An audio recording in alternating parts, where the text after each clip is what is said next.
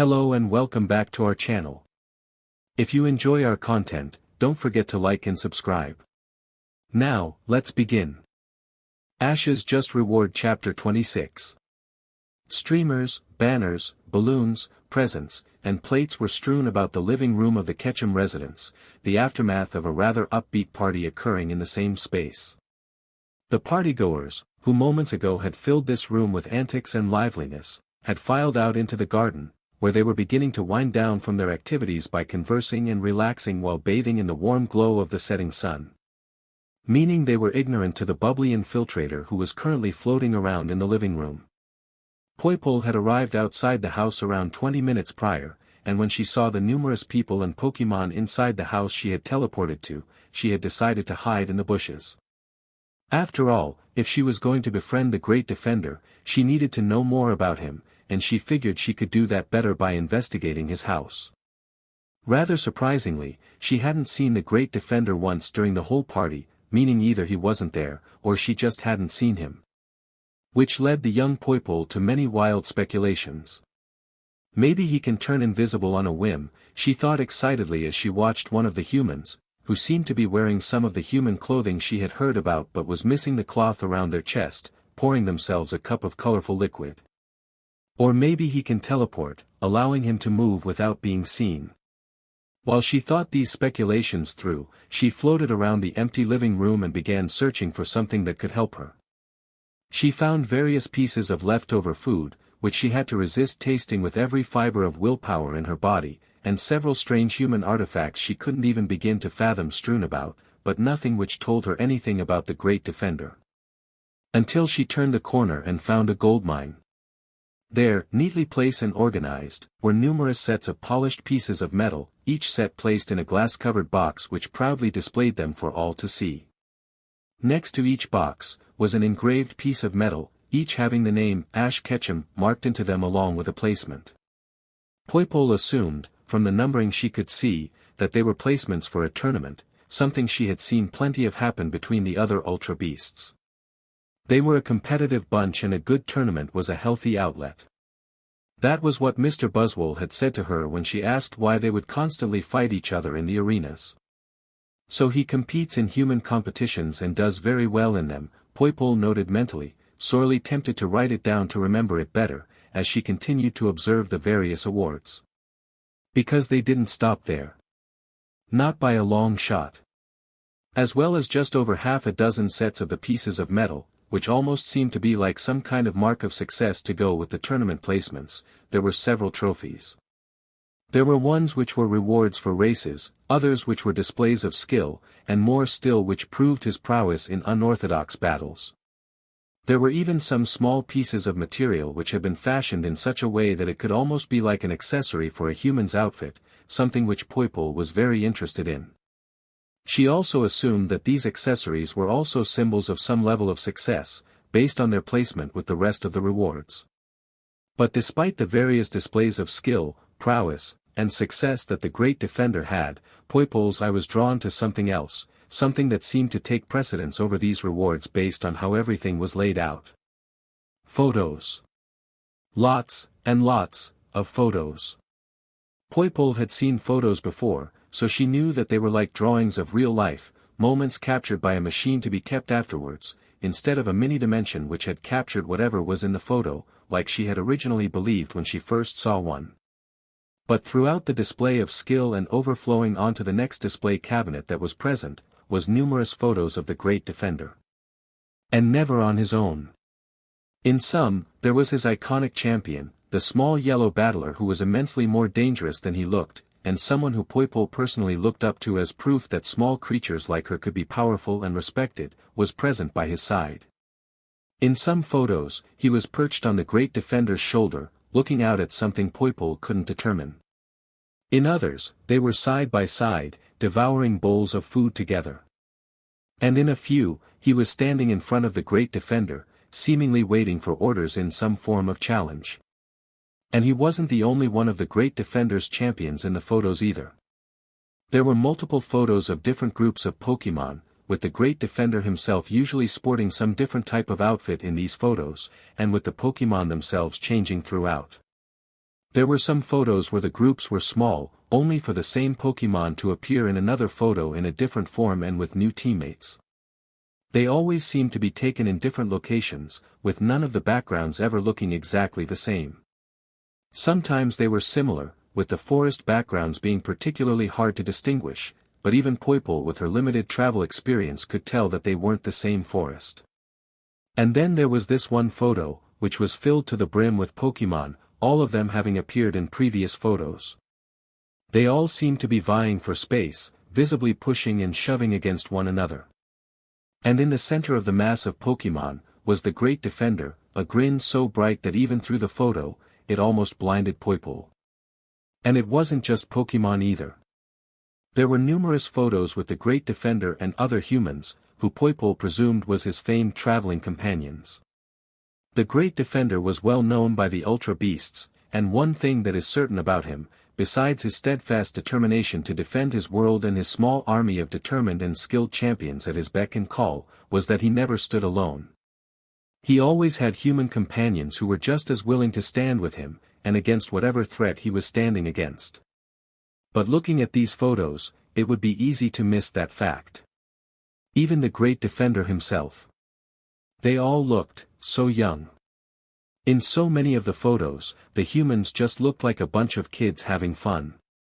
They were so commonly bunched together in group hugs for the photos, or in the middle of some kind of activity. There were lots of photos of the humans around campfires, or at beaches, or on the sea, or witnessing some natural phenomenon, and more besides. There were so many photos that they almost covered up a good portion of the Great Defender's rewards. There were even a few drawings scattered into the mix, one particularly standing out of both the Great Defender and his greatest champion. And they looked so harmless. These were the champions and defenders of the hated legendaries, who had saved even the heinous Witch Queen Arceus herself from destruction. And yet when Poo Po looked at these pictures of them, she saw parts of herself in them. They were young, excitable, inquisitive, and just children in the context of their species. And yet they were famed, by both the warrior beasts she had grown up, including her own father, and the legendaries they were about to declare war on, as the ultimate line of defense. Poo Po spent so long looking over the photos, she was completely oblivious to her surroundings. And so, she completely missed when someone else came into the room looking for a snack. "Who are you and what are you doing here?" Poo Po jumped out her skin, and also jumped a good few feet into the air as she floated backwards away from the voice, spinning around to look at who had called her out. There, floating steadily while holding a paper plate with some form of food on it, was a pink feline who, despite seeming physically harmless and even somewhat placid as their tail twitched constantly behind them, simply radiated a subtle wave of power and experience. Poo Po felt every muscle in her body tense up as her discoverer glared at her. So she did what came most naturally. "Please don't hurt me. I'm not here to fight. I just wanted to meet the Great Defender," she pleaded, clasping her hands together and bowing her head, hoping against hope that she didn't get attacked. She wasn't a battler, and if the unease she felt was any indicator, the other Pokémon in the room with her definitely was and was more than capable of hurting her. To her surprise, the other Pokémon started to giggle, one paw raised over their mouth as they tried to muffle the high-pitched sound. "So you're a fan as well. That's fair, I can understand that.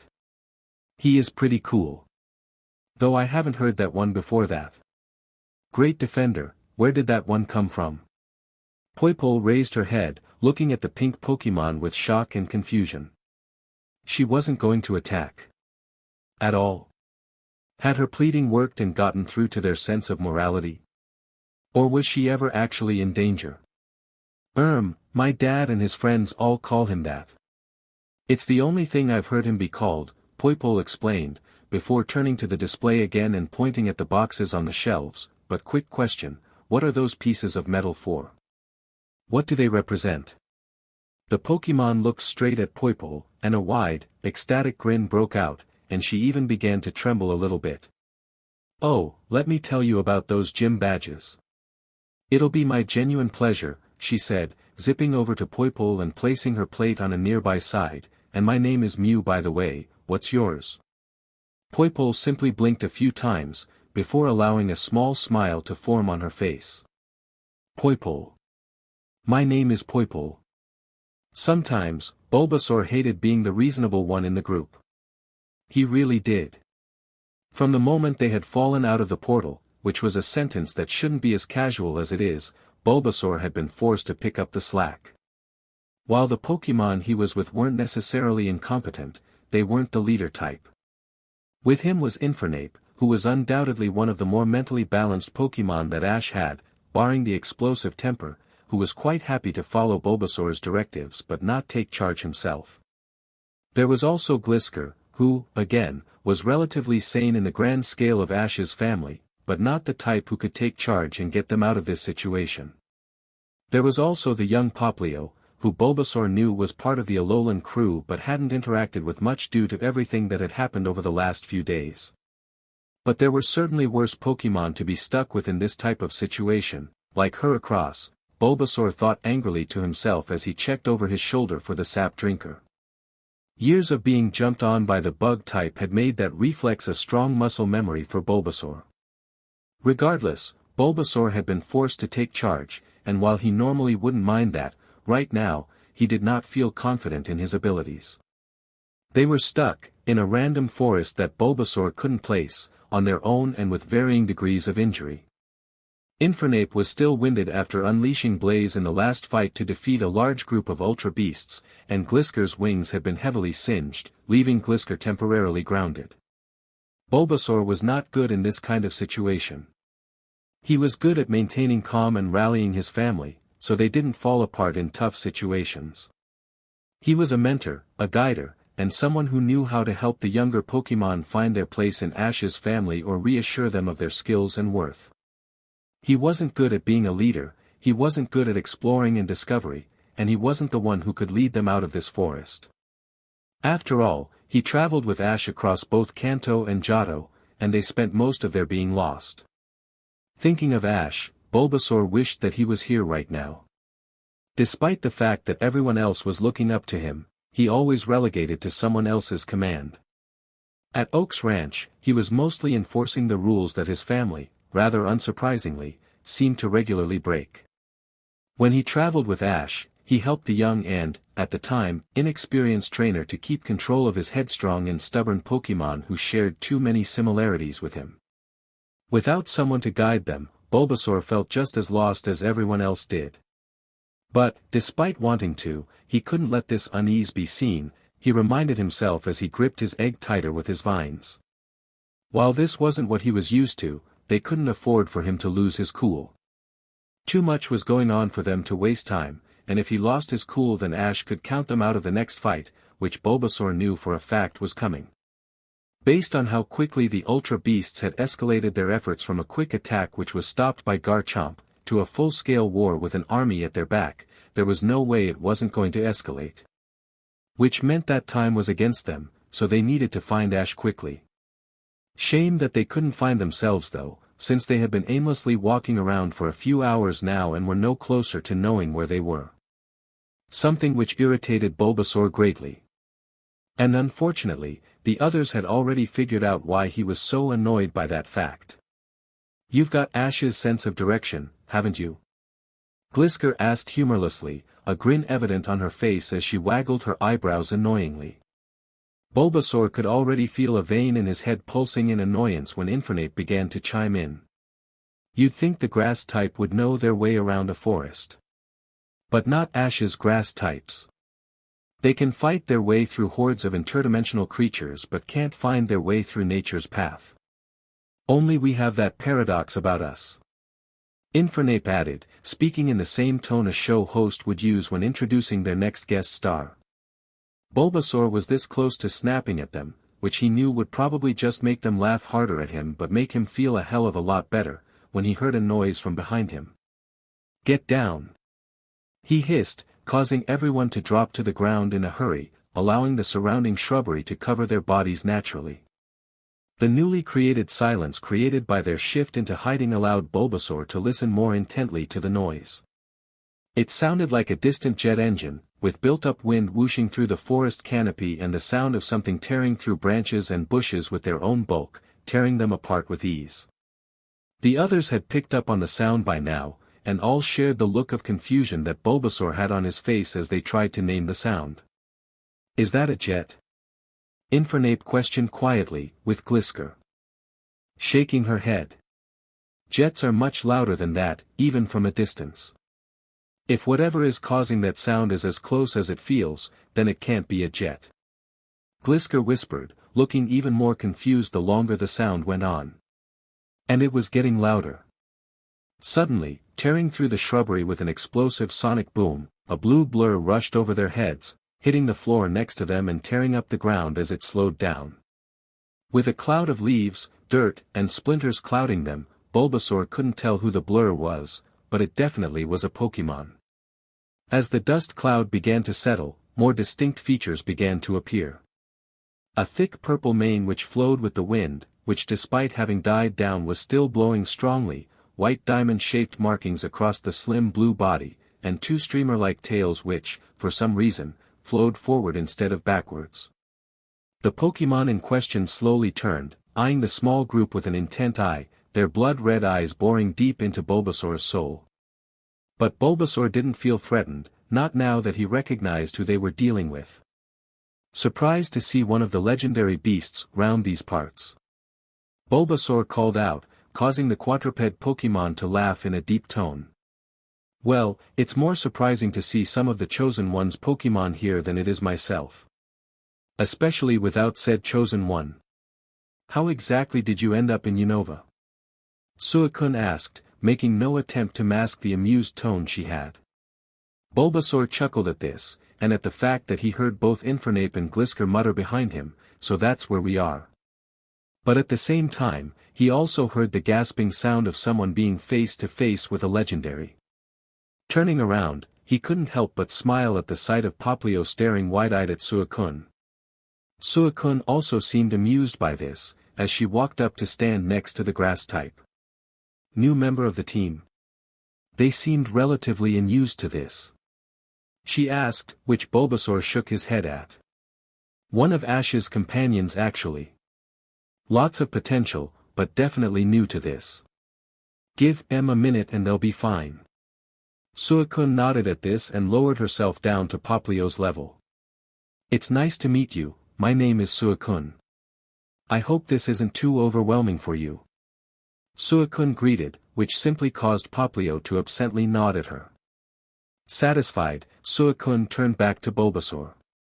"I must say, it is nice to meet you as well.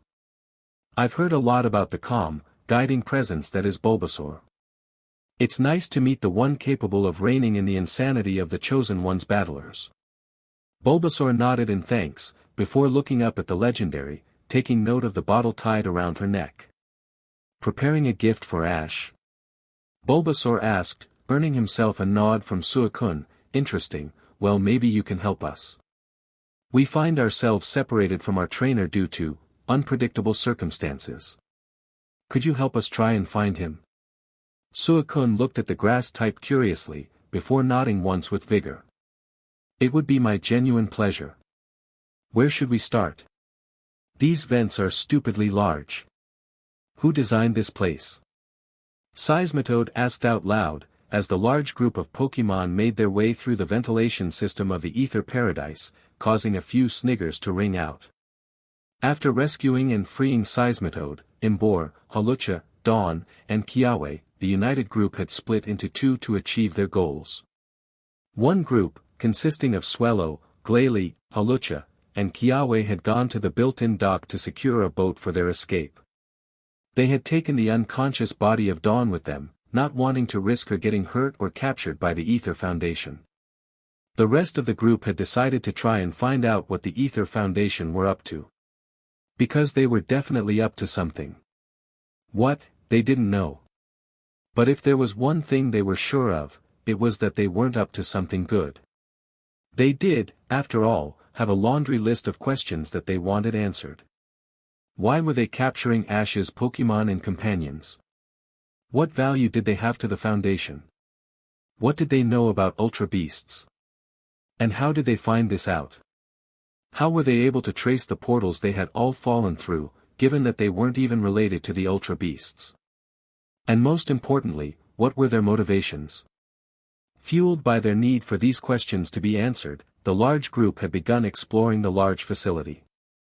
After a few minutes of tearing apart computer rooms in search of information, and after knocking out about a dozen witnesses and hiding their unconscious bodies, they had managed to find an entrance to the ventilation system. It may have been a movie cliché, but they were big enough to fit everyone in and would mean they could travel through the facility without having to stop every few minutes to knock out more guards and hide their bodies.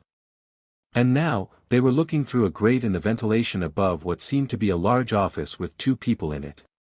One was dressed in what seemed to be a lab coat and a pair of green goggles and was clutching a notepad tightly.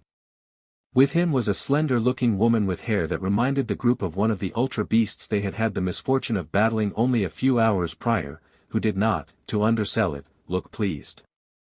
So you mean to tell me, that there was a literal swarm of potential captures for us to make, and not only did we not manage to see this coming, despite all the funding I've put into the developing of UB tracking equipment, but we also failed to respond at all to the situation until it was already resolved.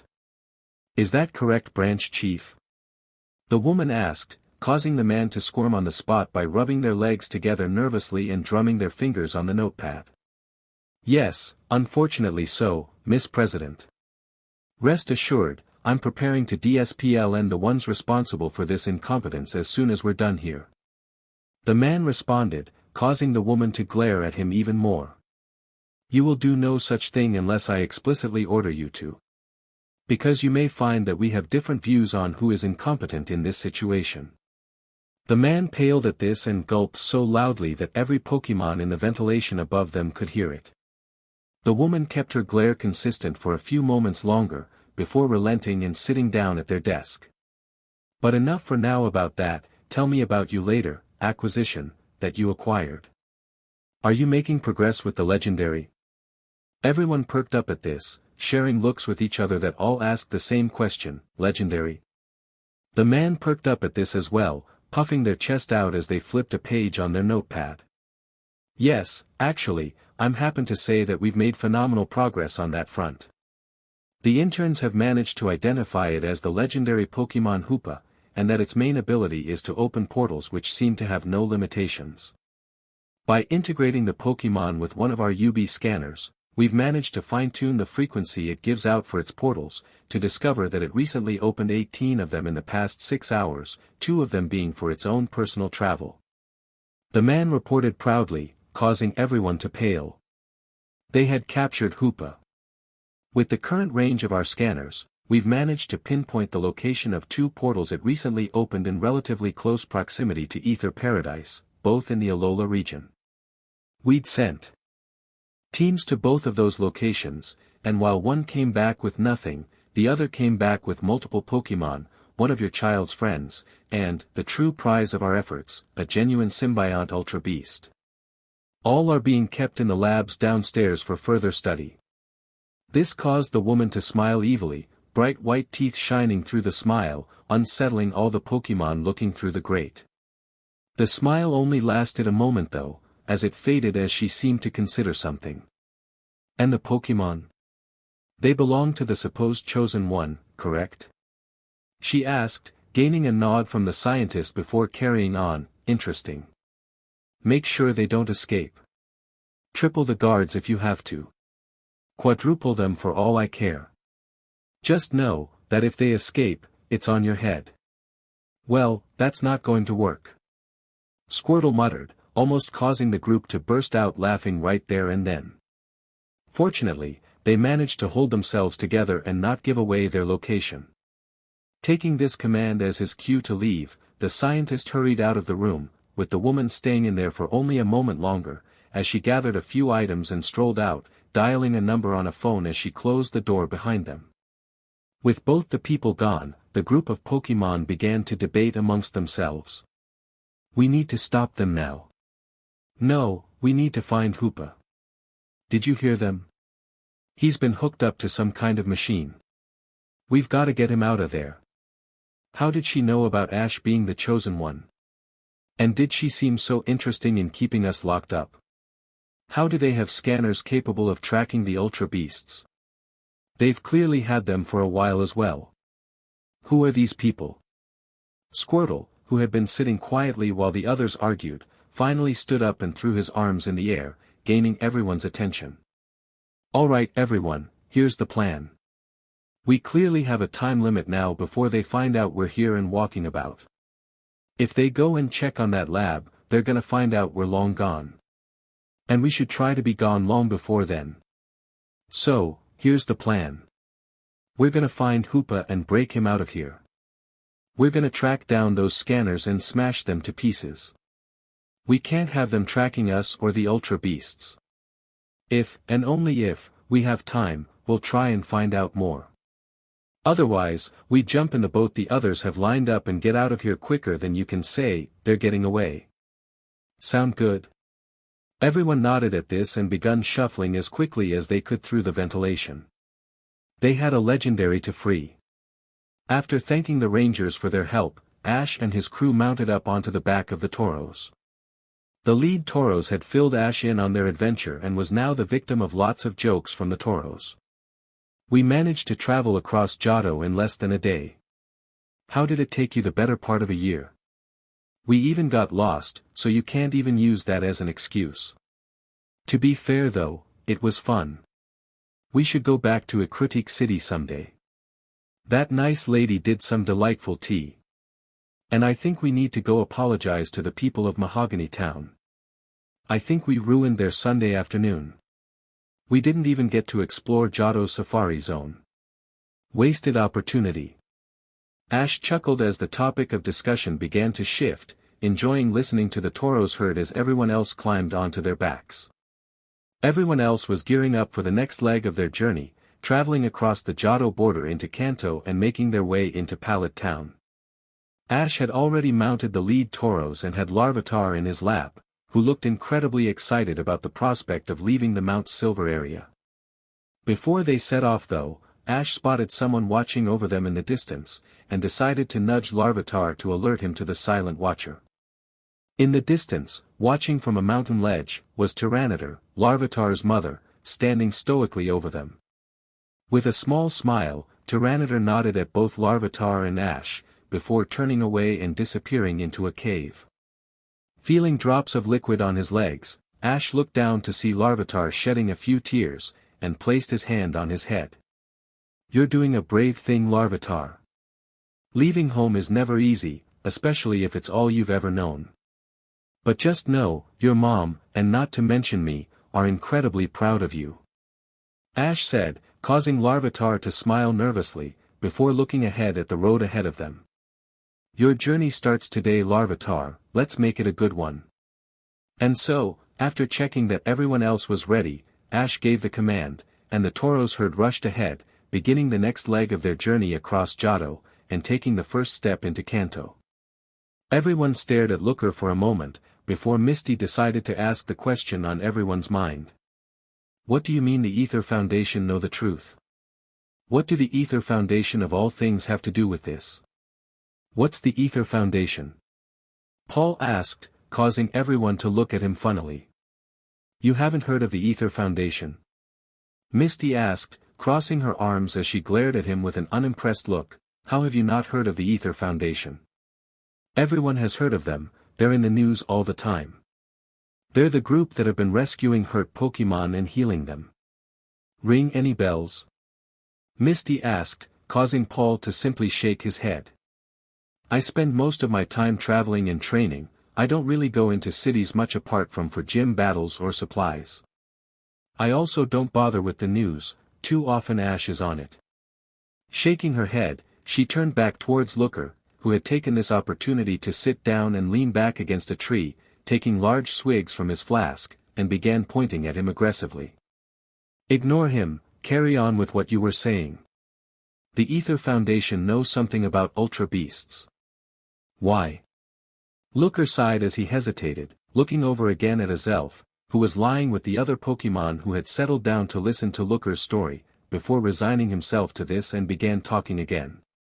What I mean by that is, according to every lead and contact that I've been able to procure while working as part of the UB task force, that the Ether Foundation know more about the Ultra Beasts than they let on. I'm often required to speak to them since they've gathered some information on the Ultra Beasts in the past.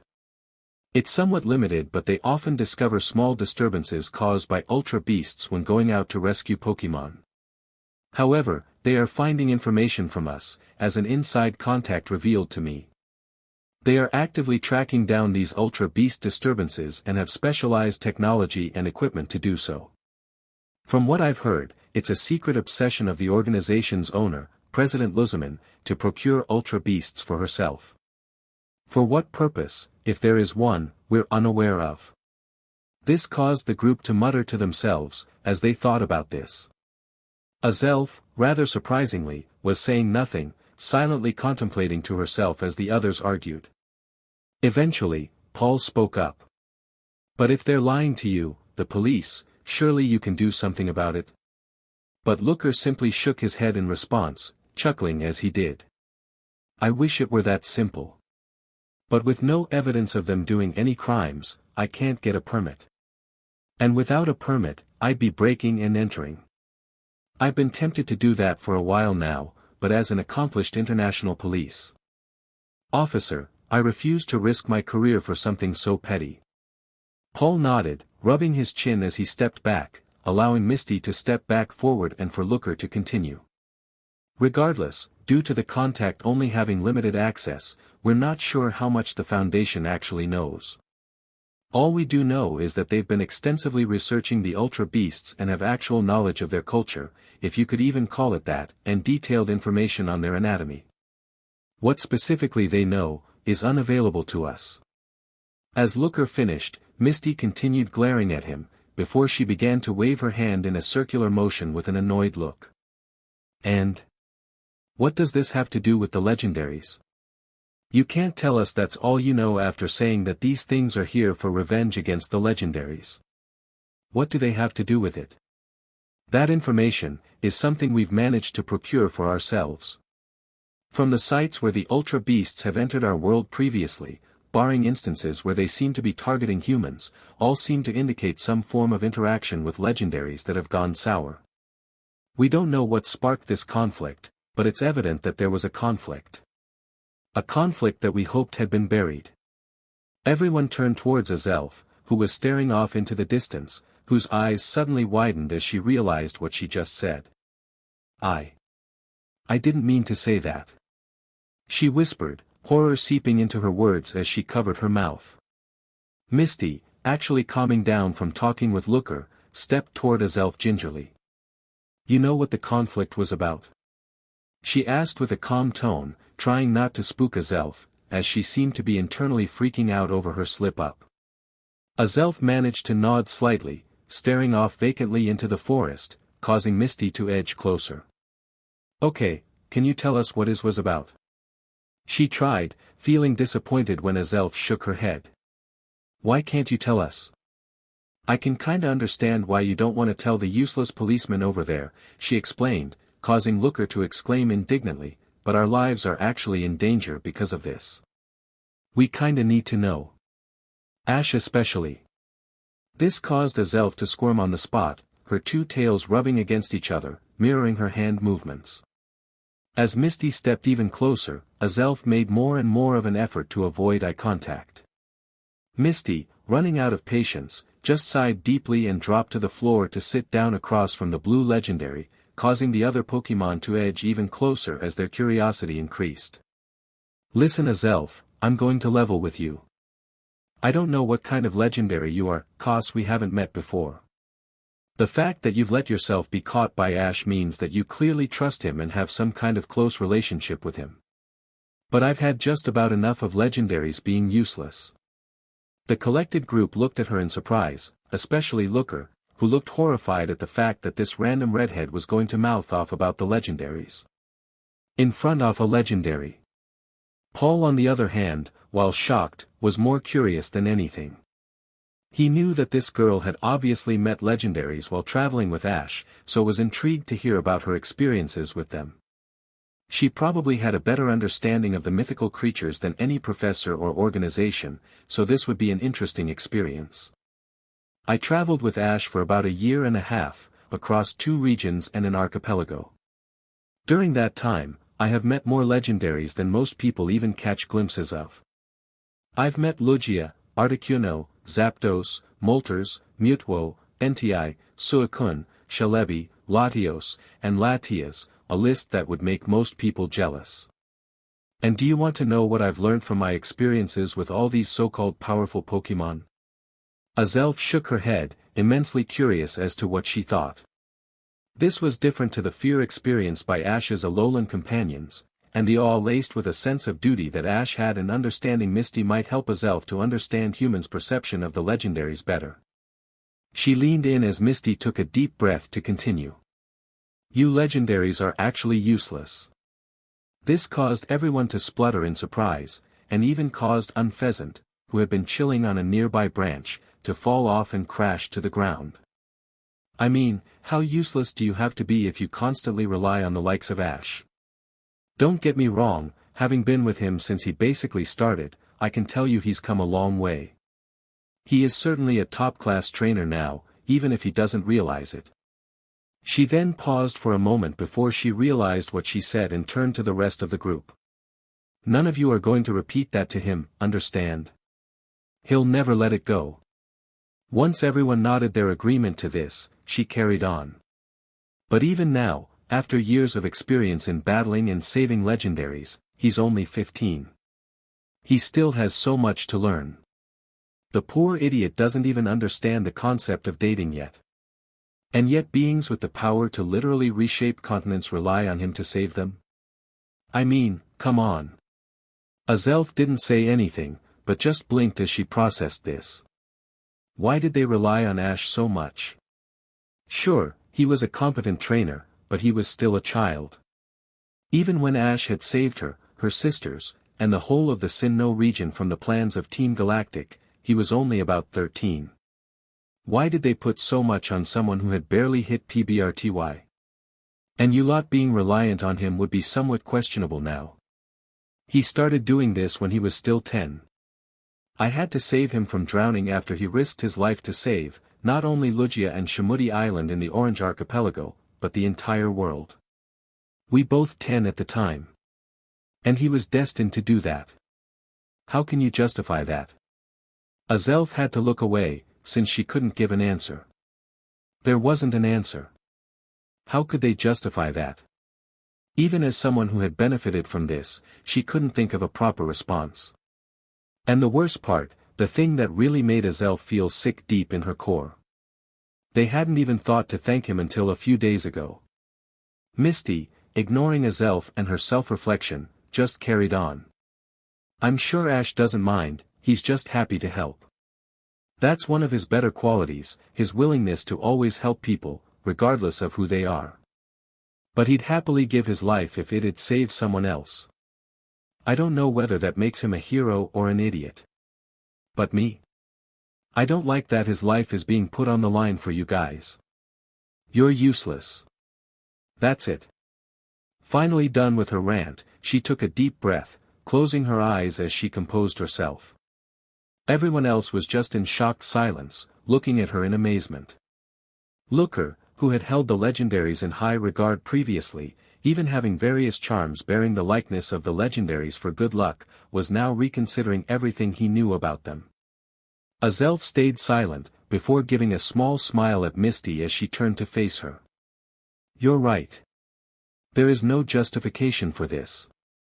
And Ash does deserve the truth, he'll need it for the next encounter. I will share this information with you, but we'll wait until Ash is amongst us again. This is not the kind of information you say aloud more than once. For the moment, we'll focus on finding him, and then I'll share what I know. You have my word. Misty nodded at this, pushing herself up off the ground while also dusting herself off. Right then, I guess that means we need to get moving. Let's get out of this stupid forest and find that moron.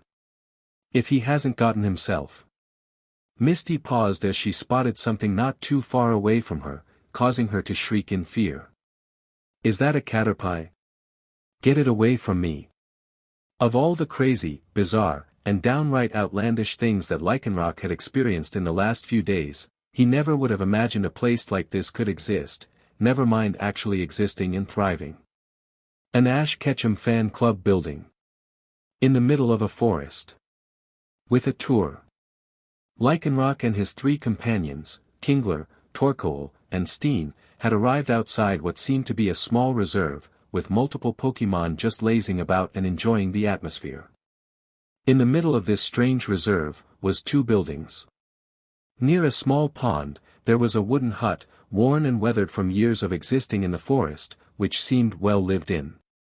Next to it, looking considerably newer and a little bit out of place, was a large facility which had the words, Hidden Village Sanctuary, part of the Ash Ketchum fan community, plastered onto the front sign. Which was a bit of a shock to say the least. Turns out that the larger building doubled as a poke center for the sick and recovering Pokémon in this sanctuary and as a museum focused on one of the Kanto region's native celebrities. Which led to Lycanroc and the others joining the tour to hear about both the Hidden Village and their trainer. Naturally. The Hidden Village Sanctuary was sanctioned by the Kanto Pokémon League just under 3 years ago, and this facility was built 2 years ago, all with the sole aim of providing aid and relief to injured and abandoned Pokémon. It became linked with the trainer Ash Ketchum, in part due to his well-known nature as a guardian for Pokémon, but due to his personal history with the Hidden Village.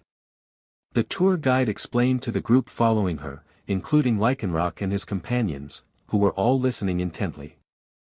You see, 5 years ago, Ash Ketchum traveled here in his journey through Kanto, and discovered this place by accident.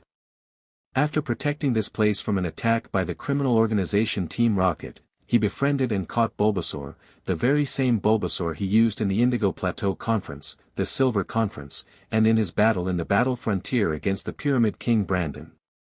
Here, we have a photo taken at the time of Ash battling for Bulbasaur's capture. The tour guide continued, waving her hand toward a framed photo, which had a much younger Ash and Pikachu battling against Bulbasaur with the lake from outside acting as a backdrop. Lycanroc decided to take this moment to break off from the group and look at the various displays and photos. Lots of them were focused on Ash's profession battle history, with photos from every major tournament, competition, and league that he had competed in on full display. Lots of them also included Ash's Pokémon, with entire displays dedicated to his more popular Pokémon. There was one for Pikachu, obviously, Charizard, his iconic powerhouse from the looks of the display, Bulbasaur, the local champion so to speak, and ones for each regional team that Ash had formed. I wonder if I'll ever get added to these displays. Lycanroc wondered to himself as he glossed over the photos, even finding photos of the 2 Pokémon in Ash's team who were with him. There was a photo of Kingler knocking out a Seadra with his Crabhammer during the Indigo Plateau Conference, a battle which, according to the bits of text around the photo, Kingler won single-handedly. Causing Lycanroc to look over at Kingler with shock, who was listening with apt attention to the tour guide who was now going into detail about Bulbasaur's history with the Hidden Village as its previous guardian. Wouldn't have thought he'd have it in it. Good on you, Kingler. Lycanroc thought before turning back to the photos to look for one of his other companion. He soon found it, with a photo that was absolute picturesque, with Torkoal using a powerful flamethrower against a dark pulse fired by a dark ray no less. It said in the linked text that Torkoal lost moments after this photo, but it was still impressive how he had stood up at all against the well-trained legendary. Lycanroc was so engrossed in looking at these photos, he never noticed a presence walk up towards him. It's strange to think that the same person who falls asleep in class every other day is the same person who this place is praising so highly. If it weren't for what I'd personally see him do, especially for my trainer, then I'd be tempted to dismiss it as lies. Steen muttered, causing Lycanroc to jump slightly before he quickly composed himself.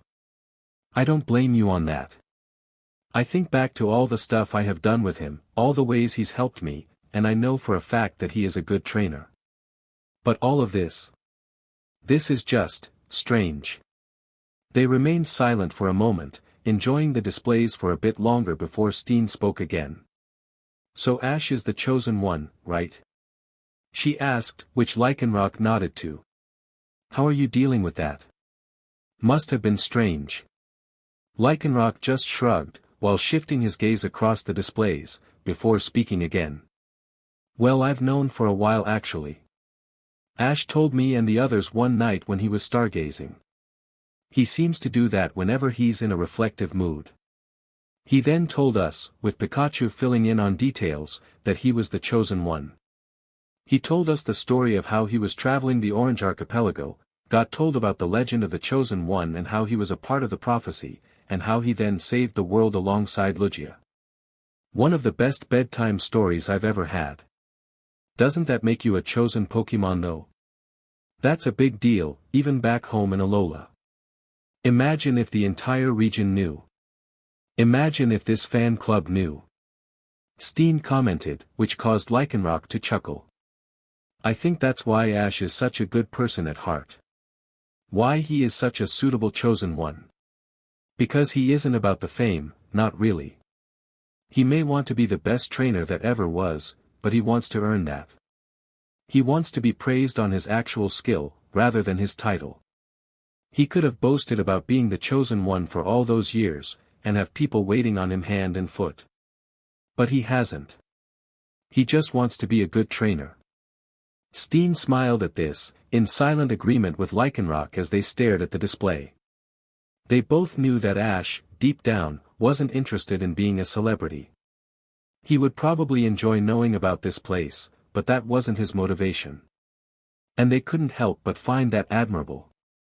Their silent joy and reflection was interrupted by one of the tour members suddenly screaming out in excitement. Oh my god! That's Ash's Kingler and Torkoal. Ah oh! Lycanroc and Steen thought simultaneously, as the entire tour group turned to face the small group of Pokémon. Sceptile sliced through some branches to clear the way as they trudged through the forest, slowly making their way through the shrubbery towards civilization. After May had recovered from being expelled from Nilego's body, the group had decided to try and find a nearby town. Both to try and get an idea of where they were so they can make a proper plan of action, and to try and get May some proper medical attention. While she had managed to shrug off the effects of being inside Nilego for the most part, evident by the fact that she was walking around unsupported, even if it was with a slight limp, and talking quite happily with Lana, she still wasn't in the best shape. So seeing a doctor of any kind would do her a world of good. Which was how they ended up forging their way through the forest. Sceptile was leading the way, with Greninja following close behind and assisting in making the path as accessible for the others as possible. Following closely behind was the two humans, who were chatting away to each other as Lana did her best to bring May up to date on the recent events that had happened over the last few days, which she took well. She seemed rather unsurprised all things considered. And with them, refusing to stand further than a few feet away from their trainer, was the fired-up Blaziken, who kept turning around every few minutes to throw death glares at the one responsible for May's current ailments. Hovering just above them, acting like an early warning system for the two humans, was Staraptor, whose keen eyes were on constant alert for a potential threat. And taking up the rear, lumbering behind at a short distance were Snorlax and Nilego, who was eyeing up the group wearily. Snorlax was making a point of keeping the Nilego within arm's reach, making a point of illustrating just how strong he was despite his fat appearance by either effortlessly smashing aside branches or gripping parts of the Nilego harder than necessary. Which was clearly making the Nilego uncomfortable. Good. Sceptile thought, as he slashed through another few branches. They continued onward, pushing their way through the forest until they started to hear a loud shriek and someone shouting off in the distance. Is that a Caterpie? Get it away from me. The loud scream caused the group to become much more alert, with Sceptile and Greninja tensing up, already jumping into action. Staraptor. Blaziken. Protect the humans. Snorlax. Guard Nilego. Sceptile ordered, before leaping through the bush alongside Greninja, dual-leaf blades brandished as he landed on his feet. But what they found was not what they were expecting. Misty? Sceptile asked, as he saw the familiar redhead hide away from a small, and relatively harmless, bug type. There in front of them, was a number of familiar faces. Misty, Ash's rival Paul, Pidgeot, Rotom Dex, Primeape, Unpheasant, Azelf, and a strange man in a trench coat, who Sceptile vaguely remembered the others talking about at some point, but not remembering a name. The rest of Sceptile's group shortly followed, all in mild shock over their discovery. While everyone was focused on each other, Nilego suddenly lashed out, striking Snorlax with a poison jab, causing him to wince in pain and pull his hand away from Nilego. With this newly created opening, Nilego dashed away, with a distortion suddenly appearing which Nilego slipped through, disappearing along with the distortion before Blaziken, who was already leaping after it with a charged-up Blaze kick, leaving nothing but a slightly frustrated and wounded Snorlax, an outraged and cussing Blaziken, and a thoroughly confused host of Pokémon. What just happened? Ash dug into his dish with gusto, enjoying the first proper meal he had eaten since breakfast. After 2 hours of travel on Toro's back, Ash was enjoying the break. He and the others had decided that they needed to stop for something to eat, both due to the intense battle that had occurred in the morning, and the various events that had happened to the various groups after being teleported. So they had set up a fire on a hill overlooking the Kanto border, and cooked up a meal. Well, Sophocles and Annabelle were cooking, Ash mostly was just staying out of the way and making sure the large group of Pokémon were all alright. The Tauros herd were relaxing and catching there after they, according to the herd leader, had traveled all across Johto, starting from the Johto Safari Zone and making their way to Mount Silver. All in one day. Not bad all things considered. His Pokémon that had been with Sophocles were enjoying the social activity, with Talonflame in particular being happy to actually be doing something, currently in the middle of a rant about how they had wasted several hours just standing around before the Tauros herd had stumbled onto them. The Pokémon that had been with him were busy socializing as well, all of them enjoying the break from the long events of the day, which clearly had worn every one of them ragged. One Pokémon in particular who was enjoying this socialization was Latios, who was lying on the ground with a small smile on his face as he listened to the other talking amiably. He wasn't contributing much, which didn't Ash too much. When Ash had met him, the main Pokémon that Latios seemed to interact with was his sister, so a lack of social skills wouldn't really be that surprising. Regardless, Ash couldn't help but feel better seeing his Pokémon interact with each other so naturally, even if it was only a small number of his Pokémon. The reminder of his Pokémon being split up made Ash frown, turning away from the group to look at the Kanto border. Out there, potentially in his home region, potentially in some of the various regions he had traveled to over the years, his Pokémon were lost and alone, with nothing but their own wits and skills to survive on. As much as Ash trusted in his Pokémon, knowing full well that they're more competent than he was, he still worried for them, only wanting them all to be safe and with him again. Finding that he now wasn't as hungry as he was a moment ago, he put down his plate of food and looked over at his egg, which was leaned up against his bag while he and the others eat. The yellow egg had been unresponsive since Ash had gotten it, making Ash feel a little worried about it. Based on the fact that 4 of the eggs had already hatched, leading to Absol, Eevee, Lugia, and Ralts joining his family. Bulbasaur's egg hadn't hatched yet, but Ash knew that there was a good chance that it's already hatched while he's been separated from the rest of the group. But all the eggs were clearly close to hatching, and yet there was no sign of life coming from the egg. Ash had looked after, hatched, and raised Pokémon from eggs before, and while they have caught him off guard when they hatched, there was usually some form of indication of the Pokémon inside the eggs being alive. From the occasional twitch, to a small wobble, or something, there was usually a sign that the egg was developing. This egg however, had shown none of that, making Ash feel somewhat uncomfortable. Was something wrong? He was so focused on thinking about the egg, he failed to notice the light glow that came from the egg, changing shape into a small humanoid body, before a huge 5th appendage grew out from the back of the Pokémon's head, forming into a massive jaw with rows of pointed teeth jutting out of it. As Ash continued to mull over the egg in his head, the glow surrounding the egg dissipated, revealing a, smaller than average, Mawile. The Mawile in question, blinking rapidly to clear her eyes as sunlight hit them for the first time in her life, before focusing on Ash. Welling up with excitement, she proceeded to leap into his lap, causing him to jump as he was drawn from his intense thinking session. "What the, a Mawile?" he asked, his eyes darting from the Mawile to where the egg was just a minute ago, seeing that the egg was gone and was now replaced with the cute Pokémon in his lap. I guess the egg's fine then," he realized, before smiling and wrapping his arms around the little Pokémon snuggling against him. "Let's go introduce you to the others," he said, standing up and beginning to walk to the others to introduce the newest member of his family. Charizard shifted his head sharply to the right as he eased himself down, causing it to click and giving him a great sense of relief as he took his weight off his legs. He then did the same action but to the left, giving him a second resounding click as he began to relax.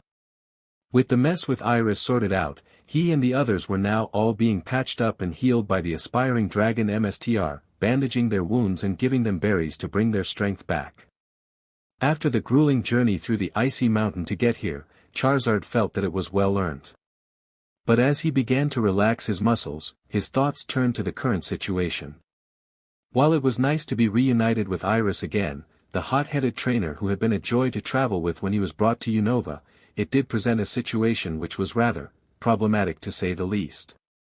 They were in Twist Mountain, which is a mountain range in Unova, which was problematic for Charizard and his group, because of the fact that they desperately needed to be in Alola. Or, if not there, wherever in the world Ash currently was. There was also the fact that, due to this little trip, they had literally no idea where Ash was. Who was someone you do not leave unattended. So yeah, they had some problems on their hands. And despite how much it frustrated Charizard, there wasn't much he could do. They had no idea where Ash was, or how to find him, so they couldn't begin to travel to him, as difficult as that would be on its own. And with no Ultra Beasts in the vicinity, there was no one for him to punch either. So there was no one to protect and no one to fight. Leaving Charizard with little to do, and a lot to stress about. Sighing to himself, he failed to notice someone sitting next to him until they nudged him, causing him to gaze over to where they were sitting. "You alright? You seem kinda spaced out," Dragonite asked gingerly, causing Charizard to chuckle. "You mean besides the fact that you just attacked us?" "I'm peachy," Charizard jeered, causing Dragonite to flinch slightly at the jab. "Sorry about that, I didn't think. We don't usually see other people all the way out here, and despite the fact that Ash hasn't traveled with us for a while, it hasn't exactly stopped weird things from happening. I think he's cursed us in all honesty." This caused Charizard to laugh out loud, his bellowing laugh echoing in the chasm they were camping in, going so far as to slap his knee. "You're absolutely right. He's cursed us to a life of oddities and excitement. And I wouldn't wish for anything else in the world." Dragonite smiled at this, before his gaze shifted to the Pokémon who was currently mingling with Iris' smaller Pokémon. "So you're a dad now? That's not something I was expecting." Charizard nodded at this, before shrugging and looking at Dragonite with a warm smile. "Me neither. Like I said, a life of oddities. And honestly, this is something that I wasn't expecting to happen but am totally happy with. I can see why Meganium always spoke about being a parent. It's a good life." The child in question, who was now all patched up and feeling much more elated, was now playing with several of Iris' Pokémon, including her Axew and Emolga, who Charizard recognized from their previous travels together, as well as some newcomers including Agumi, Charmander, and Gible. Seemed like Iris had been busy. Charizard grinned as he saw Eevee tackle the Charmander, trying his best to pin the small fire lizard while the others were busy wrestling each other and all laughing while they did so.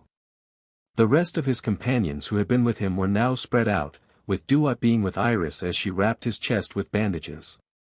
Crocodile was sitting off to side along with Excadrill, the two conversing to one another quietly in the distance. And Mook had decided to go in the cabin to sleep in the bathtub in there, since he had a preference for taking bathtub naps. Mook is an odd Pokémon, Charizard mused to himself. His attention was brought back to his son as he heard a small cheer of victory from him. Focusing on his pup, he saw that the small fur ball had managed to successfully pin down the Charmander, using his paws to hold down the Charmander's arms, rendering the Charmander unable to move. Charizard's heart soared at this, as tears almost threatened to appear in the corner of his eyes. His pup's first win. The Charmander, however, was not taking his defeat well, and, in a moment of frustration, fired a weak flamethrower at Eevee right in his face. Eevee, having been too busy enjoying his small victory, had failed to see the attack coming, and yelped as the fire attack scorched his fur, causing him to jump off Charmander. Before Charizard, or anyone, could do anything, Eevee shot the Charmander a glare, one which was a poor but easily recognizable attempt of replicating Charizard's death stare, before he started to glow brightly. Underneath the glow, his body began to change, with his tail and fur beginning to take a more fluffy and bushy shape. The glow then quickly died down, and in place of the small Eevee was a slightly larger, red Pokémon, with a new tuft of hair on his head and a glare in his eyes. Everyone stared in shock at the Flareon, before said Pokémon suddenly unleashed a flamethrower at Charmander, leaving the Pokémon with a slightly singed face and wide eyes as the attack dissipated. I didn't think it was possible for a fire-type move to trigger an Eevee to evolve, Dragonite mused out loud, before patting Charizard on the back. Congratulations, by the way. Your son is now a fire-type. But as soon as Dragonite finished saying that, Eevee began to glow again, but instead of growing somewhat larger and developing new features, he seemed to be losing them. The bushy tail began to shrink and neaten, and the tuft of yellow hair that had grown disappeared, and his overall body size began to shrink. After a few moments, standing right where he was a few seconds before the first glow happened, was Eevee, who was now standing there with a big grin on his face. Charizard and Dragonite, as well as all the other Pokémon in the chasm, was now staring at him in complete shock. Wow! You really weren't kidding about that life of oddities, were you? Dragonite asked quietly, causing Charizard to nod numbly as he struggled to rein his dropped jaw back in. Iris, who was equally as shocked, simply dropped the bandages she was holding and looked over at Charizard for a moment. Of course Ash has an Eevee who can temporarily evolve. Why wouldn't he? It's only Ash we're talking about. She yelled into the air, before she began to stalk over to the small cabin where she had been staying. I'm finding Ash. I don't care if I have to call every person he knows to do so, I'm finding him, and returning his crazy Pokémon back to him. I swear that stupid kid can't do anything without me. Charizard watched as she slammed the door behind her, shouting more obscenities at Ash and how he was a disaster magnet, if only she knew, before he began chuckling to himself.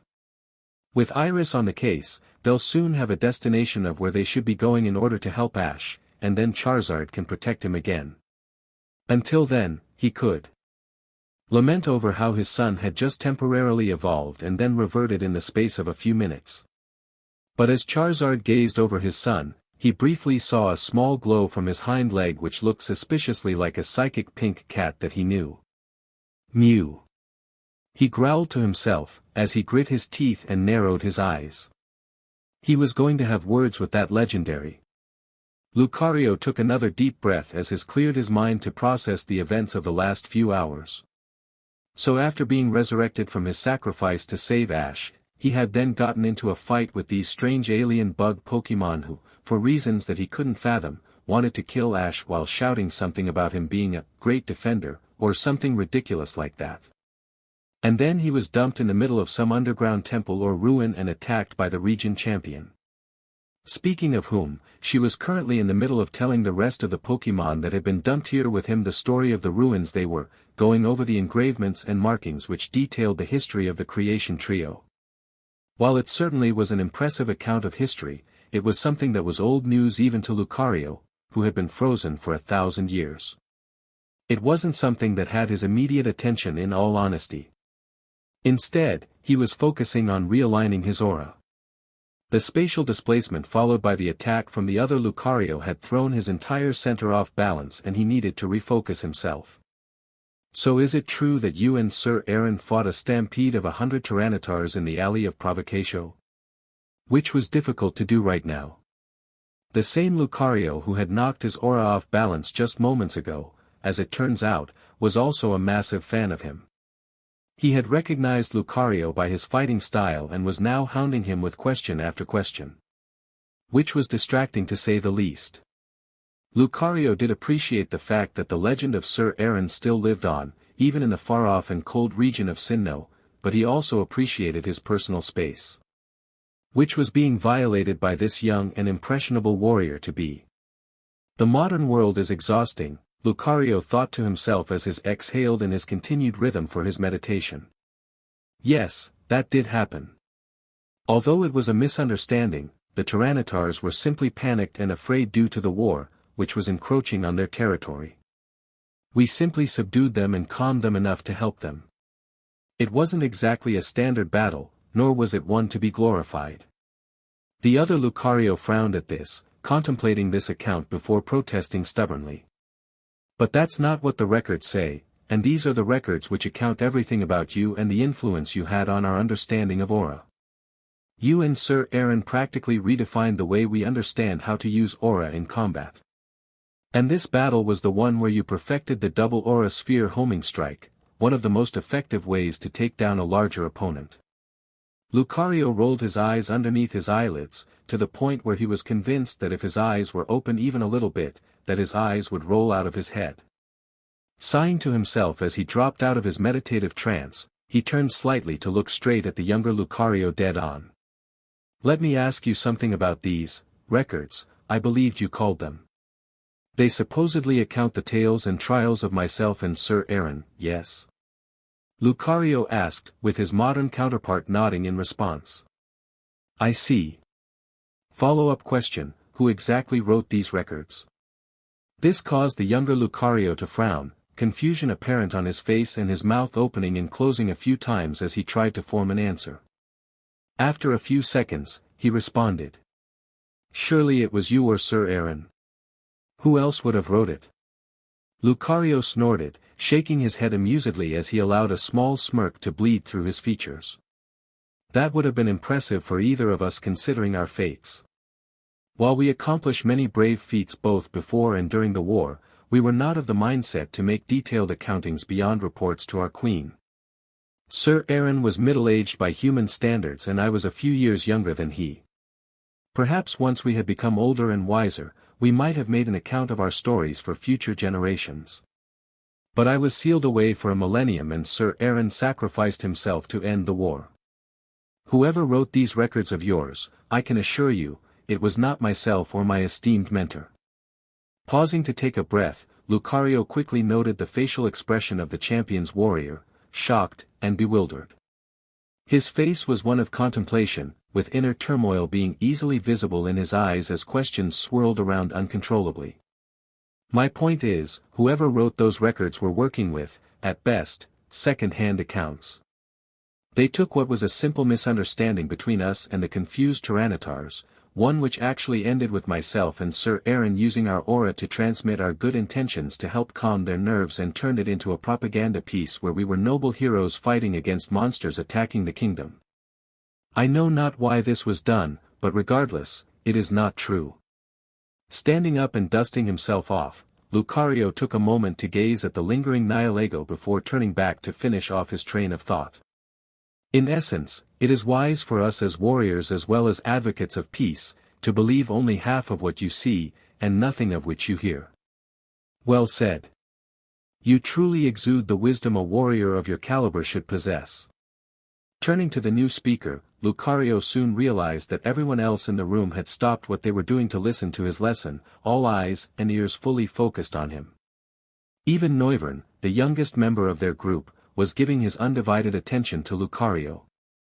Cynthia, the one who had spoken, stepped forward. I'm going to apologize, I got distracted by the ruins and went on to give a tour instead of asking who you were. I've got a bit of a short attention span and these ruins are absolutely captivating. So may I ask, who are you, beyond being a student of Sir Aaron, and why are you here? Lucario simply nodded his understanding, clearly his throat to speak his purpose clearly. I am Lucario of Rhoda, student of Sir Aaron, defender of Cameron Palace, MSTR of Aura, and now one of the many champions of the Chosen One, Ash Ketchum. Cynthia had been nodding along with Lucario's self-introduction but stopped suddenly as he finished. Wait, Ash Ketchum is the Chosen One? This truly is an appealing place. To think that this was almost the scene for a tragedy is bewildering. Absol thought aloud, taking in the scenery as they walked through the colorful meadows. With Pikachu leading the way, they had begun their trek towards where he believed the Shaymin would be, and they could begin to formulate a plan of action from there. Pikachu's reasoning, after being asked by a somewhat confused Espion, was that there was at least one Shaymin here who knew Ash personally and was a legendary that Ash had assisted in the past. Based on the fact that for the last few days they had been visited by various legendaries who felt they owed a debt to Ash due to his inclination to save the godly Pokémon, and so had come bearing gifts. If this trend was true for all the legendaries that Ash had helped, Shaymin would be on that list, and would be able to help them find a way to get to Ash. Or that was the idea at least. Regardless, even if they couldn't find the Shaymin, Absol was glad they were able to explore such a appealing place. Maybe life with the Chosen One wouldn't be all disaster and peril after all. Absol was so preoccupied with the amazing view, she didn't notice someone walked closer to her until they announced their presence. So do you know the full story of what happened here? Pikachu has mentioned it, but I feel like there is a bit more to it than he lets on. And since he's neglected to tell me that his trainer was the Chosen One, that means he's basically telling me nothing and I can't help but feel frustrated. With Buzzwole beginning to openly chuckle from behind them, where he was walking and conversing with the young Snowy, Absol simply shook her head. I'm afraid not. I only hatched a few days ago and I'm still learning much about my father and trainer. It is an interesting life I now lead, but it is one I look forward to living. Espion simply stared straight ahead, only giving Absol the occasional sideward glance as they walked on. They remained in silence for a few moments, soaking up the scenery as they approached the edge of the lake. With their reflections being caught in the crystal-clear water, Espion chose this moment to speak again. So, you're only a few days old. And yet you simply exude power. A part of me isn't surprised, given who your father is, even if you are adopted. But still, I would have thought you'd still be getting used to the world, not throwing yourself into it. True, but I'm not exactly a normal Pokémon, per se. I am, technically, a blessed Pokémon of Xerneas. Absol explained, turning to properly face and address Espion, which prevented her from noticing a few unnatural ripples beginning to form on the water near their traveling party. A blessed Pokémon of Xerneas? Indeed. I was one of 6 eggs chosen specifically for the Chosen One, and even before my consciousness formed, I knew what my mission was, to assist the Chosen One as best I can. All of the Pokémon hatched from these eggs will have this in their subconscious, and it is also why we are much more developed and stronger than normal Pokémon. We needed to be stronger to be more useful, and now we can. When my consciousness formed, and I first sensed how much of a disaster center he was, I was convinced I was going to be nothing but a warrior, but now, I know better. Absol paused for a moment to gaze lovingly at Pikachu for a moment. Now, I am part of a family, one which cares for their own and for others. They may be terrifyingly strong, even by my standards placed by Xerneas herself, and more disaster-prone than a hurricane, but they are a loving group, and I couldn't be happier. Espion smiled at this, looking upwards at the tall dark type before nodding contently. It does sound like a good life. But as they were conversing, the water suddenly convulsed, a pillar of air shooting upwards out of it. As it shot into the air, it began to twist and pulse, pushing away all the water surrounding the pillar, revealing slightly the faint outline of a portal. The pillar of air then pulled at the party, skiing at them as they tried to dig their feet in. Despite their best efforts, the pillar successfully dragged them into the air, before returning to its origin, pulling the group with them through the opening and to the portal's origin. As soon as the last of them were taken through the portal, it closed up, leaving no evidence of it having existed save for a few ripples pulsing through the surrounding water, before disappearing into nothing. As the ripples disappeared, a green shape flew overhead in a hurry. Where is that last seed? I swear, I can't find anything when I need it. And I'm not giving my gift to Ash last, he certainly won't appreciate it then. The small gratitude Pokémon continue to fly around, preparing their gift as best as possible, completely ignorant to the fact that a few familiar faces had been present just moments ago. Ash was exhausted, the day's events beginning to catch up on him as his eyes began to droop. He and the others had been riding for a few hours now, riding through many familiar forests and towns as they powered to get back to Ash's hometown of Pallet. The Tauros, being experts at long-distance runs, were toughing through the grueling run with a steadfast determination, eager to finish their multi-region marathon.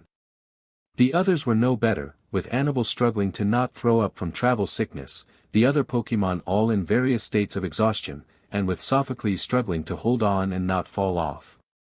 But honestly, that had been true ever since he mounted that Tauros. He wasn't the best rider. But as Ash fought to keep his eyes open, a familiar and truly pleasant sight began to come into view as they reached the top of a nearby home. "We're home," Ash muttered to himself, as he found himself in the same spot he would stand at with Pikachu when he returned home from traveling a region. Thinking of his starter, Ash began to frown. He had been extremely lucky to have these Tauros, who were ingenuity to travel back to Pallet Town on their own initiative. Doing this had allowed them to be reunited with Sophocles, himself, and a decent number of his Pokémon. While this was a good start, there were still so many of his Pokémon spread around the world, with no way to find them. Ash then looked forward, a steadfast and determined look in his eyes as he made a vow to himself. "I swear I'll find you. All of you. We will be together again. Families should. There's not a force on this earth that will stop us." The lead Tauros, who had been Ash's stead in this journey, snorted in agreement, before Ash waved to the others who had stopped behind him. "Come on guys. We're nearly there." And with that, he stormed forward, the last short portion of his journey about to end. A few minutes later, and he was standing in front of his childhood home. Dismounting from his Tauros, and thanking him for doing such a good job, he turned to the others. "Well, this is my house. It's not much, but it's home and it couldn't be any better. Let's go say hi to my mum." Just as he said this, the woman in question burst out of the door in a small sprint, wrapping Ash up in a crushing hug. "Oh, you made it. I knew you would, you're such a good boy like that. You wouldn't miss something like this if you could help it, and here you are.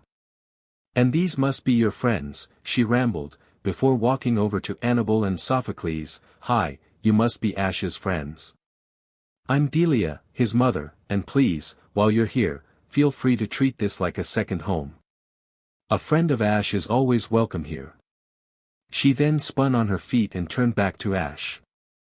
"And before I forget Ash, your friend Iris was calling. She said she has some of your Pokémon with her, including your Charizard." Pikachu closed his eyes as he tumbled through the air, deciding to not trust his eyes as he was dragged through the portal. After all the strange events and happenings that had occurred to him and Ash over the years, Pikachu was no longer surprised by stuff like this. Not really. He might look shocked and gasp as a physical response, but deep down he was used to it. He just rolled with it and did what needed to be done to get through it. This portal was a good example of that. The portal had pulled him off his feet and to a new location, sending him flying through the air. Most would be completely blindsided by this, tumbling through the air helplessly. But Pikachu could name 5 different times this had happened to him, at least. So he knew how to deal with it. First, you have to deal with the fact you're in the air with no real bearing of which way is up. Being spun around in the air tends to do that, so you need to fall back on something more reliable. For Pikachu, that was his electricity. From his cheeks, he could send out small bursts of electricity, and track them as they shoot out from him. Invisible to the naked eye, but capable of bouncing off physical objects, these small static outlets allowed Pikachu to map out his surroundings mentally. Which meant he knew where the ground was. Sensing its fast approach, Pikachu flipped his weight forward, using his tail as a ballast to counteract his momentum, and landed solidly on the ground. With both feet planted firmly on the floor, he opened his eyes to gauge how his companions had dealt with the portal. Buzzwole, unsurprisingly, had instantly fired off an aqua jet, taking immediate command of his velocity to steer himself safely to the ground. Absol, with a surprising amount of grace, landed on her feet with no real effort, her body spinning seamlessly so she landed paws first. And on her back, holding on for dear life, was little Snowy, who had a rather green tint to her usually pale white muzzle. And then Espeon landed. Hard. Which was too much for Buzzwole. Ha ha ha. Look at the amateur, landing on her face. I bet she's never even been through a portal before. Espeon glared at Buzzwole as she picked herself up, with Pikachu offering a paw to help her up, which she graciously took. Pikachu could tell that she was biting her tongue, insults forming in her mind and bleeding through her eyes as she glared at him. Pikachu could only smile at her briefly, before his surroundings caught his eye. Behind Espeon, was a single weathered building, a traditional house not dissimilar to Ash's home in Pallet Town. What made it eye-catching was the fact that, connected to its roof, was an identical house, looking like it was balancing upside down on top of the first building. And both the buildings were, for lack of a better word, distorted. The windows, which were clearly meant to be square or rectangular, had warped edges and were beginning to curve in the middle. The paint on the walls seemed to be dripping off, yet none of it looked wet, somehow appearing both flaky and watery in such a way that it made Pikachu's head hurt. If that wasn't strange enough, just behind the building, Pikachu could see what appeared to be a cliff edge, leading to a dark abyss. And barely visible in the distance, were several islands, floating aimlessly about, with some rotating around large crystalline structures which formed large areas of the space they were in. While Pikachu examined these, racking his memory as to what bizarre and fantastical adventures he'd been on included crystalline structures, which again, was a fair few, a large shadow began to cover the area he and the others were standing in, blocking out their light. As the fur on Pikachu's back began to stand up, Pikachu noticed the shadow growing around him, his eyes darting to the others to see if they noticed it, but they were too preoccupied talking about what had just happened to them to notice it. Taking his gaze back to the shadow, he noticed that along with the massive shape which was obscuring the local light had 6 tentacle-shaped tendrils which jut out from the main shape which floated ominously. There were also several smaller spike-like shadows sticking out lower down the body of whatever was behind them. Pikachu took a deep breath before slowly turning around, dragging his feet as he craned his neck up to look at the shape. And looking right back at him were a pair of burning blood-red eyes. Floating there in all the ominous glory that such a large and terrifying creature could summon, was Giratina, the renegade Pokémon, a member of the Creation Trio, the representation of antimatter, and the ruler of the reverse world. Which calmed Pikachu immensely. "Oh, it's you, Giratina. Thank Arceus, I was worried it was an Ultra Beast or someone else who wanted to pick a fight," Pikachu sighed, catching the attention of the other Pokémon with him. And Espeon did not react as calmly as Pikachu did. "Hey ma!" The sudden scream and panic from the psychic type caused everyone, even Giratina, to jump in surprise. Pikachu, quickly recovering from his shock, ran over to Espeon and slapped his paw over her mouth and blocking out her screaming as best as he can. "Espeon, I know this looks bad, but do me a favor and try to stay calm. I'll explain properly later, but for now, just trust me. Please." Espeon looked at Pikachu, and then at Giratina, and then at the other Pokémon, who were mostly calm, apart from Snowy, who was hiding behind Absol's legs, and back at Pikachu. Despite every survival instinct in her being screaming to run for her life, and her legs practically twitching in agreeance, she nodded, taking long and deep breaths as Pikachu removed his paw.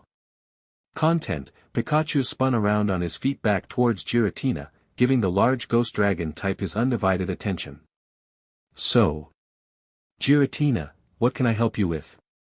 Giratina hovered there for a moment, his gaze completely focused on Pikachu but his focus elsewhere, seemingly looking for the right words.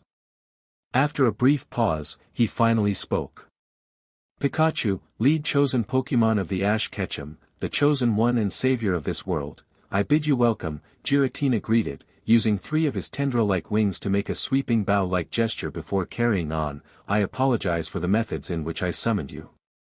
As I am sure you are fully aware of at this point, there are forces at play which threaten not only Ash himself, but the balance of the world. I assume you're talking about the Ultra Beasts?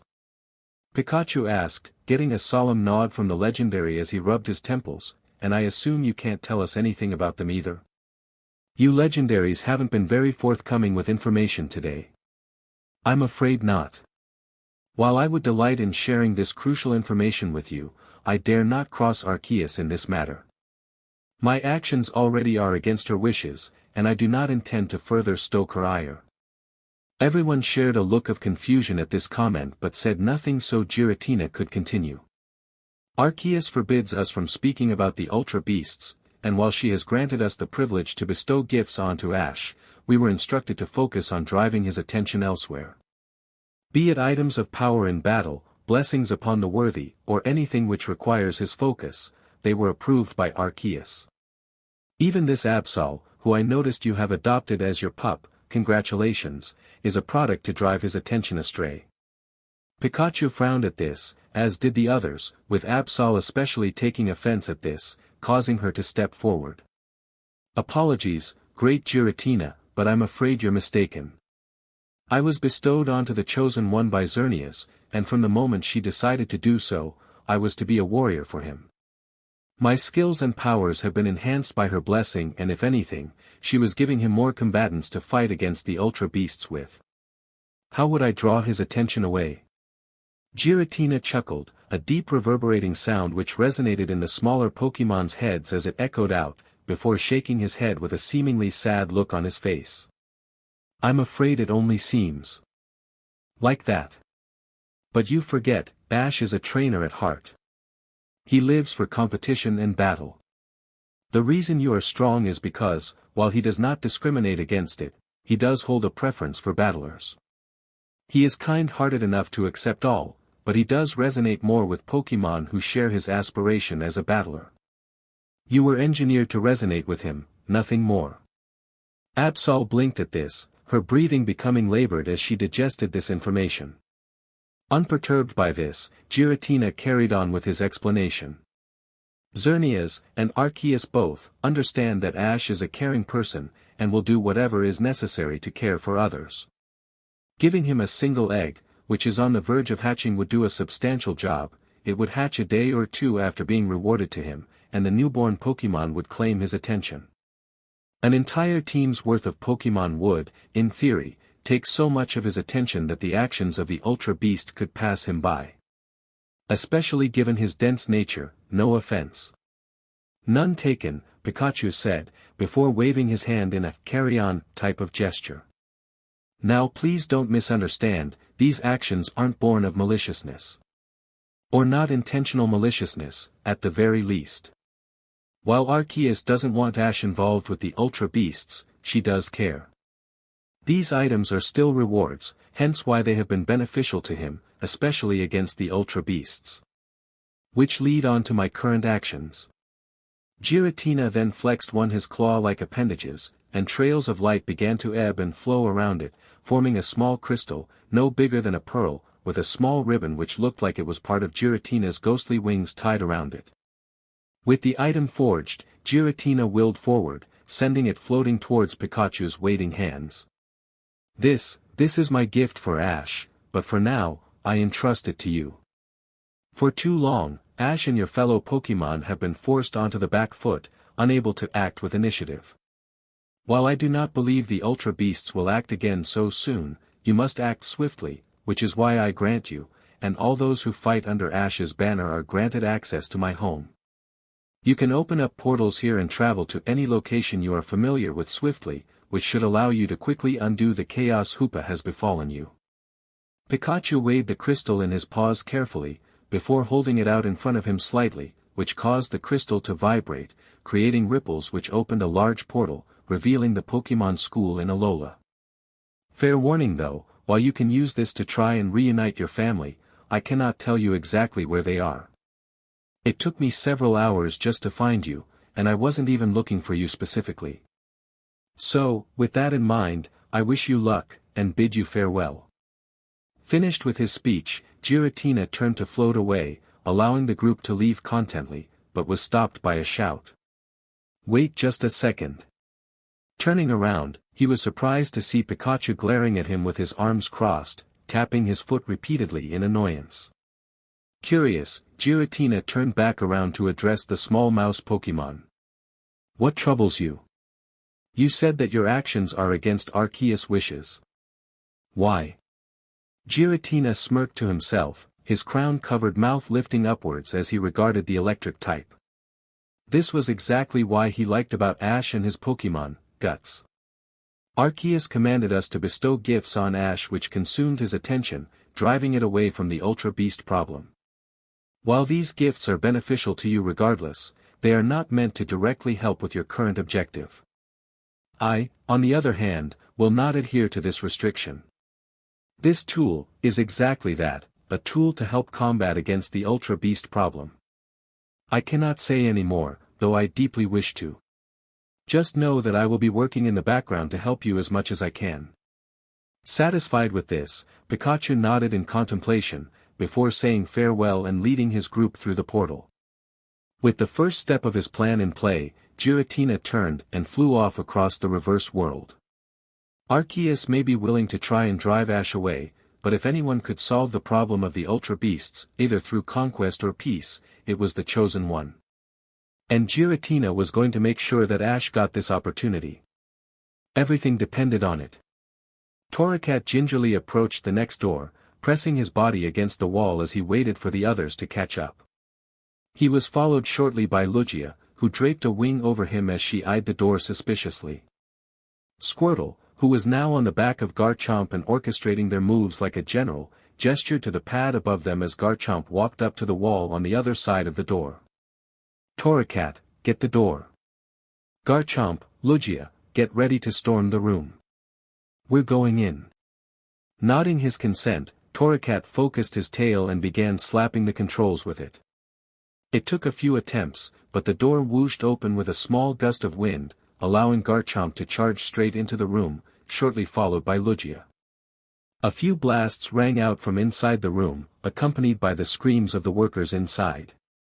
As Torracat rounded around the corner, the action was already done, with several of the Ether Foundation employees on the floor groaning in pain.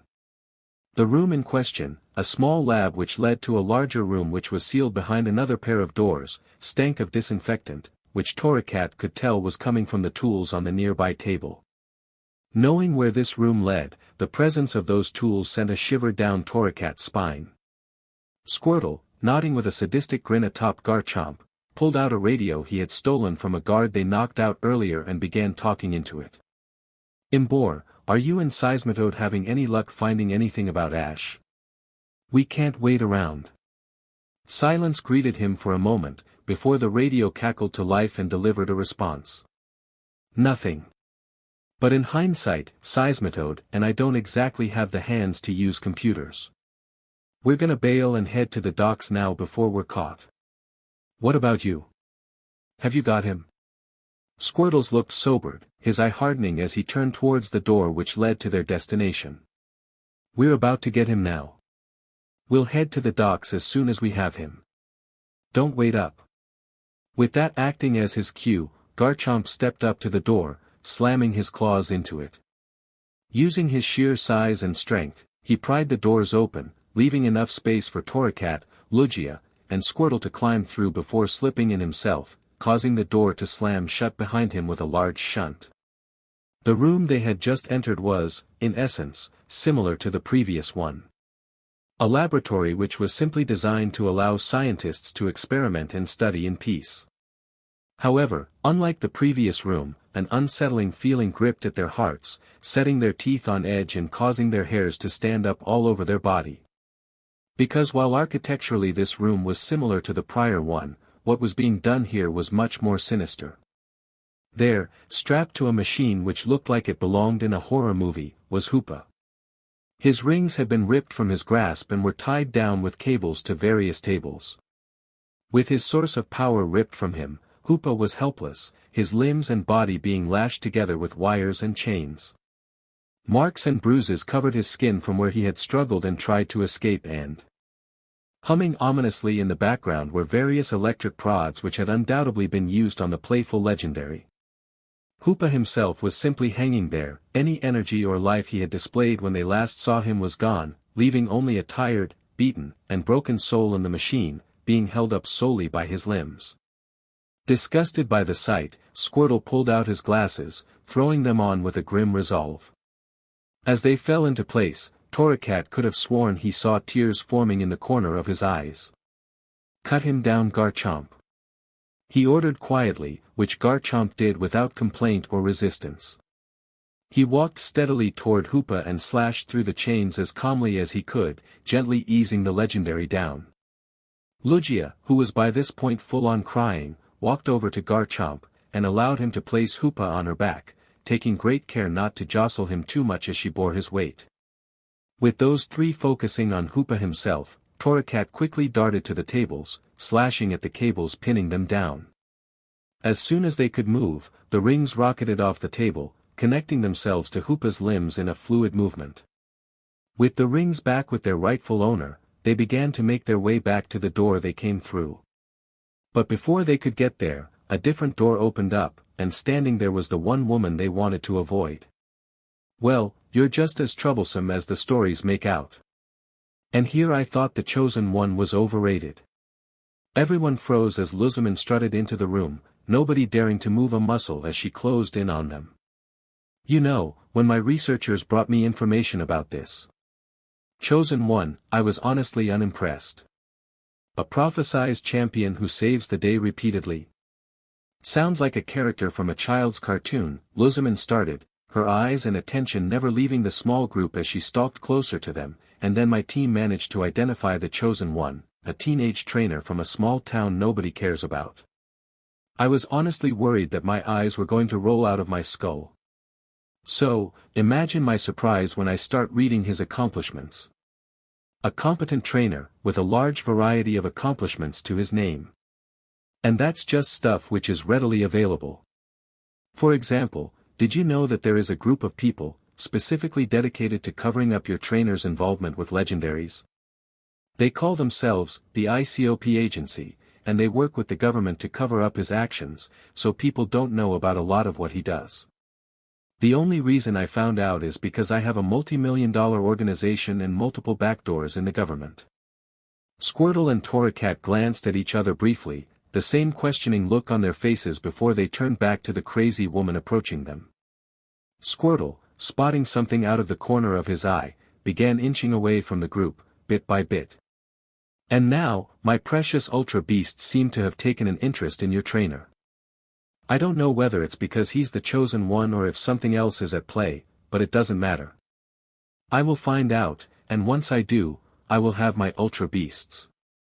Even if that means I have to use you." Surprise!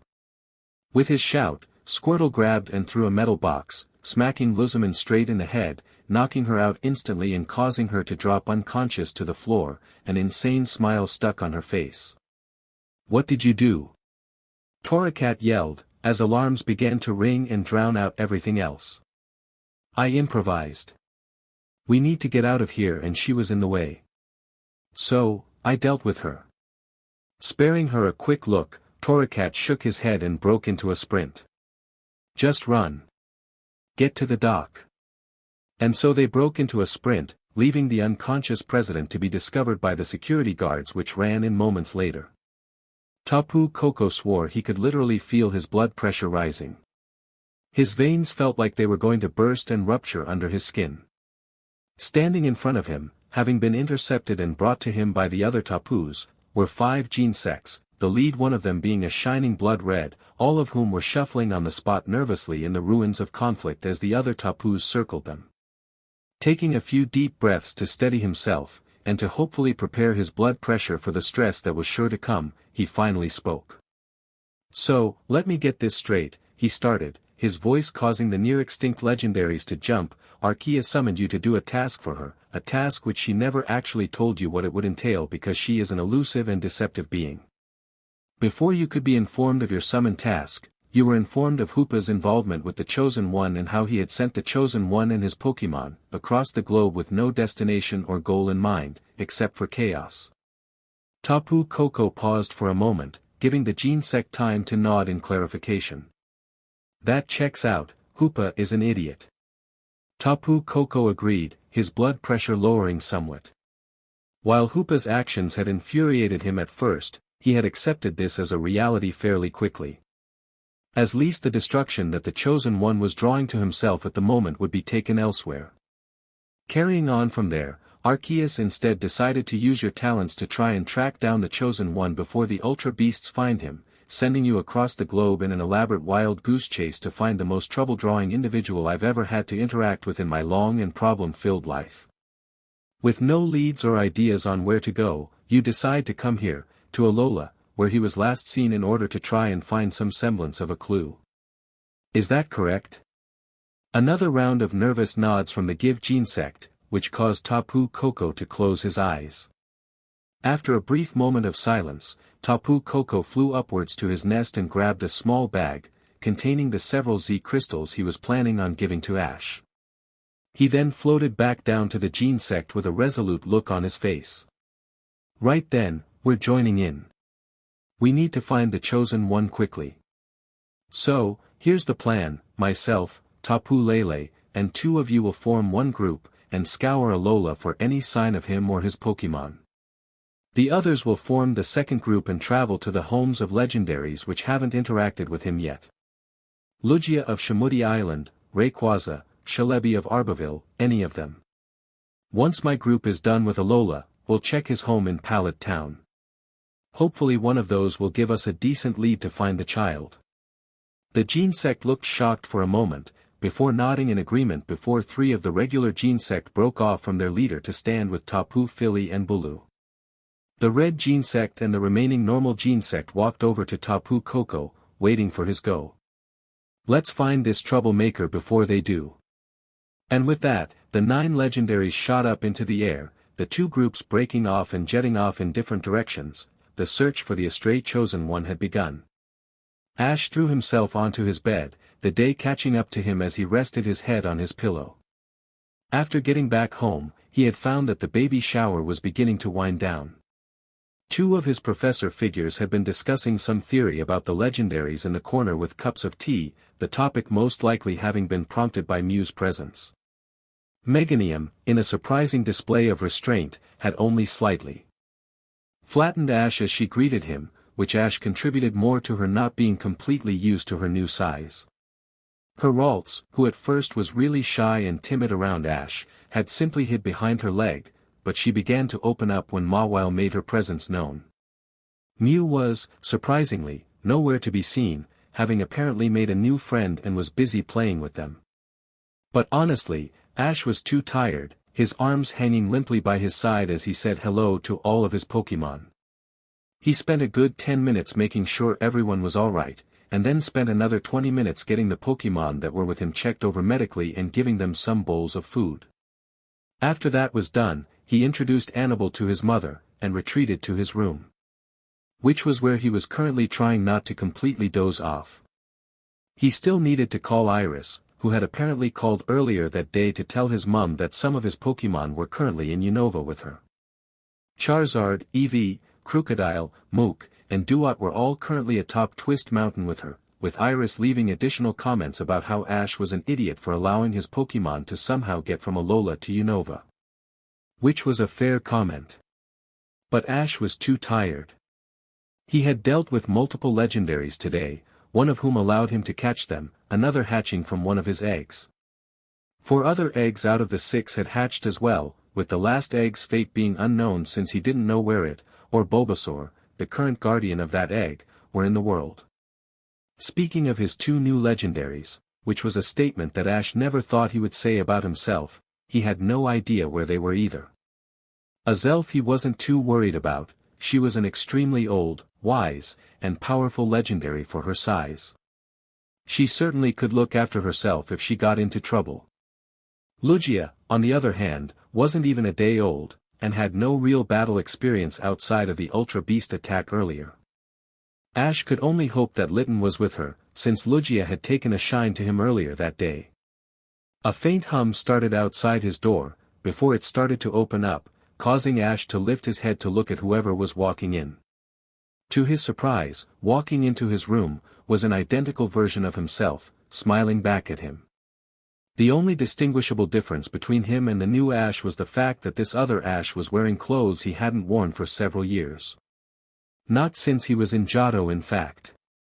Then it clicked in his mind what was happening. Latios? Smiling at him, Latios nodded at him before sitting down on his bed, causing Ash to pick himself up. You like my new disguise? I never really used this ability before, not like Latias did. When I did use it, I usually went as Lorenzo. But I felt that it was time for an update. Ash smiled at him, looking over his Latios disguise again. It was extremely uncanny how similar he was, even getting details such as the marks on his cheek right. He was only missing one thing. Hold on a sec, Latios. Ash said, dragging himself off of his bed and toward his drawers, opening one of them and shifting through it. He then pulled out a hat, the same hat he wore throughout Sinnoh, and brought it over to Latios. Can't go walking around looking like me without a hat. It completes the outfit. Ash said with a smile, placing the hat on Latios' head. Latios smiled back at him, adjusting the hat somewhat before his body became coated in a bright glow, beginning to change and distort back to his usual form. And when the glow faded, still positioned firmly on his head, in between his head fins, was his hat. I think I can get used to this. Ash smiled, but then the smile began to fade as his legs began to tremble, shaking as they struggled to support his weight. Ash quickly stepped toward his bed, his legs giving out just as he came in range of his bed. As his eyes shut, Ash could feel a wave of warmth wash over him, giving him a strong sense of satisfaction and contentment as he hit the mattress. Which caused his eyes to shoot open again. What was that? Latios, who watched the display with a small smile, like an older brother watching their younger brother discover something cool for the first time. Oh, that's probably the empathetic sense that was bestowed onto you by my spirit. Azelf told me about it earlier. You're probably just sensing everyone's emotion. Ash stared blankly at him as best as he could, not even having the energy to properly lift his head. You know, I completely forgot about that. It honestly felt like it happened months ago after what's happened today. Giratina flew through the reverse world with all the speed his origin form could muster, gracefully gliding through the floating islands and structural crystals which maintained balance between the reverse world and the main dimension. He swerved between these obstacles with a practiced ease, not having to pay them any attention as he searched for the correct viewpoint, snaking through everything through nothing more than muscle memory. He screeched to a halt as he reached one of the viewpoints he wanted to check, summoning his power to peer through a reflective surface. A small hole appeared in front of him, revealing a number of stone structures to create 3 shrine-like buildings which circled around another shrine.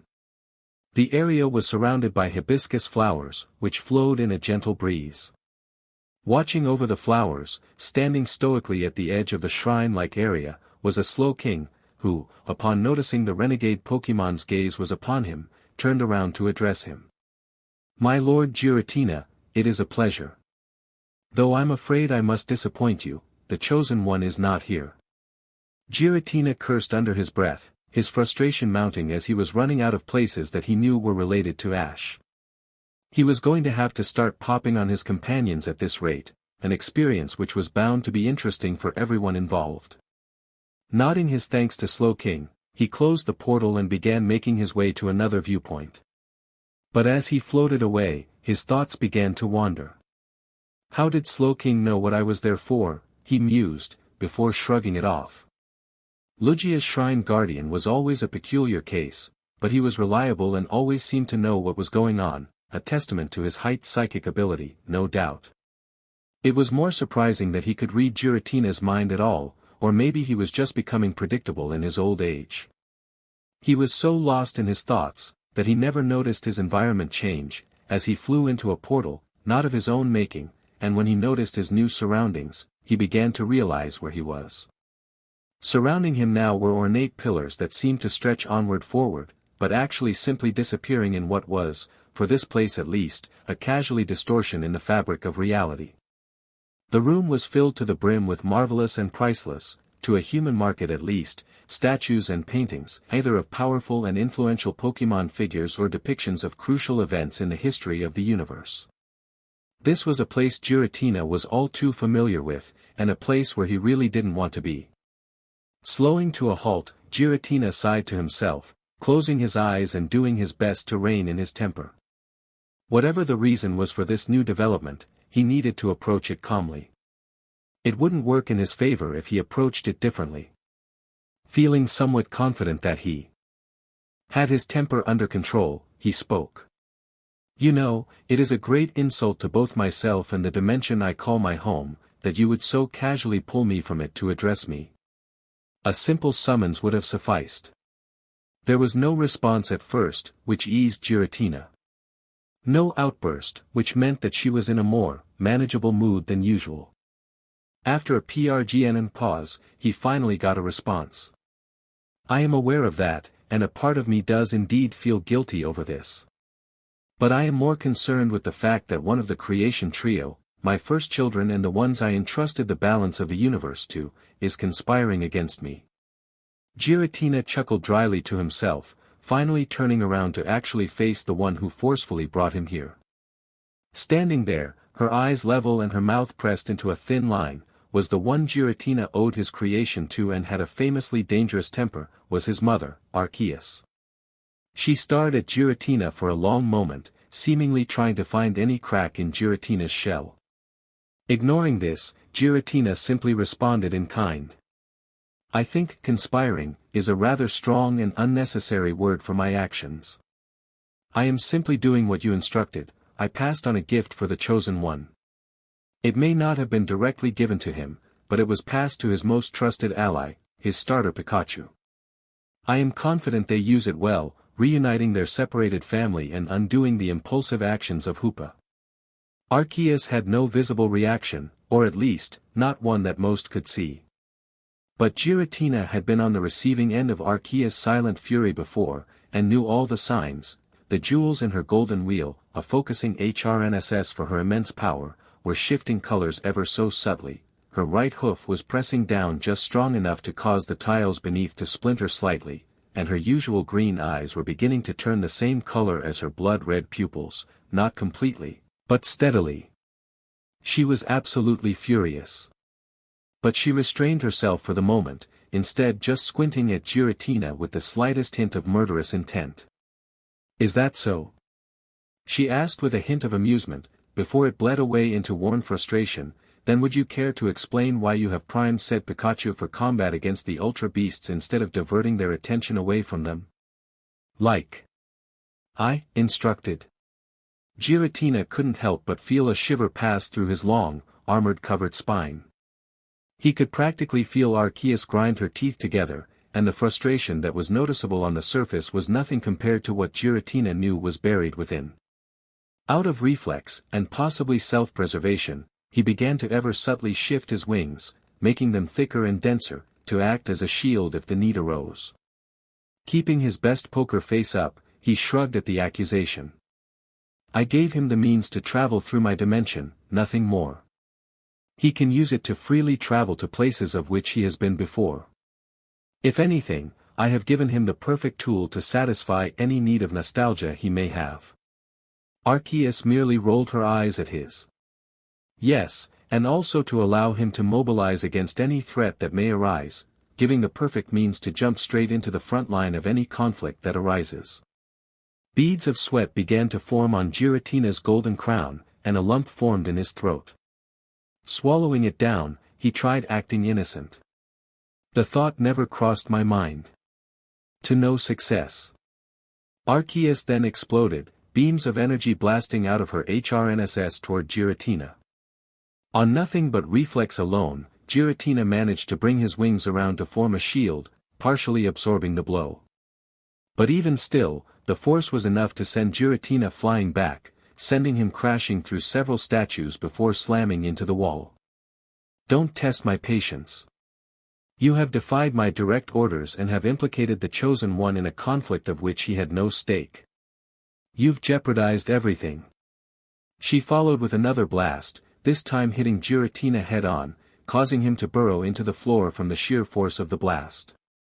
Arceus paused after this, taking a few deep breaths before speaking again, in a somewhat calmer tone. You gave Ash, ASH of all people, a tool which generals would slaughter millions just to be able to use it temporarily. And you did it, because you, as much as I loathe to admit, perfectly understand the implications of this tool and what benefits it gives to the boy. So, I'm going to ask you only once, why? Giratina, hovering up from his crater, his armor blackened and dented, managed to catch his breath for long enough to speak, all while staring Arceus leveling in her eyes. Fine, you want to know. It's because, despite your power, your influence, and your command over us, you fail to understand one thing. There is nothing you can do to prevent Ash from getting involved in this. He draws this kind of trouble towards himself. This entire situation we're currently in, he has been nothing but passive and reactive.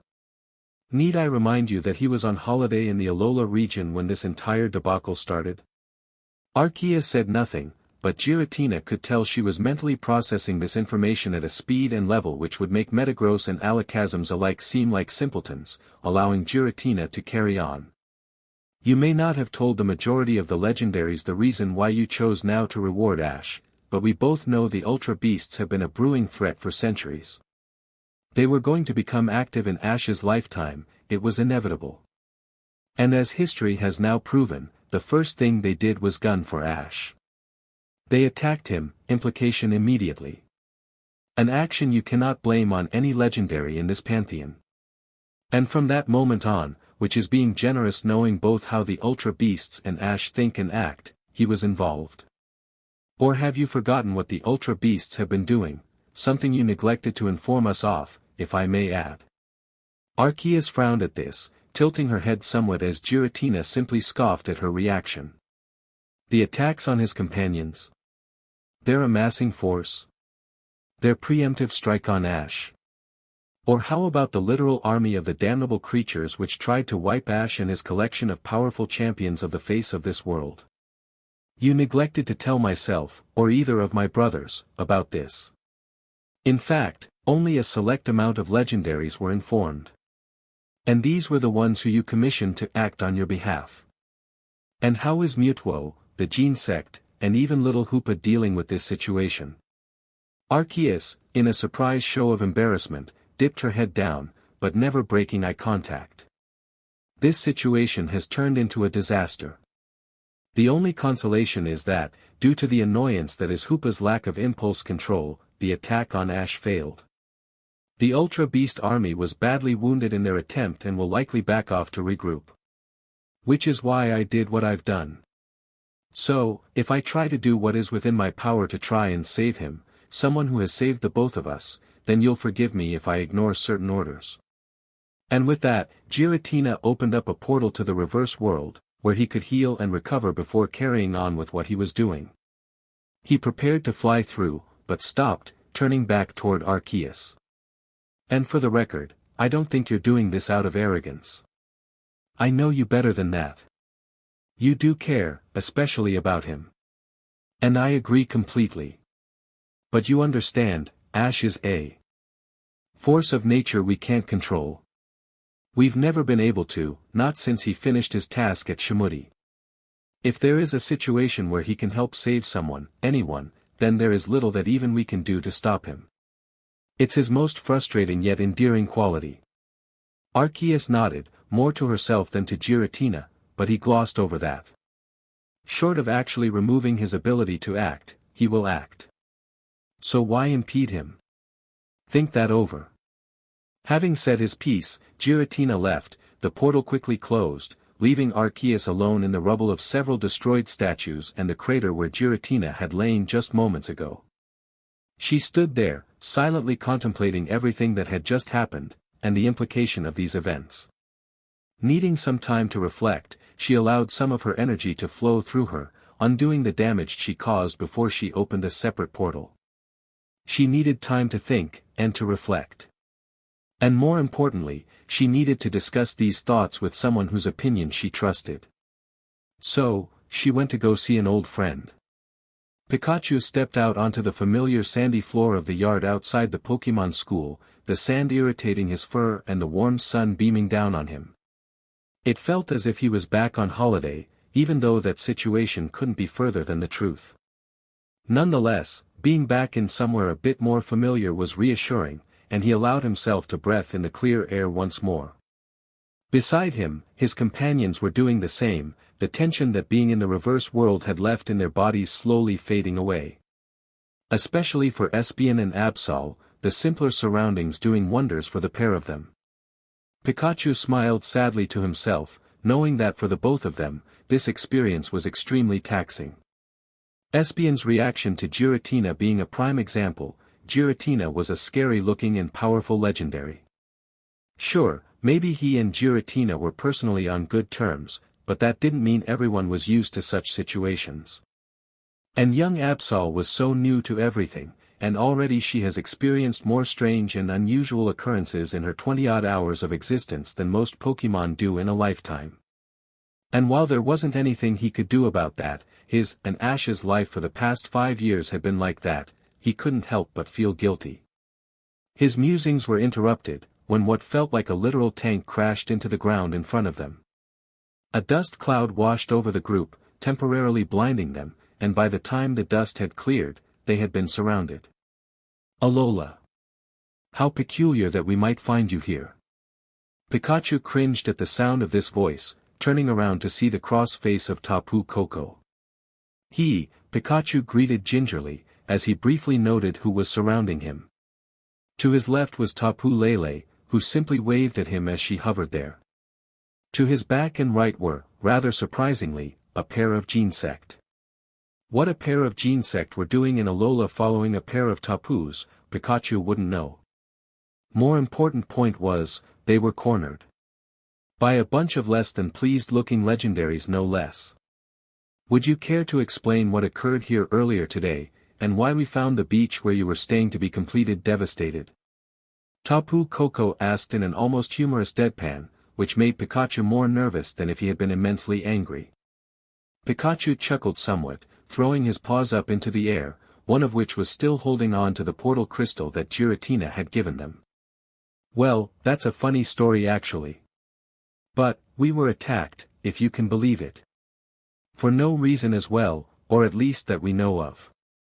Ash hasn't antagonized some ancient Alolan deity without knowing about it, has he? Tapu Koko briefly considered this, before his attention was drawn to the pair of Genesect.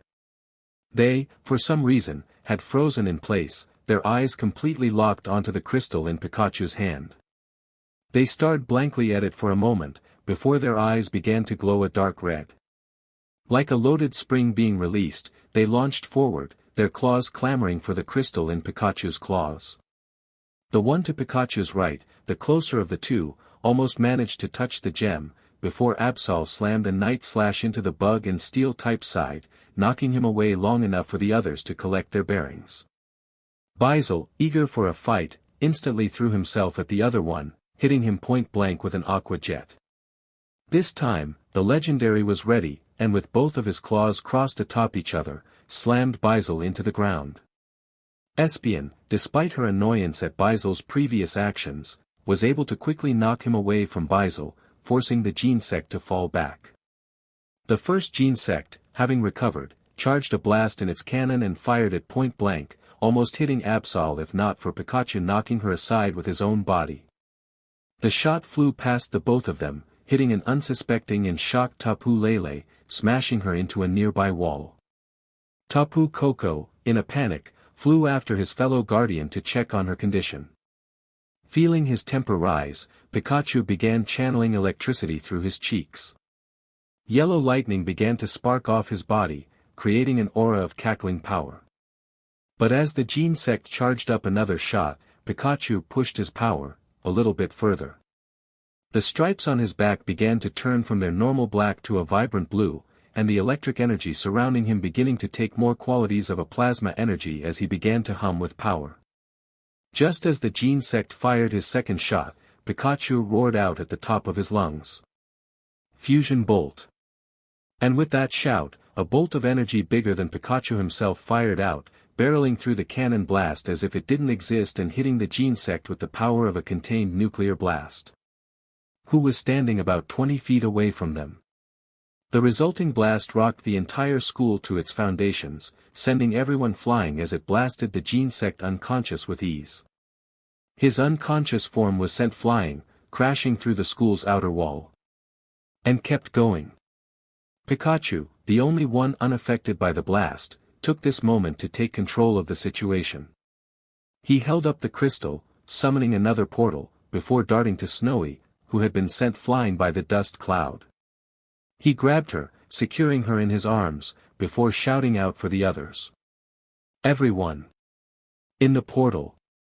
Pushing themselves up, Espeon, Buzzwole, and Absol made a break for the portal, diving into it shortly followed by Pikachu, who spun in the air as he went, closing the portal behind him as he did. The only trace of their presence being the massive crater where his attack had landed. Once the dust had settled, and Tapu Koko had stopped fussing over Tapu Lele, he flew over to the conscious Genesect with fire in his eyes. What in the name of Arceus was that?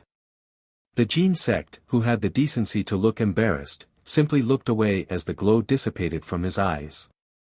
Arceus ordered us to, in the event of seeing it, secure and isolate the item given to the chosen one by Giratina. She was adamant that we get it, either stop him from giving it from them or take it from them and prevent them from using it. We were forced to act. Tapu Koko simply stared blankly, before he just sighed. Incompetent. Every last one of you. Every legendary is actually incompetent. How do we still have a planet? And with that, he floated off to where the Genesect's body had been flung. It was probably a good idea to secure his body and hide it before a trainer found him. Things just got really complicated. I can definitely get used to this.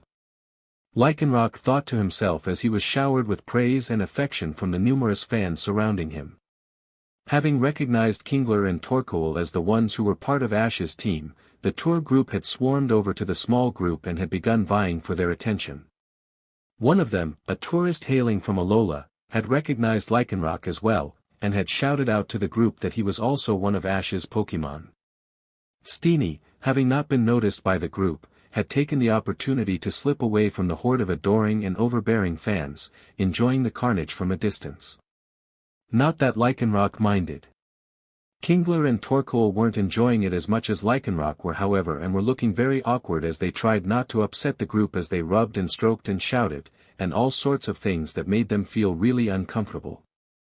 But as they focused on the group, and the group likewise focused on them, none of them noticed as a mirror in the corner of the room began to ripple and distort. Soon enough, a strong gust began to pour out from the portal, and out came tumbling several Pokémon. Several recognizable Pokémon. Several roughed up and angry Pokémon. What the hell was that? Why did they attack us? Buzzwole shouted, huffing in agitation as he paced in the corner of the room. How would I know, Buzzwole? 1 minute we're being interrogated, the next we've been jumped by a pair of legendaries. That's weird, even for us. Pikachu said back, as he quickly checked over both Absol and Snowy for injuries, ignoring his own scrapes while doing so. I don't understand, why were they so aggressive? That lead legendary, Tapu Koko, was it? Espeon asked, to which Buzzwole nodded. Right, Tapu Koko. He seemed annoyed at us but just as surprised when those other legendaries attacked us. I didn't even recognize those legendaries. They're Genesect. Really old legendaries which had been modified by Team Plasma. We bumped into them back in Unova, and they were causing trouble. Not intentionally, mind you, they were confused and looking for their home, which had been lost to time. But Ash did his usual thing, befriended one of them, sorted things out, and the last time we saw them, they were making a new home for themselves. Pikachu explained, while continuing to search the pups for injuries. Then why in the name of Lugia did those two attack us? Buzzwole shouted, loud enough that he started to gain the attention of the group behind them. Not that he noticed this. Pikachu on the other hand, just shrugged. "I'm not sure, but they seem to be going for this," he said while turning the gem over in his paw curiously. "It seems we may be dealing with hostile legendaries in the future if this keeps up." "Fantastic. Just what I wanted to happen, as if this weekend hasn't been arduous enough," Buzzwole muttered to himself, throwing up in the air with exasperation. "Guys! What are you doing here?" Turning to the voice, they saw Lycanroc, who, along with everyone else in the building, were now staring at the group of 5 incredulously. "Oh hey, Lycanroc. Fancy seeing you here," Buzzwole said jovially, before pausing as he turned back to Pikachu. "Where exactly is here?" "The Hidden Village. Ash and I met Bulbasaur here. Don't know why I thought to came here, it was just a flash decision," Pikachu admitted. Accepting this, Buzzwole turned back to the others. "Well, come on then, you lot, who's here?" he asked, to which Lycanroc, Steenie, Torkoal, and Kingler stepped forward, which pleased Buzzwole. "Brilliant. Let's go, we've got places to be and things to catch you up on. We'll give you the details on the way, but in short, we're getting the band back together." With nothing more to add, the group walked to Pikachu, who had finished his inspection of the 2 pups and had found them both to be in good condition. With that done, he held the crystal up again and the mirror rippled open into another portal, opening another gateway into the reverse world. "What a strange day," Lycanroc muttered to himself as he walked through the portal, followed shortly by the others with the portal snapping shut behind them, leaving the group of tourists standing there completely shocked and unable to move. "What just happened?"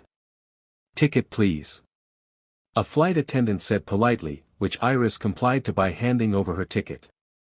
Having spoken to Dileia earlier that day, Iris knew that Ash was at the very least making his way to Pallet Town, and that he had been dealing with some sort of legendary issue. Which wasn't that surprising honestly. What was surprising was that he was in Kanto, because in the last letter that Ash had sent her about a month ago, he was in Alola, and was meant to stay in Alola till the end of the school year. So how he ended up in Kanto was a complete mystery.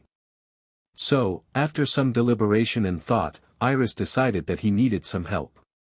He was just a little kid after all, even though she knew he was about a year and a half older than her. He didn't act like it at least.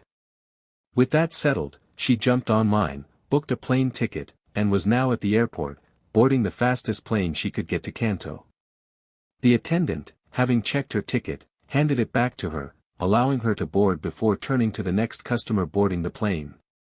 "Ticket please," the attendant said again absently, before paling at who was standing in front of her booth. Charizard, with a small bag under one arm, and Eevee under his other arm, spent a good moment trying his best to hand over his ticket, almost knocking over the attendant's computer as he did. After some awkwardness, and lots of quiet chuckles from Eevee, he managed to hand over the ticket. The attendant stood there holding the ticket in his hand, staring at it and Charizard in confusion, before looking at the queue behind him. And standing behind him were Duat, Mook, and Crocodile, all holding their tickets and waiting patiently to board. Shrugging this off, the attendant began checking the ticket, with Iris standing near the entrance to the plane impatiently. "Come on guys, let's go. I don't know what's going on with Ash, but that idiot needs all the help he can get. Come on." Charizard took his now checked ticket and walked to the boarding entrance, with Duat stepping forward to the booth. "Ticket please." Buzzwole was busying himself with the multitude of reports from the following battle informing him of the consequences of his botched attack. He had committed nearly 400 of his best warriors to this attack, with a wide range of Ultra Beast types for maximum efficiency. They had surrounded the Great Defender and swarmed his attackers, hoping that catching them on the back foot would prevent them from mounting a proper counter-attack. He knew better than to underestimate the Great Defender, others had done that and failed. Because despite his appearance as a goofy, fun-loving, human teenager, he was a remarkable strategist. His spies had obtained tons of footage of him using his Pokémon against the best of the best and performing remarkably well. Despite not always winning, he was doing better than the majority of his peers, and had even defeated legendaries, including a damnable Darkrai. Buzzwole himself had fought a Darkrai in the past, and despite having a double-type advantage, he could barely last a few minutes against one. If it weren't for the intervention of about a dozen of his brothers, he wouldn't have survived that encounter. While it had taken 4 of his Pokémon, the Great Defender had actually bested the Dark type. A remarkable feat indeed. And their recent performance in the last battle had only shown that they had gotten stronger since then. 129 of his warriors had been brought back completely unconscious, most of whom had still not woken up yet. Another 262 came back with notable injuries that needed treatment. And that left just around 100 or so of his warriors left ready to act again, and while they had certainly dished plenty of damage back to the Great Defender, he knew that another attack with his remaining forces would result in his defeat. If he could launch another attack, that is. As it currently stood, he wasn't sure where the Great Defender was. He had sent Poo Po to the boys' house as a place to start looking, but there was no guarantee that they'd be there at all. He could be literally in any of the regions, and Buzzwole had no way of knowing where he was and how to find him. But even that wasn't his prime concern, since the recent battle had highlighted another issue: there was other forces at play. Not only had there been a trio of resistance fighters present, but Mewtwo, one of the aggressor's attack dogs, had also been present. Intel had shown that this legendary had not involved himself with the Great Defender yet, so his arrival was not at his beset. But rather, someone else. If the aggressor knew of the Horde's intentions, then they were in a bad situation. The Horde, as great as it was, simply wasn't prepared to deal with the full might of the aggressor and the powers of the universe brought to bear against them. They needed to be smarter than that. But as Buzzwole contemplated this, he was disturbed by the arrival of one of his captains. "My lord, what's left of my pack is ready to strike again. We await your command," a Blacephalon said as they walked in, their head lighting up as they spoke. But Buzzwole simply shook his hand at this. "No need, we won't be attacking for a while. Best to let our warriors rest and recover, so that when the next battle comes about, we're ready to bring everything we've got." Blacephalon tilted his head at this, stepping deeper into Buzzwole's home. "My lord? I thought we were going to take out the Great Defender, robbing the aggressor of her best warrior against us. That was the plan, but things have changed.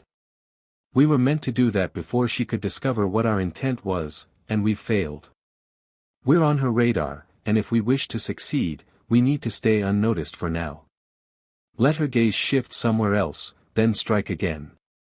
Blacephalon nodded at this, turning back toward a window and looking out toward the camp where most of their army was recuperating. "Is it such a bad to be on her radar? We are preparing for war with her after all, why wait?" Buzzwole simply chuckled at his captain, shifting through another report. "And that is why you only lead a pack, my friend. You just seek to jump straight in, failing to realize that it would cost us too much. If we were to engage her head-on, we'd be destroyed.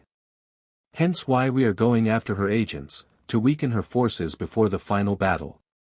Buzzwole paused to stretch his arms somewhat, before stepping toward his captain.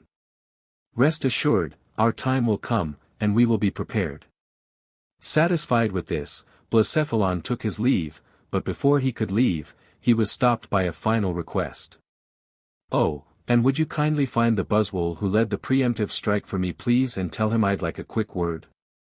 I want to cross-reference our experiences and see if we can find some correlation in how the Great Defender acts." Blacephalon nodded at this and began to exit Buzzwole's temporary shack feeling content.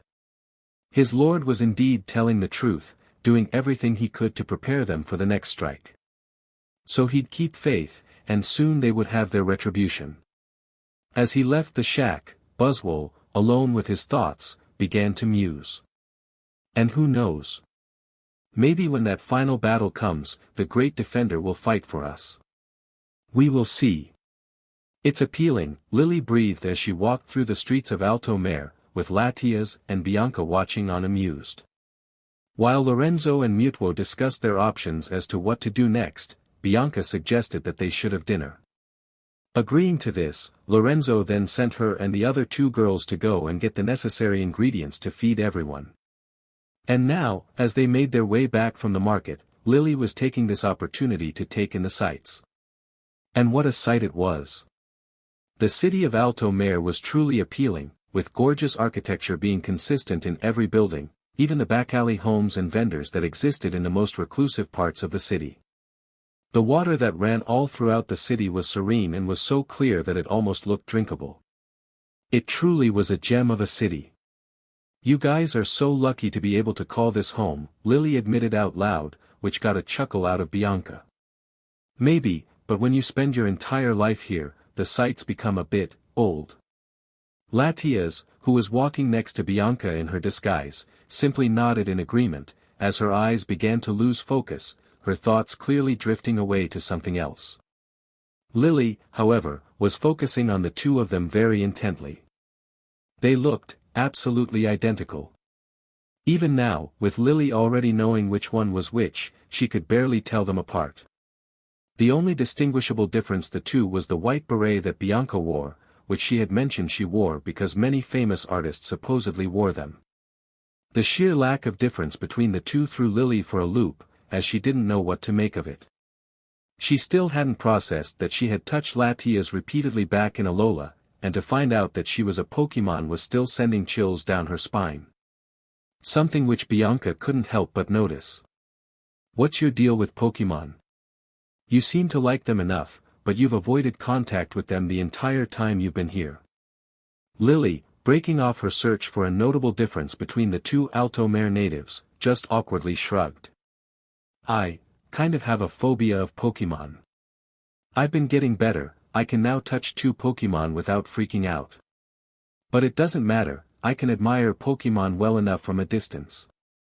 Bianca raised an eyebrow at this, and Lily simply turned back around, focusing on carrying her bags of shopping. A grin began to break out on Bianca's face, as she had an idea. She leant over to Latias and began to whisper in her ear, causing her to smile as well.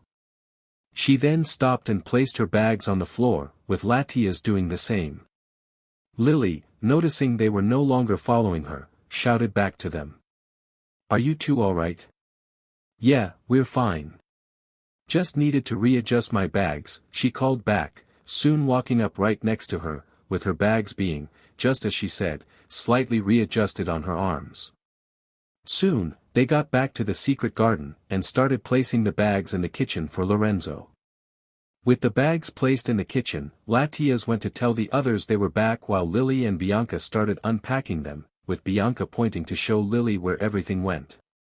After 5 minutes, they were almost done, and Lily couldn't help but be pleased at this. After such an intense weekend, with literal gods descending on her home and her life and friends being in danger, the menial chore was actually quite soothing. As she considered this, Bianca came over and threw her arm over Lily's shoulder, which Lily quite liked. That reminds me, I never thanked you for allowing us into your home, Lily realized aloud, feeling the girl next to her shrug as a response. Don't worry about it, a friend of Ash is a friend of ours. Lily's eyes widened, as realization began to dawn on her. Slowly, she turned her head to her left, looking at the girl next to her, wearing the white beret and smiling at her. Though Lily now knew, it wasn't Bianca. Are you okay? Latias asked, her tone being as soft as she could make it to try and not startle Lily. Swallowing her fear, Lily closed her eyes and asked a question. How long have you been wearing that hat? Well, we swapped bags and I took her hat on the way home. Bianca said it might be helpful if you spent some time with a Pokémon while being completely relaxed, so you know you have nothing to worry about. Did it work? Lily took a deep breath, and just nodded. A little. But I think we'll need to do this more before I'm completely comfortable. Latias could only smile, and as her smile lit up the room, Lorenzo walked in with the actual Bianca. Right then, let's get cooking. The tension was palpable, as the group stared at Mewtwo worryingly. Or at least, someone who looked like Mewtwo. Because apparently, this Mewtwo didn't know who they were. And based on how their hands were poised, they weren't exactly friendly. Gigalith gazed over his companions, tallying up their strengths and seeing where they stood. Corpish, for such a small Pokémon, was very stubborn, capable of taking more punishment than a small Pokémon should be able to. And because of his size, he'd probably be underestimated, allowing him to get a good attack in, something else he was good at. Butterfree, for as much as he hadn't been one of Ash's Pokémon for many years, was clearly stronger than he had been back then, a result of surviving in the wild for nearly 5 years. And being a bug type certainly was a boon. Noctowl was, by proxy more than anything, their only defense against the psychic powers of Mewtwo. While he wouldn't be able to overpower Mewtwo's psychic abilities, he might be able to actually negate some of the attacks enough to give them a chance. Overall, not great. That meant that Gigalith was, rather worryingly, their ace in their hole. Being the biggest of the group and the one most capable of taking damage, he was their main defense against the sheer power of Mewtwo. Which was problematic, since Gigalith knew from watching the Mewtwo they did no fight, that size wasn't exactly much use against their powers. Which was even better. The Mewtwo, who was staring at them with both disgust and confusion, took a moment to observe the interlopers, before their eyes began to glow. Everyone tensed for an attack, but rather surprisingly, nothing happened. In fact, the Mewtwo even relaxed, dropping their arms and untensing its muscles. So, there is another like me. How peculiar. The Mewtwo said in a rather soft voice, sounding much more feminine than the Mewtwo they knew, but no less powerful and sure of itself. Taking this as a cue that they weren't going to fight, everyone wound down, their collective breaths finally being let go. Tell me, how do you know this, other Mewtwo? Well, he's kind of a friend of our trainer. They go way back, with our trainer helping Mewtwo out in the past. He seems quite fond of our trainer, Corpish explained. Mewtwo considered this, before their eyes glowed again, and they actively recoiled. It would seem that your trainer gets around, as I've encountered him as well. He certainly is active, the Mewtwo commented, which everyone nodded in agreement to, before carrying on, and he certainly lives an interesting life, based on what I've seen. Teleported from Alola to humble Unova. You are far from where you are meant to be. Yeah, we know, we're trying to get home now, but we've gotten a bit lost. We've inherited our trainer's sense of direction. But if we're interloping, we'll be on our way and out of your hair. Gigalith responded, turning to leave. But before he could, a sense of weightlessness began to envelope him, as he began to float upward. No need, I will assist you. I am curious to what the situation is with your trainer and these attackers, and if they wish to destroy this earth, they'll have to deal with me, Mewtwo said, waving a hand and lifting everyone with ease. And truthfully, I wish to meet this other Mewtwo. See if there is truly another like myself. Lifting up into the air themselves, they floated above the tree canopy, and transformed into something that none of them had ever seen before, with their tail being on their head and their entire body being much sleeker. Also, since you're wondering, I identify as female. As for why your Mewtwo identifies as male, it will be one of many questions I have. So where are we heading? Pallet Town, in Kanto. If you don't mind, Butterfree requested, which she responded to with a nod. And away we go. Ash is the chosen one. Indeed. Ash Ketchum. Lucario could only sigh, as he confirmed, yet again, to the blonde champion that Ash Ketchum was the chosen one of legend. For the 1000th time. It seemed that, no matter what he said, Cynthia just couldn't comprehend that Ash was the chosen one. Which was fair enough, Ash didn't seem the type based on his usual giddiness toward Pokémon as a whole and his optimistic and sometimes naive outlook. But oh well. Everyone else that was there had taken this opportunity to rest, making a temporary campsite in the temple ruins, and were trading stories with one another. The only one not with them, unsurprisingly, was the Nilego, who was making a point of staying a fair distance away from the others. I know he's not the kind of person you'd think would be a fairy tale hero, but he does seem to have put in the legwork for that reputation at least. Oh, and Mallow was sitting with both himself and the champion. But Mallow's comments seemed to have stirred some sort of reaction from her, as she frowned at Mallow. What do you mean? What reputation? Lucario said nothing, watching the two intently. He had a sneaking suspicion he knew what was going on. Well, he's certainly done a lot of stuff that you'd imagine someone who is called the Chosen One to have gotten done. He was telling us about it the other day. He's done all sorts. He's saved legendaries and towns alike, he has fixed loads of problems, and saved the world dozens of times. I mean, he was even the one who stopped those weather fluctuations a few years ago which would have destroyed the world. Lucario noticed that this seemed to shock the champion, as she leaned forward to Mallow. For real.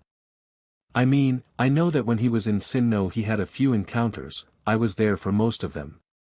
But he did this in other regions. She wasn't. Lucario turned toward the group, where Torterra had just shouted. What was that? The champion. She said she was there for most of them and she wasn't. She was there at Coronet and she saw the fight against Tobias, but she missed a lot. Off the top of my head. She missed when we were caught in the middle of a fight between Palkia and Dialga in a town where a Darkrai lived, when we had to deal with an annoying Shaymin and a rather nice Giratina, met Regigigas at least twice, a fight between the Creation Trio and Arceus herself, and that time in Crown City with Shalebi and the Beast Trio. That was all in Sinnoh. And I'm sure I missed some. Cynthia, who was looking at Torterra with a rapt look, turned back to Lucario. What did he say? He said that you've missed out on a lot and went on to list interactions with legendaries they've had in this region. About a dozen different legendaries in fact. Cynthia paled at this, her mouth hanging out of her mouth. A dozen? Different? In Sinnoh? I missed 12 legendary Pokémon who've appeared and interacted with Ash. She asked, which Lucario and Torterra both nodded to, and this happens in other regions. Well, he's already gotten the interest of the legendaries of our home island in Alola, if that helps. Mallow added, which just caused Cynthia to sit back. She stayed quiet for a moment before standing up. Right, something doesn't add up. Something has kept this information from me, since there's no way this many legendary Pokémon could appear and interact with people, including Ash, without it getting to me. And I'm going to find out who is doing this. And with that, she began stalking to the exit, with everyone watching her leave. Should we go after her? Mallow asked, which Lucario nodded to, prompting everyone to stand up and begin following her. Tapu Bulu was simply staring forward in frustration, as the others hung back, watching the interaction with barely stifled snickers. So you haven't seen him at all? For the 5th time, no. I haven't seen him in about 2 years. Not him, or any of his Pokémon. Now get out. Darkrai shouted, as he hovered on the edge of Alamos town, arms crossed and a vein throbbing on his head. Don't tell me to just leave. I'm here on official Tapu business, and I need to find the Chosen One. So where is he? Tapu Bulu yelled back, his temper flaring as well. Not here. Darkrai roared, using all of his restraint to not outright attack him there and then. Should we help him? The Red Genesect asked, to which Tapu Fini simply shook her head. No, not yet. Let's enjoy the show for a bit longer. And so they did, as the two hot-tempered legendaries continued to shout at one another. So, you guys lost too? Unpheasant asked from his branch, causing the group of Pokémon huddled around his tree to chuckle as they gathered away from the others. The small section of the forest where they had stumbled upon each other was now bustling with activity as the large group began to split off to do varying tasks and activities. The humans were all huddled together, with 3 of Ash's friends, with Staraptor begrudgingly accepting that Paul now counted as a friend, all rushing about and rummaging through the supplies they had on them to try and help May, who was still recovering from being possessed by the Nilego and the toxins that were running through her system. The only human not involved in this, Looker, had been assigned a handler, since Misty had made a point of not trusting him. Which was why Greninja was now watching him like a hawk, ready to strike if he tried anything. Speaking of the Nilego, a second group had formed up around Snorlax, who was still hurt from the Nilego's gut shot it landed during its escape. Normally, Snorlax would be able to tough it out, something he had done before for much stronger attacks. But he was still recovering from the massive battle from earlier, and the several-hour trek they had undergone which led to them finding Misty and the others. So, with Azelf and Rotomdex overseeing his recovery, he was now being treated for the poison the attack had left in his system. Which meant that as the sun went down over whatever forest they were in, everyone else, including Staraptor, Sceptile, Blaziken, Unpheasant, Primeape, and Pidgeot, were left to stand around and exchange the information they had gotten so far since being separated. Which left Blaziken feeling both confused and frustrated. "So, you guys have been dealing with legendaries all weekend, been attacked by what are essentially aliens, and have now been teleported across the globe. Is that an accurate summary?" He asked in an exasperated tone, which got a collection of nods. "You know, I miss when things like this surprised me. Now I'm just annoyed we weren't involved from the start in all honesty." But Pidgeot just signed from her perch next to Unpheasant. "That's not it, I'm afraid, since we've got a whole lot of trouble to deal with from other groups." The ones who had been in the group with Blaziken and the Nilego looked up at her, confusion etched onto their face. "What do you mean from other groups? What other groups?" Sceptile asked, crossing his arms as he leant against a tree. "Well, apparently, the Ether Foundation, whoever they are interested in Ultra Beasts, their president in particular." "But why is that a bad thing? If they're after the Ultra Beasts, they're not after us." This caused the others to mutter amongst themselves, with Primeape throwing his fists up in the air to catch their attention. "Don't be too sure. All we've been told is that the president is basically obsessed in getting her hands on an Ultra Beast. We don't know what they're willing to do. And remember, these guys are after Ultra Beasts, who are targeting, remind me, who are they targeting again?" He asked rhetorically, which made Unpheasant groan as she realized what Primeape was suggesting. "Us. They're targeting Ash, and by extension, us. So, the Ether Foundation might go after us. Great, now we have a crazy capitalist after us as well as two groups of Ultra Beasts," Staraptor groaned, which Pidgeot frowned at. "Two." Sceptile scoffed loudly, flicking around his little twig in his mouth in a practiced motion. "Oh yeah, the other group of Ultra Beasts, the ones who took our friends in the first place, were lying to us. They didn't need to kidnap those three to talk, they just wanted insurance." "Is that why the Nilego ran?" Primeape roared out, before spinning on his heel and smashing his fist clean through a tree. "So that makes three," Sceptile counted, before Unpheasant weighed in again. "For actually, since the legendaries are withholding information as well." Blaziken, who had been listening intently, just smacked his head against a tree. Ignoring this, Unpheasant just carried on. "Azelf has said she's going to inform us of what is being kept from us when we find Ash, but we still have to deal with the fact that they're keeping from us in the first place." "What about the policeman? Why do we need to watch him again?"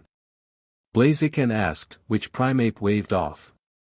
"Oh, he knows about Ultra Beasts as well, and frankly, he just gives off an untrustworthy vibe. We're not risking it. So in summary, everyone, apart from people we already know, can't be trusted." "Great." Sceptile commented dryly, before pushing himself off his tree to stand up straight. "So that settles it, we need to find Ash. Strength in numbers, and to do that, we need to find out where we are."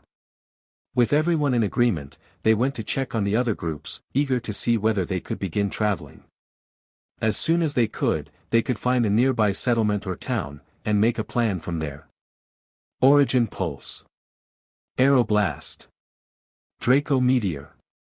Torracat ran as fast as he could as he and the group who had rescued Hoopa tore through Ether Paradise, being hounded by dozens of security guards and personnel as they made their way to the docks in order to escape. With little ranged moves to his names, Torracat had been put on point, with the specific task of clearing the way as the others fired backwards at their pursuers. Be it people, Pokémon, or, what they were encountering most at the moment, doors. Which Torracat was tearing through with ease. With another high-powered slash, Torracat tore through another door, allowing the others to keep progressing unhindered. He may not have been able to fire anything backwards, but Torracat was certainly not being dead weight. However, as more blasts flew overhead, a yelp sounded out, causing Torracat to pause and turn. There, with a burn mark on her leg from where she got hit, was Lugia, with Hoopa's unconscious body slumped next to her. And there were guards rushing toward her, with Magnetons and Alolan Mooks alongside them in force. Torracat saw red, and flames were beginning to form and pour forth from his mouth uncontrollably. Without giving it a second of thought, he leaped back toward her, diving past both Garchomp and Squirtle as he did. He landed about 2 feet away but didn't stop as his paws slid across the shiny floor, bringing him even closer to the two. But he paid it no thought, as he unleashed the built-up flame, an intense flamethrower bursting forth and slamming into the closest Magneton, knocking it out instantly. Not letting up, Torracat spewed the flamethrower constantly, throwing the beam left and right in order to create a solid wall of flame. The intense flame was enough to stop the guards from progressing forward, and even the majority of their Pokémon were halted, not willing to risk the flames. But not all of them, as a pair of Magmar stepped through the flame, unperturbed and undistracted by the attack. But Torracat didn't care, gritting his teeth and growling at the two. "Stay away from her," he growled through his teeth, his eyes aflame with years of built-up hatred. He may have lost Stoutland, his only family for a large part of his life, but he now had a new family with Ash and his team, Lugia included. And nothing, not the Ultra Beasts, not the Legendaries, and certainly not a bunch of know-it-all scientists who just wanted to collect rare Pokémon for their crazy boss. A red aura began to outline Torracat's form, and his eyes began to glow red like Lycanroc. With all caution thrown to the wind, Torracat rushed forward, charging the two recklessly. He hit the first with enough force to send it flying back through the wall of flame, even knocking over some other guards as it did. The second Magmar, taking this opportunity to strike, and hit Torracat in the side with a slash. But Torracat didn't care, shrugging the attack off and knocking the Magmar's arm away before smashing into the Magmar's stomach. However, as the second Magmar slumped to the ground, the wall of flame had died down, and now there were multiple guards and Pokémon standing there, looking very angry. "We've got you now," the lead guard shouted, before another shout interrupted. "No man left behind." Suddenly, multiple beams of concentrated blasts of water slammed into the guards, clearing the entire hallway as it knocked over all the grouped-up attackers with ease. Squirtle, running over to Torracat, slapped him on the head, causing Torracat to almost attack him before a bubble hit him on the forehead. Yeah, you learned Outrage, congratulations, all that, but could you knock it off? We get Lugia out of here." The mention of Lugia knocked Torracat out of his rage, the red aura fading away as he turned back to the others. Lugia was up, with a slight limp but up, and Garchomp was now the one carrying Hoopa in his arms. Nodding to Squirtle, the pair began to run with them, Torracat slipping under Lugia's wing to help support her as they ran forward. Up ahead, at the end of the corridor they were running down, the last door crumpled up, before being ripped away to reveal a slightly singed Seismitoad standing there. "Come on. We're ready to go," he shouted, before running back through the doorway to the docks which lay beyond. Seeing their escape in sight, everyone picked up the pace, even Squirtle, who despite having the shortest legs out of everyone there, was somehow leading the way. "Get to the chopper. We don't have a helicopter, we have a boat. Get to the boat." In the docks, there was absolute chaos. The Pokémon who had been sent to secure a boat were in the middle of fighting off several dozen of the Ether Foundation's Pokémon, keeping them away from the boat they managed to secure for their escape. So that meant that Swellow, Glalie, and Hawlucha were forming an improvised front line. Fortunately, not only had they been reinforced by Seismitoad and Emboar, but Kiawe had called out his Pokémon to join the fray, and even some of Dawn's Pokémon had joined in, including her lumbering Mamoswine and her graceful Togekiss. Diving onto the boat, Torracat watched as Lugia, Garchomp, Squirtle, and Hoopa jumped onto the boat, before Squirtle shouted out to the others. "Let's go. On the boat," he ordered, before charging up another Origin Pulse to cover their retreat. Using his flamethrower, Torracat did what he could to buy the others time to get on the boat, and when everyone had boarded, he watched as Garchomp gestured to Kiawe, who was sitting at the boat's controls. "Punch it!" he shouted, not that Kiawe understood his words. He did, however, understand the gestures, and within seconds, the boat's engine was started, and they were soaring out of Ether Paradise, and into freedom. "Well, that was fun," Hawlucha muttered as the massive structure began to fade into the background, earning a number of tired chuckles. They had done it. And Lapras is knocked unconscious. With all 6 Pokémon knocked out, Challenger Toby has lost the challenge, and Lance remains, the reigning champion. The crowd went wild as the announcer shouted the results, and Lance, soaking in the praise, waved to his adoring fans. As a champion, Lance had to, somewhat regularly, respond to challengers. Not all of them were for his title, as those events were usually much bigger. But in order to appease the Kanto government and the tournament officials which organized the routine region tournaments, they needed the members of the Elite Four and the champion to engage in non-official bouts in order to demonstrate their power and to entertain. It wasn't Lance's favorite part of being the champion, especially since it got in the way of whatever he was doing at the time of the matches being announced, but he couldn't deny, as he stood on the podium with a stadium of fans roaring their approval of his battle and skills, that he did enjoy it as well. Once he was done waving to his fans, he walked back down the tunnel to the lift, before clicking the button which took him to his personal room in the stadium, where he could unwind before moving on to his next task for the day, reading paperwork for a proposal to expand the Kanto Safari Zone for new imports. But as the doors to the lift opened, Lance knew that he wasn't going to be touching that paperwork for a while. Standing in his room, in immaculate green suits and sunglasses, despite being indoors, mind you, were a pair of individuals, one male and one female. They stood by his desk, one flipping through a booklet advertising the stadium and the events that were being run today, and the other holding a tablet. They stood there silently, up until Lance walked within arm's length. "Champion Lance, good afternoon," the female. One greeted, holding her hand out to Lance, but Lance just walked around them to his seat at his desk, kneeling down and reaching into the mini-fridge he had built into it. He pulled out a beer and sat down facing the 2 agents. "Enough with the formalities, I'm not in the mood for them since I know you're here to get me to do something, so get with it," Lance drawled, abandoning pleasantries entirely. Normally he wouldn't, especially with what he assumed were agents of the international police, but considering they had broken into his office and ambushed him after a tiring battle, for all he cared, they could just deal with it. Somewhat surprised by this, but recovering quickly, the woman continued. "Very well, we'll skip to the important part of today's meeting. We wish to acquire your services for a mission, one which will help keep the world in balance." Lance raised an eyebrow at this, leaning back into his chair as he took a sip of his beer. This ought to be good, he thought to himself. "Explain yourselves." The man, who had been as silent as the grave until this point, finally spoke.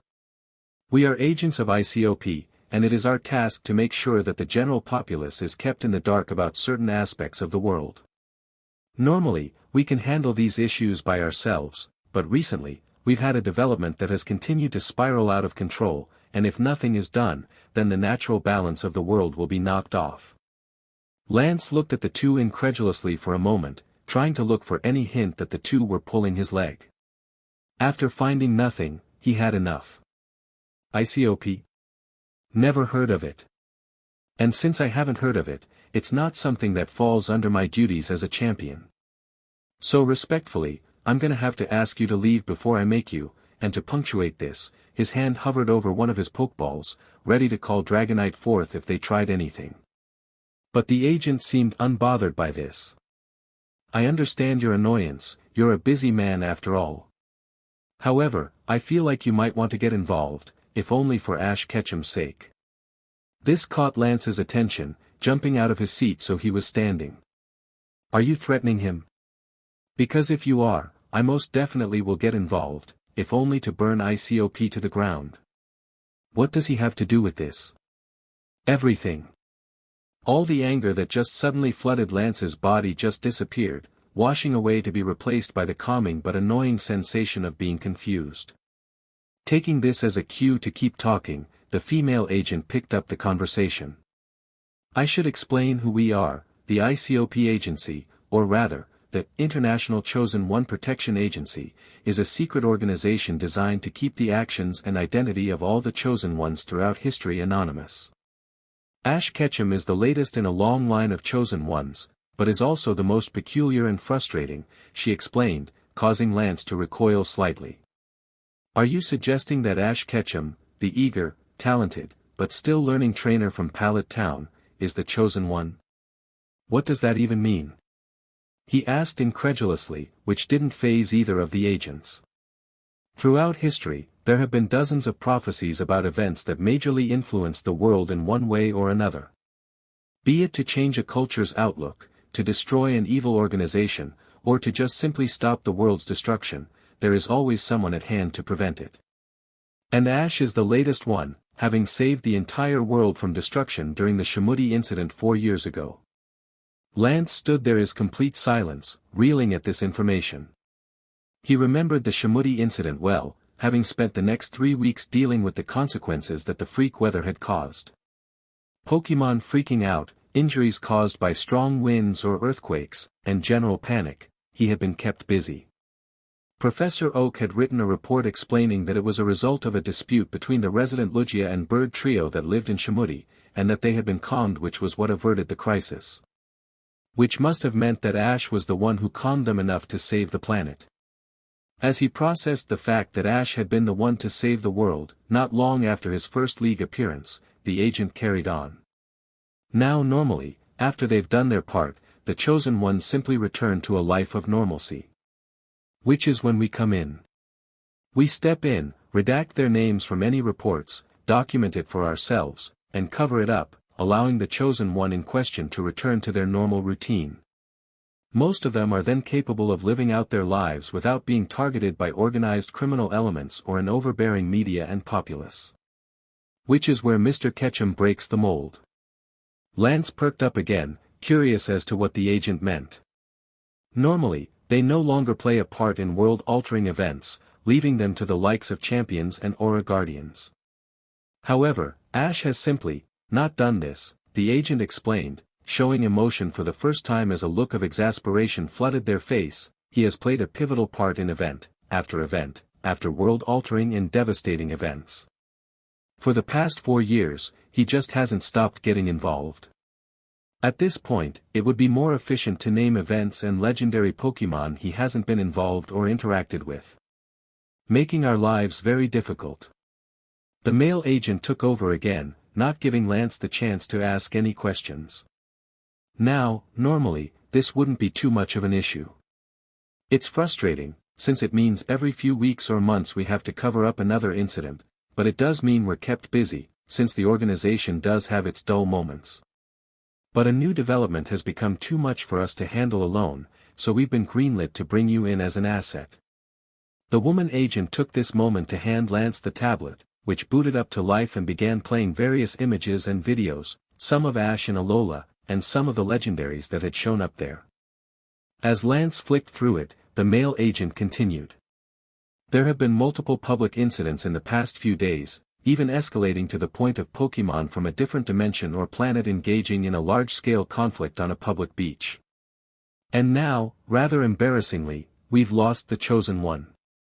Lance looked up from the tablet, staring at him for a good moment before speaking. You lost Ash. How did you manage that? The legendary Pokémon known as Hoopa interfered, and now we've lost sight of the Chosen One.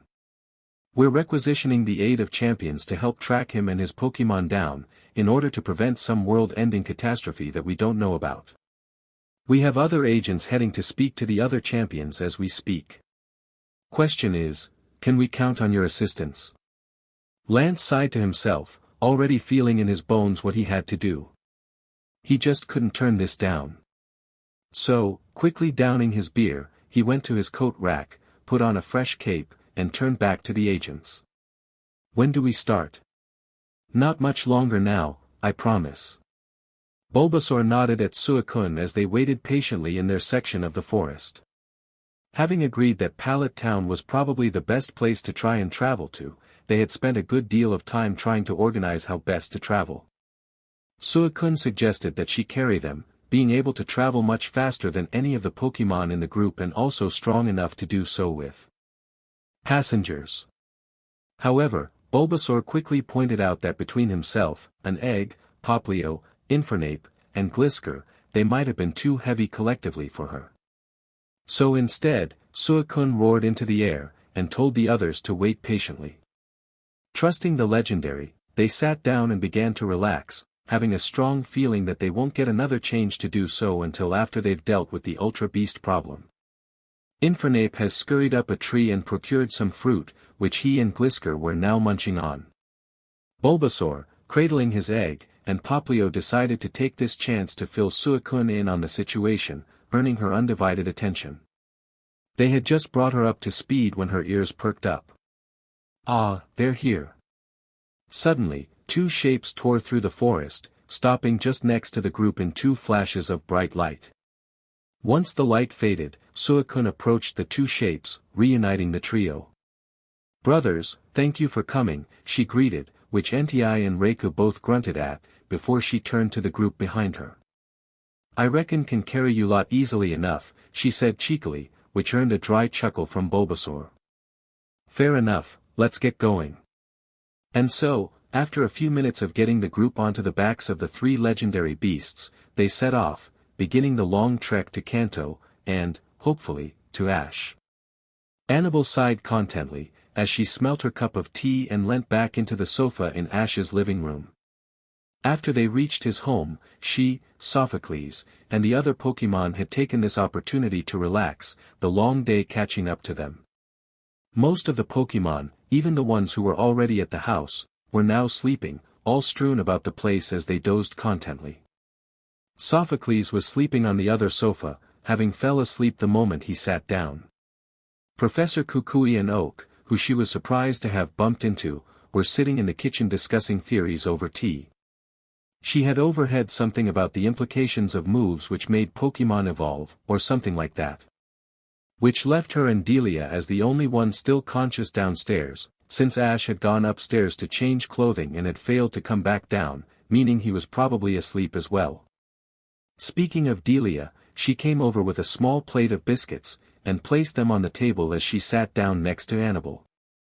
"So, I hear you're one of the frontier brains, Annabelle?" she asked, surprising her instantly. "You've heard of me?" she asked, somewhat hesitantly. This was Ash's mother after all. "Of course," she said jovially, "Ash tells all about his travels and who he meets. I remember when he came home after his battle with you and praised you for how much you challenged him. He was very proud of his symbol as a result." She then gestured over to the table of badges, trophies, and symbols, before focusing again on her. "And of course, I make a point of looking into all the girls Ash interacts with." This surprised Annabelle, but when she tried to say something, she found that her breath was gone. Leaving Dileia to continue talking to her interrupted. "You see, I love my son, but even I know he can be a bit dense. The amount of times he missed the, rather obvious, emotions of people he's interacted with, including that of many girls. Did you know, when he was about 6, he wooed over a girl in his class. He had managed to befriend her dad's Pokémon who was giving her problems at the time and had helped her to befriend it as well. She then developed a massive crush on him, which, to this day, he never actually noticed. She's moved on since then, it was only a crush after all, but it has kind of set a trend which still goes on. The amount of times I've heard about how he's interacted with some people, it almost hurts with how obvious it is, even when he's explaining it to me, that the girl in question has a crush on him. Arceus, even when he's traveling with a girl who has a crush on him for several months, he somehow misses it. Sometimes I worry that he understands Pokémon's emotions more than people." Annabelle was speechless, unsure what to say and instead just left to sit there with her mouth open. And then she was shocked into not breathing. "And now you're on that list of girls who Ash has failed to notice as, well, a girl." Annabelle just sat there wide-eyed, mouth open, and struggling for air. But Dileia only chuckled at her reaction. Don't worry about a thing, dear, I won't say anything. Ash will hopefully come around eventually, and until then, I wish you the best of luck with whatever you decide to do. She then took a biscuit and walked into the kitchen, presumably to check on the two professors, leaving Annabelle there to contemplate what she had just been told, and to drink her tea. With nothing to say, and with her thoughts completely scrambled, she simply sipped her tea. Okay, you really need to learn some new moves, Latios. Tomorrow, if we get the chance, I'm gonna teach you some TMs. I might as well, I've got about 50 in my bag, Ash said assertedly, after having been told Latios rather lacking move set. It seemed he suffered a similar problem to Latias, where, due to a lack of experience in battling, didn't have much in the way of an extensive move set or a natural understanding of proper battling as a whole. So, since he now had the both of them under his care, Ash had vowed to himself that he'd fix that, giving them plenty of choice in terms of move and lots of experience. Which they probably would give him grief for, considering he would be using them in battles against his other Pokémon. His other Pokémon, who would like nothing more than to show off by beating a legendary in a one-on-one battle. But as he discussed this with Latios, who was giving him his undivided attention, the door to his bedroom slowly opened. Both turning to see who it was, they were surprised to see Mew. Who was that with Mew?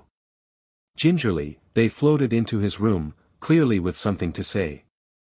But they said nothing, sparing only a few glances at Latios nervously. Taking this cue, Ash leant over to Latios. Sorry Latios, but can I have a minute with these two? Maybe you can ask my mum for something to eat?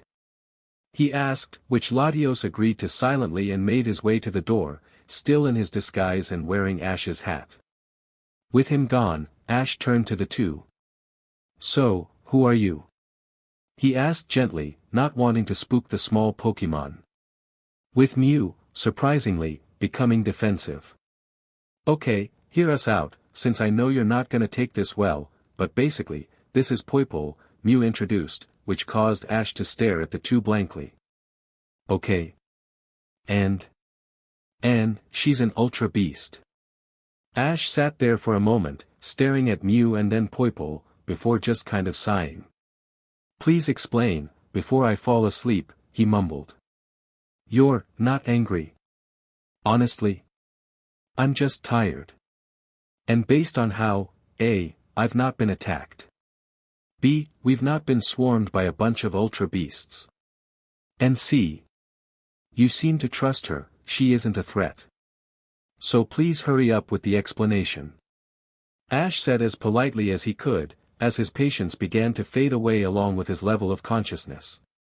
Fair enough. So in summary, she has been sent, by the ultra beasts, to inspect you. They think they've misjudged you, and perhaps their attacks on you have been unnecessary. To see whether this is the case, they've secretly sent Poo Po to see what you're like, and whether you can be a friend. Meaning they're not going to bother us, at least for a short time. Ash sat there for a moment, bobbing his head along to what Mew was saying. When she was done, he simply just rubbed his face tiredly. Well, isn't that something? I guess that's nice to know, means we can focus on finding everyone tomorrow. Speaking of tomorrow, I'm a bit tired, so I'm going to bed now. Good night. Ash then took his t-shirt off, walking over to his drawers to see if there were any pajamas in there for him to change into. But then he was interrupted by Mew pulling on his shorts. Actually, the two of us had a quick request, if you wouldn't mind. She asked gingerly, with Poo Po nodding enthusiastically behind her. Turning back around, Ash gestured for them to say it. They were silent for a moment, before Mew shouted it out. Vore wondering if I could catch you please, she said, saying it so quickly that Ash, in his dreary state, could barely understand her. Sorry. Taking a moment to breath, she tried again. Me and Poo Po were wondering if you could catch us. We both really want to see what it's like and would really appreciate it if you caught us. Ash was woken up somewhat by this, as he looked at the two Pokémon, who looked at him expectantly. After a moment of standing there like an idiot, he walked over to his bag, and pulled out two Pokeballs. Of course, I'm always happy to have people join the family. Mew and Poo Po both squealed at this, practically diving into the two Pokeballs, which both clicked instantly to signal their capture. Chuckling to himself, Ash took this opportunity to get changed into his pajamas and climb into bed. He then let the two out of the Pokeballs, which allowed them both to float out of the room giggling to each other. And so, with a heavy head and a small smile gracing his face, Ash laid down onto his pillow, and quickly fell asleep. Arceus closed her eyes as the energy which held her portal open washed over her body, rippling over her form as she floated through it. She sighed heavily as she passed through it, knowing that this act alone would cause more contention with the other legendaries, due to the rules she was breaking. While she may sit comfortably at the top of their pantheon, being both the most powerful and the most respected, there were some rules that applied even to her. Rules which existed in order to keep balance in the universe she created, and not to cause massive disturbances in the fabric of the universe and cause catastrophe. But, as she knew all too well, she did not take kindly to those rules, and usually did away with them at her leisure, consequences being met. Most of the time, she got away with it, using her cosmic powers to fix the damage she caused before it could take effect, and with the rest of the Pokémon Pantheon ready to fix any issues she missed or overlooked, she could get away with breaking these rules. Mostly. Every now and then, she would overstep the line, breaking the rules so obviously and carelessly, that the damage was unavoidable, causing her to expend most of her power in order to fix it, saving the world she painstakingly created and watched over but at a terrible cost. It took her several centuries in order to recover from that, and even to a celestial being weakened for that long was not a pleasant experience. You'd think she'd learn. But alas, Arceus knew that she was too stubborn to admit these faults, having barely been able to acknowledge them on a personal level. So, as she emerged from the portal, feeling the energy of the portal fade away and leaving her floating at her destination, she couldn't help but dismay at what her actions would cause. The other legendaries were not going to be as forgiving for this as they used to be, and with how Giratina had acted behind her back, she expected that it was only a matter of time until someone confronted her directly. And she would have to accept that.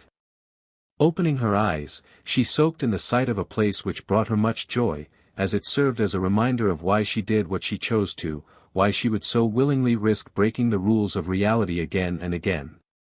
For life. There, in front of her in all its natural beauty, was the restored and revitalized town of Machina, several centuries in the past. It stood strong as a prime center for trade within the Sinnoh region and would continue to provide food and supplies for the people of Sinnoh all the way to the present, a symbol and a reminder of what could be done when people and Pokémon work together. Floating down toward the temple, Arceus scanned the massive structure, which towered over the town along with the cliff face it was built into, and quickly found who she was looking for. On the upmost balcony, watching over the town silently, and most likely planning ahead for its prosperous future, was the one she was looking for. Deimos. Her old friend. She was glad that Ash had proved his innocence, as she remembered the alternate timeline where she believed him to have betrayed her, and how that had fueled a fire which refused to die out over time. The fact that he hadn't betrayed her and did everything in his power to keep his promise meant more to the Titanic legendary than he could ever comprehend. But right now, more than anything, she needed his judgment. So, she began to descend to the balcony, waiting to see if he would notice her. Deimos, who was in the middle of grooming a spiky-eared Pikachu, paused in his actions as a shadow loomed over him, a look of confusion lighting up his face before realization set in. Placing the brush to the side and allowing the Pikachu to run off to play with the other Pokémon, he leaned back in his chair and looked up at Arceus. "Hello again, Arceus. It's so nice to see you," he greeted, waving as Arceus gently placed herself on the ground. She said nothing, which confused Deimos, but he carried on regardless. "I hope you're well. Or as well as a god can be, I suppose, whatever that may mean," he mused, pausing briefly to ponder this before waving it off. "We've been well, getting by day. I will admit, things are slightly harder to manage here without both Marcus helping me and the Jewel of Life to directly inject life into the land, but life is full of hardships, and honestly, it's not so bad." Just gives us more incentive to work hard. Arceus continued to say nothing, simply listening to Damos with a blank look on her face, as she listened to him talk passionately about Machina Town and what had happened since he had last saw her. Which, if she remembered her timeline correctly, had been when Ash had saved her from death at the hands of Damos' traitorous assistant. Not a great day, if she was to be honest. That reminds me, Piku evolved recently. She was inspired by the Pikachu who came from the future and evolved shortly after. She's been enjoying her new form. Arceus began to shuffle uncomfortably, as she saw where the conversation was heading, seeing how it would lead to her having to start the discussion she didn't want to have and how she really wished he would talk about something else. Just to give her a little more time. But enough about us, what's the issue which brings you here to see me today? I know you're not one for quick visits, or ones without purpose. I imagine you have something you need from me, or along those lines. And, like always, I am more than happy to help, so what do you require? Arceus sighed quietly to herself. There it was. He had brought the conversation around to her presence here. He was certainly no fool, knowing that she wouldn't be here without a purpose, and would instantly try to do his best to accommodate her. Such an annoying but humbling quality to see in someone. Deciding just to bite the proverbial bullet, she took a breath and began to take the first step down the path she dreaded. Damos, my dear friend, I must ask for your judgment on something. Anything, simply say it and I will assist as best I can. Am I a benevolent god? Damos, to his credit, managed to limit his reaction, simply looking slightly taken aback by her question, before he began to bumble an answer. I don't really know what you mean by that, I'm afraid, he admitted softly, watching as Arceus simply sat down opposite from him. What I mean, is, with what you know about who I am, what I'm capable of, and what I do, would you consider me a kind, or a cruel god? Damos said nothing at first, seemingly considering her words before responding. If I may ask, what's brought this on? I did not take you to be the self-reflective type. I am not, but maybe there's a reason for that. Recently, I've been finding that my actions have been, lacking what most would consider a sense of moral right. I have put things into motion in order to try and bring about certain outcomes, ignoring the risks and consequences of those actions, regardless of what they were. And now, with things looking to turn against me, I find myself questioning whether or not this was the right course of action. And, more importantly, whether or not I did them out of malice or evil intent. I have done many things over several thousand millennia. I have created planes of reality, warded off threats to existence, and maintained the balance of life. And yet, I also destroy. I do things which wreak havoc onto innocents and uproot lives, completely and utterly. I never consider those consequences until they have already become fixtures in the universe. My actions, no matter how I look at them, cannot seem to determine my true morality. Arceus paused, turning her body slightly so she could gaze over the balcony to watch the town below. This very town, and our relationship, is proof of that. I gave you a portion of my power, so that you may bring life to this town, as thanks for you saving my life. But then I nearly destroyed the town and brought forth my judgment upon those who did not deserve it for actions I myself did not fully understand or comprehend. Even going so far as to attack my own children in my rage. Now hold on, Damos interrupted, that's not entirely fair. You were betrayed, seemingly by me, an old friend and someone you trusted.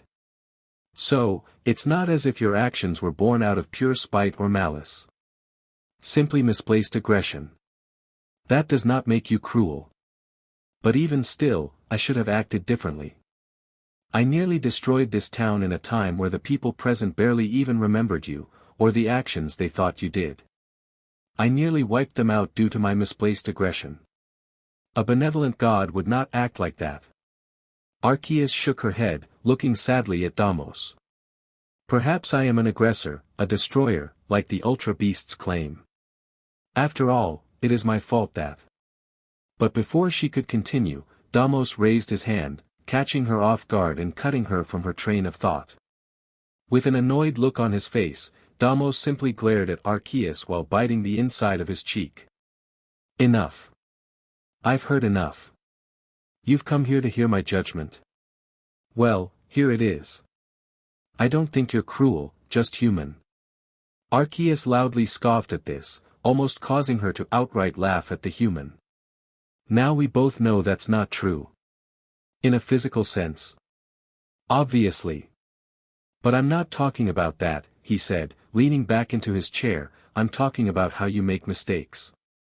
You may be a very powerful being, Arceus, more powerful than I could ever comprehend, that's for sure. But remember this, you're not infallible.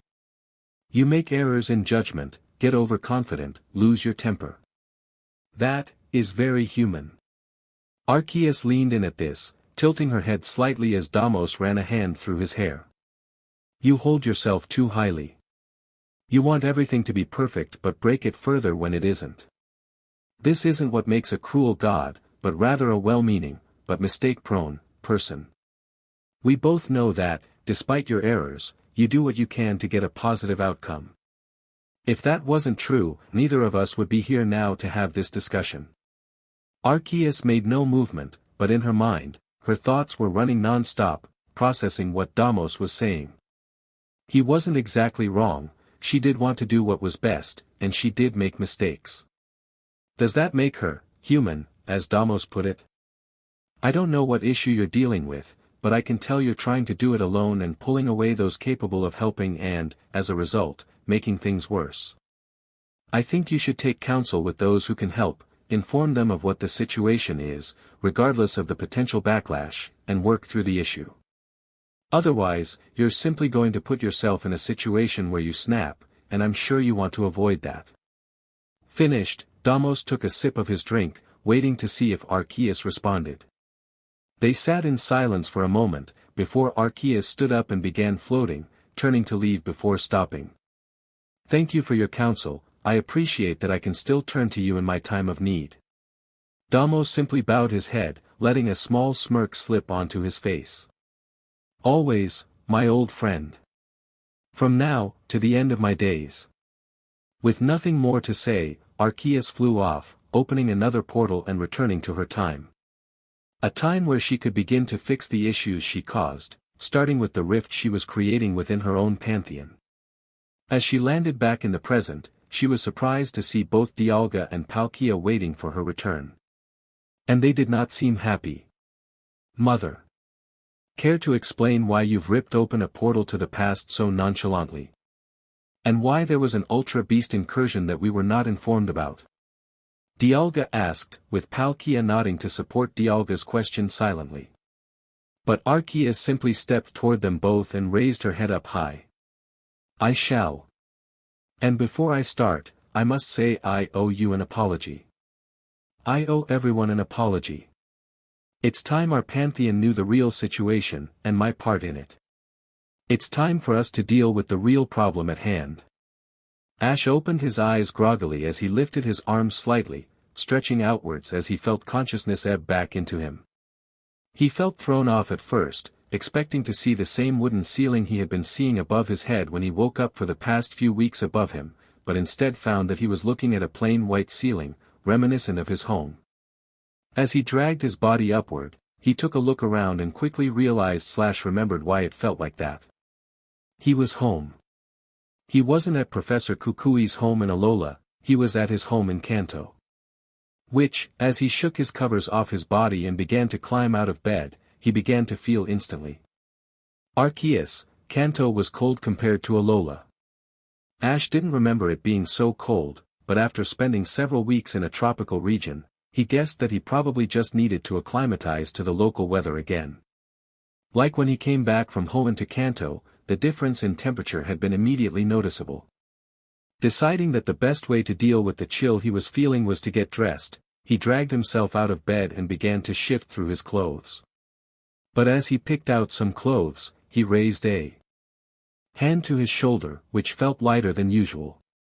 When Ash realized why that was the case, and who was missing from his usual morning routine, he sighed to himself. This was the first time in who knew how long since he went through this routine without Pikachu sitting half asleep on his shoulder. Deciding to focus on the present, he began to select his outfit and grab them from his drawers. Pulling out a pair of jeans, a belt, a t-shirt, and a short-sleeved jacket, he began to pull off his pajamas when he noticed something on his side table next to his bed. There, sitting next to his lamp, were 2 new Pokeballs, that he didn't remember placing there the night before. As he picked them up, he couldn't help but notice that they felt new. If there was one thing that Ash was proud of, it was the fact that he could always recognize his Pokemon's individual Pokeball. Despite using the same type of Pokeball for the majority of his Pokemon, Ash could always tell them apart. Small details just stuck out to him, which meant that he could tell them apart by the smallest details. Pikachu's, obviously, had the little lightning bolt. Bulbasaur had a blemish that ran across the bottom. Charizard's had a trio of scratch marks from when he had given Charizard the ball to hold. The paint on Squirtle's was beginning to fade, probably due to water damage. Even his newer Pokemon's Pokeballs had identifiable traits, like Rowlet's ball having a slightly dodgy button. But this ball was brand new, like off-the-shelf new. Whose ball was this? And to make it even more confusing, there were 2 balls there. And the other ball looked just as new. As he looked at the ball intently, his eyes widened as he remembered what had happened the night before. I caught Mew and an Ultra Beast. Ash looked at the 2 ball in shock for a moment, before shrugging and picking the 2 ball up, walking over to his bag and looking into it. In it, filling the bag to the brim and forcing Ash to empty it of his usual travel stuff that he liked to keep on his, was several dozen Pokeballs. Even when shrunk, they were taking up a fair amount of room. Deciding to deal with the new development later, he threw the 2 ball into the bag and slung the bag over his shoulder, walking out of his room. After quickly bidding good morning to his mom, the 2 professors, and checking in on a still sleeping Annabelle, who was sprawled out comically on the couch, limbs strewn out all over the place, before running out to his house's garden, checking in on all his present Pokémon. As he looked out amongst them, he watched as they went through their usual morning routines. The Tauros herd were mostly grazing, quietly munching on the grass near the edge of the forest. Meganium was checking on all the younger Pokémon that were present, including Mawile, Ralts, Scraggy, and Larvitar, with Larvitar looking rather unimpressed by the motherly behavior. Heracross was skiing on a bottle of honey that Ash's mother had given him, with Sophocles watching the bug with a morbid curiosity while cradling Togedemaru in his arms. As they all went about their morning routine, Ash noted to himself that there was no sign of either Mew or the Ultra Beast, which if he remembered correctly, was named Poipole. Deciding that he could look for them later, and with everyone else he wanted to talk to being present, he put his fingers to mouth and whistled, catching everyone's attention. With the small horde of Pokémon now all looking at him, Ash began to speak. Morning everyone. I hope you all had a good night's sleep, he started, getting a mixed murmur as a response. Well, regardless, I hope you're ready for a long day today because, we've got a lot to do. Ash took this moment to take his hat off and run his hand through his hair, before carrying on. As you know, yesterday was incredibly hectic. We practically fought against an army and now we're scattered. I have no idea where anyone is, and quite honestly, they could be anywhere. Everyone shared a look at this, not used to hearing Ash speak in such a defeated tone, but Ash carried on regardless, picking up energy as he went. So today, we're going to find everyone. We're going to find our family, bring them together, and once we're reunited, we're going to deal with the Ultra Beasts, once and for all.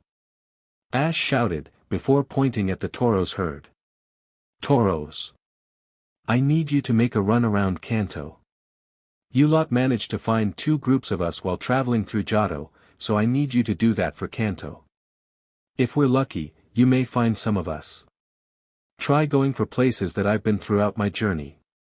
If I ended up in the same reserve as Larvitar, and others ended up here, there's a chance that we've all been teleported to places I've been throughout my journey.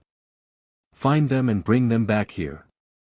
The Tauros herd all shouted in agreement, before storming off toward the main path into and out of Pallet town. As they ran out, Ash could have sworn he heard all of them singing, "Hi-ho! Hi-ho! It's off to work we go." Shrugging at this, Ash turned back toward the group. "I need all the flyers I've got to head to Kanto Airport. Iris has found a few of our family in Unova and is currently on a plane here as we speak. She'll be landing later today, so if we can meet her there, we can bring them here and make sure nothing happens to them."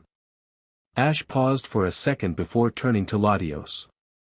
"Latios, go with them and use your illusion. They'll think you're me and head to you. You can then explain what's going on and bring them here." Latios nodded, floating up into the air and hovering for a moment while the other flyers pushed off the ground to take flight.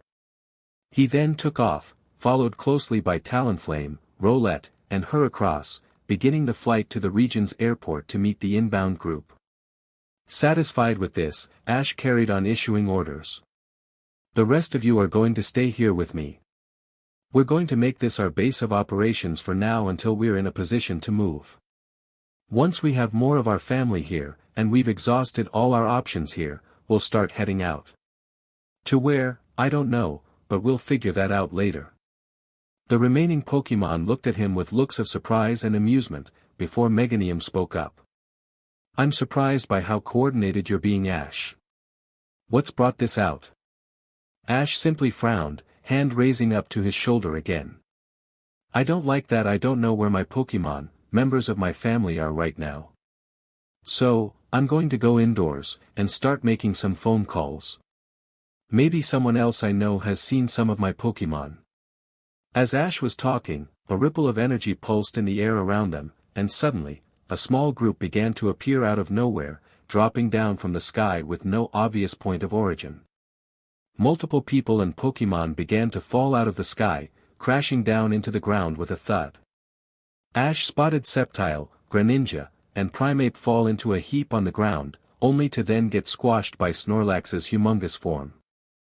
Ash stood there, his mouth hanging completely open, when a familiar redhead stormed toward him. Ash found that even with his open mouth, he had nothing to say as Misty walked up to him and flung her arms around him. "Just so we're clear, I'm still mad at you for that stunt in Alola. But I'm glad you're alright, Ash." Ash stood there in shock, watching as the group that had landed from the air began to pick themselves out, and he began to recognize more amongst them, including Lana, Paul, Azelf, and May and Looker. "What?" Lily couldn't help but as she scooped another mouthful into her mouth. This food was delicious. Now, Lily wasn't a stranger to great food. She grew up with her mother hiring a chef to cook food for her and her brother, while she spent her time working for the Ether Foundation. While Lily would have preferred spending her time with her mother, the food she was given had tasted divine. And with Mallow, an aspiring chef who loved to create unique and delicious meals at every opportunity, being one of her best friends who loved to have her taste her food, Lily rarely ever ate a bad meal. But this was a different kind of delicious. Her chef's food was very high class, made with quality ingredients and to a high standard. Mallow's food was unique and bursting with flavor, never tasting the same every time she made it. But this tasted like home. It wasn't the best food she had ever eaten in her life, but she had never eaten food which made her feel warm inside. Swallowing her mouthful, she took a moment to look at the group around her. Lorenzo and Bianca had made a massive meal for everyone, and they were now all sitting in the garden enjoying their food. She couldn't but smile at Mewtwo, who was, hesitantly, eating the food and trying his best to remain stoic. But she could see in his eyes that he was enjoying himself. Taking another spoonful of food, she went to eat it when a portal opened up in the center of the garden, near the pond that ran up the middle. As everyone turned to look at the portal, they watched as a few people trudged, rather sluggishly, out of the portal. "Why am I so tired? It's still daylight." Basil muttered, as he dragged his feet across the ground. "It's daylight here, in Johto. Different time zone. We've been at this for a while. That's why I brought us here. Even if there's no one here for us to find, we'll be safe here. We can rest." Pikachu explained, his ears drooping as he walked out of the portal. As the group stepped out of the portal, they perked up when they saw Lily and the others all eating in a circle, with piles of food lying around them. "Oh hey! You wouldn't happen to have any food spare, would you?" Pikachu asked tiredly, before Snowy barged past him, running toward Lily. "Snowy!" Lily screamed, standing up and running over to the ice type and scooping her up in her arms, hugging her with all the strength she could muster. This day was just getting better and better. Misty muttered to herself as the group pushed through some branches and shrubbery, cursing the existence of bug types as she tried to keep an eye out for them. Once they had patched up May, and gotten her on her feet, they decided that they needed to find a town quickly. While May was back up, she clearly wasn't in a great shape, still looking a little out of it as they trudged through the forest. She needed proper medical attention, and quickly. So, they had started to make a move, trying their best to try and find some form of civilization. But as they walked, it became increasingly apparent that they might be walking for a while. For Arceus' sake, they didn't even know what region they were in, never mind where the nearest town was. After a few hours of slow trekking, with occasional breaks to allow May to catch her breath, they broke through the forest line, finding themselves at a lake. The lake was massive, stretching out as far as the eye could see. But Misty, feeling strangely familiar to this place, couldn't help but notice that the lake level didn't reach the top of the bank, seemingly lower than it was meant to be. And out of the corner of her eye, she spotted what seemed to be several trees which were still in a state of healing. "Wait a minute," Misty muttered to herself, as she began to piece it together, "this is the Lake of Life." "Where?" Paul asked, as he began to walk to the lake, pulling out a water flask as he did. "The Lake of Life. I was here a few years ago with Ash." "That means we're in Johto, so that's something." "Lake of Life, huh?" Paul muttered as he stuck his hand in the water. "So, the water's drinkable then?" "You better believe it's drinkable. It's some of the best water in the region, if I do say so myself," a voice said, causing Paul to jump and drop his flask. The others, who were just behind Misty, began to walk out and look for the voice, only for the voice's origin to plop herself on Snorlax's head. "So, what brings you to my humble abode?"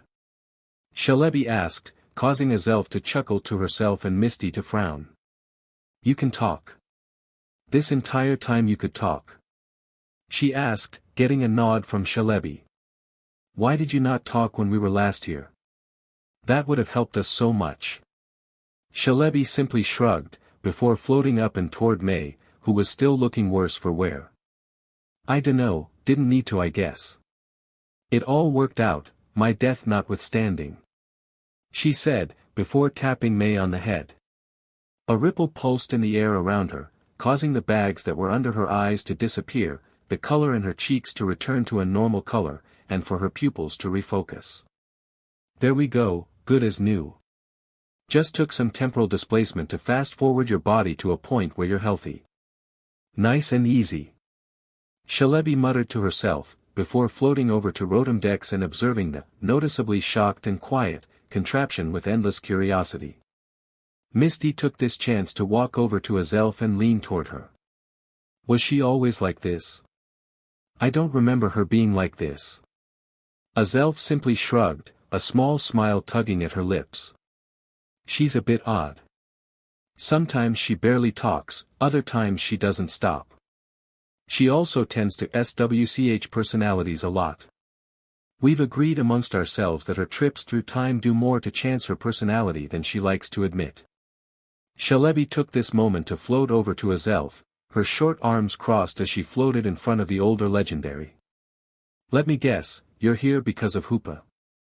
she asked, surprisingly Azelf. "I thought so. I've been told about this from one of my future selves, during a trip to the future. Big mess you've gotten involved in." "Wait, you've seen the future? Can you tell us how this turns out?" Misty asked suddenly, with Shalebi just frowning. "I can't, which I hate to admit. I'll change the timeline and get shouted at by my future self. Time travel is a mess, so it's best to leave the paradoxes and loopholes to Dialga." My job is just to make sure things are put into motion and that things are where they're meant to be. Before they could ask her to explain herself, she floated over to Looker, who was standing looking shocked at the fact that they were interacting with another legendary. You, officer, what's the time? And how long have you been in this forest? Not knowing how to react, he pulled out a watch and checked, before looking back at the time traveler. It's 2 in the afternoon. And we arrived here yesterday. Nodding, Shalebi zipped off, motioning for everyone to gather around her near the lake bank. Alright, here's the deal. This entire situation is a giant storm of problems. The future of this outcome is in flux because of the sheer amount of power that's involved.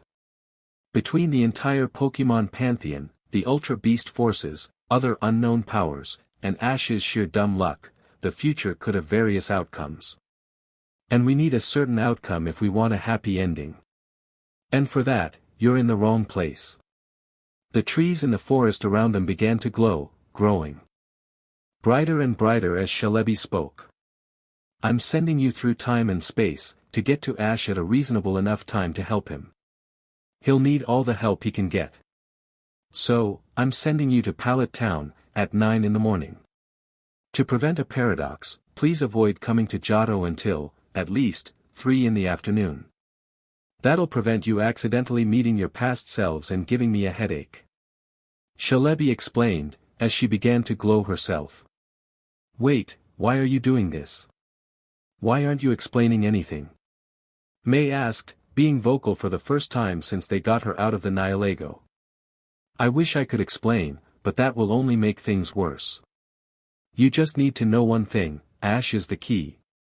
He is the only one who can bring about a good conclusion to this. Everyone else will only cause destruction, war, or worse. But he can't do it alone. The glow began to spread, basking everyone that was present in the green light as Shalebi floated in the center, before she spoke to all of them. Support him. Bring his family together and muster what strength you can. There are groups at work which conspire against you, so you'll need to be a unit to stand strong. Good luck. With a pulse, the entire group disappeared, looking as if they dissolved around Shalebi as they were sent back in time, to that morning in Pallet Town. Shalebi sighed, feeling slightly exhausted from exerting so much power. She didn't normally have to send people through time, let alone that many. So, she floated down into the water, and let her body float. She hated being so vague, but the situation called for it. Especially with a Zelf there, which only complicated things further. Hopefully, she had done the right thing, but she couldn't be sure. Time was a difficult thing to manage, and there was no such thing as a secure outcome. She could only hope she had set them on the right path. Good luck. She said quietly to herself as she floated aimlessly in the water. They would need it. Dark. It was so dark. Why was it so dark? There should be light, where's the light? No, the light was gone. They remember now. It was taken. Taken by her. They would make her suffer for that. They would take their light back. By any means necessary. What happened here? It was a fair question, as Hawi City, the main city on Melee in Alola, was in complete disarray. Every building was damaged, from broken windows to fractured roads, to gaping holes in building sides to debris covering the sidewalk. The place was looking like a war had just happened. And the townspeople were treating it as such, with the local police force overseeing the distribution of essential items such as food and medical supplies, what with the majority of the shops being forced to temporarily close due to the devastation. Everyone was queuing up in long lines to some tents which had been set up. There were several construction teams and their Pokémon working hard to clear the debris, shifting the larger pieces of rubble and placing them into the backs of large construction trucks, ready to be shipped off. While everyone looked shaken by whatever catastrophe caused this destruction, they seemed to be doing their best to recover from it as a community. Or at least, that was what Max thought to himself as he walked through the tattered city, taking in the destruction with an odd look, taken aback from the sheer scale of the damage as his mind tried to process what could have done this. Now, it wasn't so much that he hadn't ever seen damage like this, far from it. He used to see it more often than he cared to admit, but he usually at the epicenter of the calamity, seeing it firsthand and usually being involved with solving the issue. It was almost disconcerting to be on the other side of the destruction. But he simply shook his head and brought his hand to his belt to double-check for his new Pokeball. He sighed in relief when he found it was still there and rubbed a finger against the smooth surface of the ball lightly as he reminded himself that he was actually a trainer now.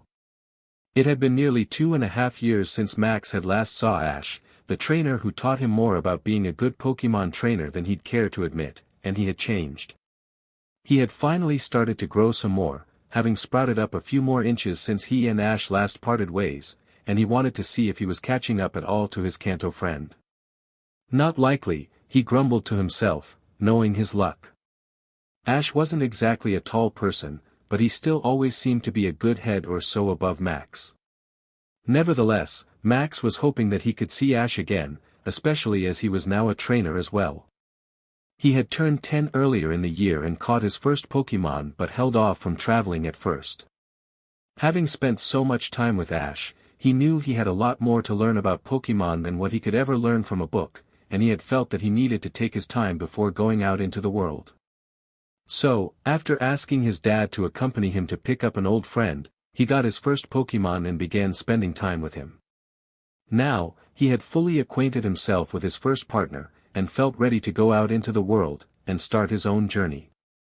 Having heard from his sister May, who still kept regular contact with Ash via letters that she told Max about but refused to let him read, that Ash was in Alola, studying in a Pokemon school, Max felt he should say hi to the person who had practically been his mentor. The fact that Ash was in school was something that surprised Max, but also made him smile. Back when he traveled with Ash, he had often argued with him over how he should use Pokemon in battle and what the best strategy was, leading to the two of them butting heads. But after seeing Ash battle firsthand, Max began to appreciate Ash's approach to battling, even if his logic was sometimes questionable. He was undoubtedly a naturally skilled and talented trainer. But he wasn't exactly smart. Max knew that even Ash would admit that he wasn't the most academically gifted, even when it came to Pokemon. So, him taking the effort to learn about Pokemon theory, something which he undoubtedly found boring and difficult to understand. Max was pretty impressed. Nevertheless, he decided to pop in on Ash, to announce that he was finally starting his journey and to warn him of their upcoming battle once Max had created a suitable team. It was only fair. But when he arrived in Alola and saw the nearest city to Ash in near ruins, he was more surprised at the fact that he was surprised at this. Ash was just a magnet for disaster. Regardless, Max traversed through the city as best he could, eventually leaving the sprawling metropolis and walking down a worn dirt path to the beach, one which a local had reassured him would take him to the Pokemon school. As he passed the beach, he paused for a moment, and decided now was a good time to let his Pokemon out of his Pokeball. He'd probably enjoy these sights as much as he was. Pulling his Pokeball out of his belt and enlarging it, he threw it up in the air, where it burst open with a flash of light, freeing its occupant. Coming from the light, was a small Pokemon with a white humanoid body, which gave the appearance of the Pokemon the impression of wearing a slightly too large nightgown over its slender body. Its face was mostly obscured, with a green bowl cut and two red horns jutting out of the front and back of its head. Stretching out his arms, Ralts looked up at Max, smiling. Before looking out at the beach, they took a moment to take in the gorgeous sight that lay before them. The ocean was tranquil, with only small waves lapping at the shore. It was a gorgeous shade of blue, which Max could see stretch out for miles. And the skies were near empty, save for a few lazy clouds drifting in the distance. Max smiled as he adjusted his glasses, barely fazed when Ralts started climbing up his body to sit on his shoulder. He hadn't expected Ralts to pick up Pikachu's habit, but he was secretly glad he did. It felt right. In the water, which was so clear Max could have sworn that he could see the bottom of even from this path, he spotted some of the local Pokemon swimming about, filling him with the same sense of wonder he always had when he saw Pokemon in their natural habitat. But his Pokemon gazing was interrupted, when Ralts started lightly slapping him on the side of his head to get his attention, something that he did a lot to snap Max out of his Pokémon watching. Looking at his partner, he watched as he pointed in the distance, trying to highlight something he spotted. And there, far out in the distance, which Max could barely see when he squinted, was a black shape on the horizon. Max couldn't tell what it was from this far out, but he could tell that whatever it was smoking. Badly. But as Max was trying to determine what the shape was, it began to dawn on him that the shape was growing larger, and more defined. As he continued to watch, he could tell it was a boat, and that it was heading to their beach. The engine must have been damaged and was speeding toward the shore. Speeding, towards him.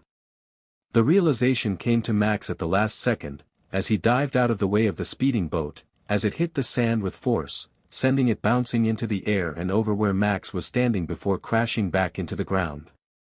Ralts, having fell off Max's shoulder when he ducked, leapt in front of him and began to charge his psychic energies through his body, ready to attack in case the occupants of the boat were a threat.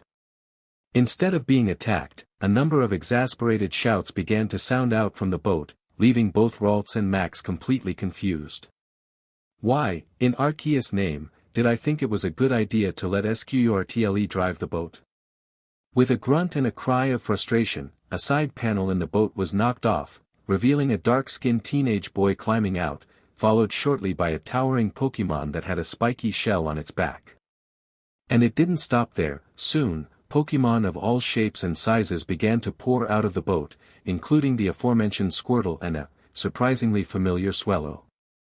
Swellow apparently had the same thought when he spotted Ash, as he let out an excited squawk and flew over to Max, wrapping him up in his wings. "Swellow?" Max asked out loud, which was enough for Ralts to take the cue to power down. Surely this wasn't the same Swellow Ash had, right? "You know this Swellow kid?" The teen asked, bringing Max's attention back to him, and causing him to pay more attention to his appearance. The teen was surprisingly tall. And ripped. Something which he could clearly see since the spiky-haired teen with red highlights didn't have a shirt on, for some reason. But what really caught Max's attention was the bracelet on his wrist, and the red gem which sparkled within. Something to ask about later, Max concluded before answering. "Yeah, I think so." "Is this Ash Ketchum's Swellow?" he asked, which caused the teen's eyes to widen at Max. "You know Ash?" he asked incredulously, catching the attention of the other Pokémon, one of whom was a Lugia, that were present, with two of them, Squirtle and Glalie, finally noticing Max and rushing over to him. "I guess you could say that," Max said with a chuckle as he greeted the Pokémon he knew, patting and hugging them as best as he could. "I used to travel with him." The teen rubbed a hand through his hair, and a small smile began to form. "Well, a friend of Ash's is a friend of mine. I'm Kiawe, and I could do with the extra help." Eyes lighting up at this, Max finally pieced it together. This was another Ash calamity, and if Max knew Ash's luck, which was terrible, then there were legendary Pokémon involved. Including that Lugia. It was time to jump back into the adventure. "What can I do? You know any first aid?"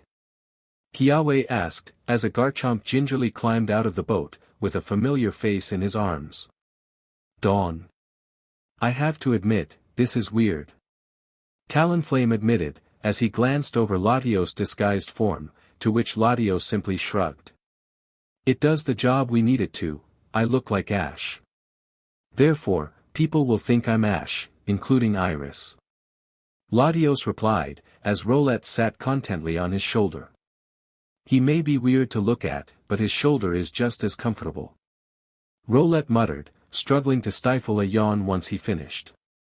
Something which caused the psychic legendary to chuckle. The group of four, including Latios, Rowlet, Talonflame, and Heracross, were waiting in Kanto Airport, watching the flashing screens for information about the flight they were waiting for. If Iris' plane came without any issues, then she should be landing right about now, and would be here soon enough and spot them. Speaking of spotting them, Latios was now in his Ash disguise, with the accompanying hat to complete the look. He thought it was surprisingly smart of Ash to have him go to the airport, since that meant Ash could focus on the task back in Pallet Town while he used his disguise to pick up Iris. It was very well thought out and not something he expected from the impulsive, yet brilliant, goofball he proudly called his trainer. But the longer they waited, the more Latios began to realize that maybe Ash wasn't the only goofball. I must admit, I never thought Ash's Pokémon would be just as quirky as he was. It's odd that such competent Pokémon were so odd. Latios mused out loud, as he looked over at the other Pokémon who were sitting in the chairs next to him. Heracross, who had been silent up until now, simply chuckled at this as he turned toward the young legendary. That's probably Arceus' way of balancing our power. Extremely strong but incredibly goofy. Means we're only using our full potential when the situation is serious. Heracross said with a wave of his hand, which earned a nod from the others as they listened to his theory. Made more sense than some of the stuff they had dealt with in the last 24 hours. With nothing more to add, Talonflame changed the subject. Have any of you actually met Iris? A round of negatives were sounded out, as the group denied ever meeting the Unova native. I was dead when Ash met her. I've seen her over the video phone, never in person. I only started meeting Ash's friends from other regions this weekend, not including her. Talonflame nodded sagely at this. Well then, I guess this will be a learning experience for us. Smiling at Talonflame, Latios allowed his gaze to wander over the space they were in, as he watched the people and Pokémon who were all bustling about through the airport. Latios wasn't one to care much about random people's lives, that was something which his sister enjoyed more. But sitting here, watching people interact with one another, being with the world. Well, maybe Latios had the right idea to be curious. As Latios watched the crowd ebb and flow through the space around them, Latios began to notice that some of the people didn't belong. Most of the people in this space looked like they were traveling, carrying bags or suitcases as they either exited or entered the gates which led to various planes. And the clothes they were wearing reflected where they were coming or going from. Some people were wearing shirts and shorts, having come from a hot region, while some were wearing heavier clothing for a colder climate. And even those who were walking into the airport were wearing appropriate clothing for the Kanto weather. However, there was one person who lacked all of this, wearing what seemed to be modified nurses' uniforms, being bright white and with large pockets which stuck out of the outfit. The man who was wearing them did not look like he belonged. Something which made this individual extra conspicuous to Latios' eye, was the fact that he lacked any form of luggage. Everyone else had varying sizes of bags or suitcases, but they all had them. This man didn't have anything, not even a backpack. And to top it all off, he seemed to be trying to deliberately avoid Latios' sight, while also staring intently at him. Not good. Eyes up, I think we have trouble. Latios said, this time making a point of keeping his psychic speech limited to just his companions, so others couldn't hear him. Instantly responding, the others began to look around, spotting what Latios did quite quickly. And more. One behind us. Talonflame whispered, not turning around. None of them, they trusted his word, and they didn't want to alert these guys that they knew they were being watched. Two on our left. Heracross added, causing Latios to tense involuntarily. They were being surrounded. 3 more at the kiosk. Rowlet said, being more awake at this moment than Latios had ever seen him. Heracross might have been onto something, since this looked like it was going to turn very serious, very quickly. Any ideas who these guys are? Latios asked, which Rowlet hesitantly nodded at. I think I recognize them, but I can't put my finger on it. Latios simply stood up, pushing himself up from the chair slowly as to not look suspicious. Then save it, focus on the now. We need to get out of here before a fight breaks out. Latios ordered, which the others silently agreed with. But it didn't look like they were going to have much luck, since Latios standing up had caused the people surrounding them to start closing in. They were in for a battle all right. Question was, how were they going to get out of it? Stay in disguise Latios. So far as we know, these guys are after Ash. Last thing we need is to make them realize that they have the chance to bag a legendary. Talonflame said to Latios, which Latios acknowledged with a mental message. They didn't need to escalate the situation further.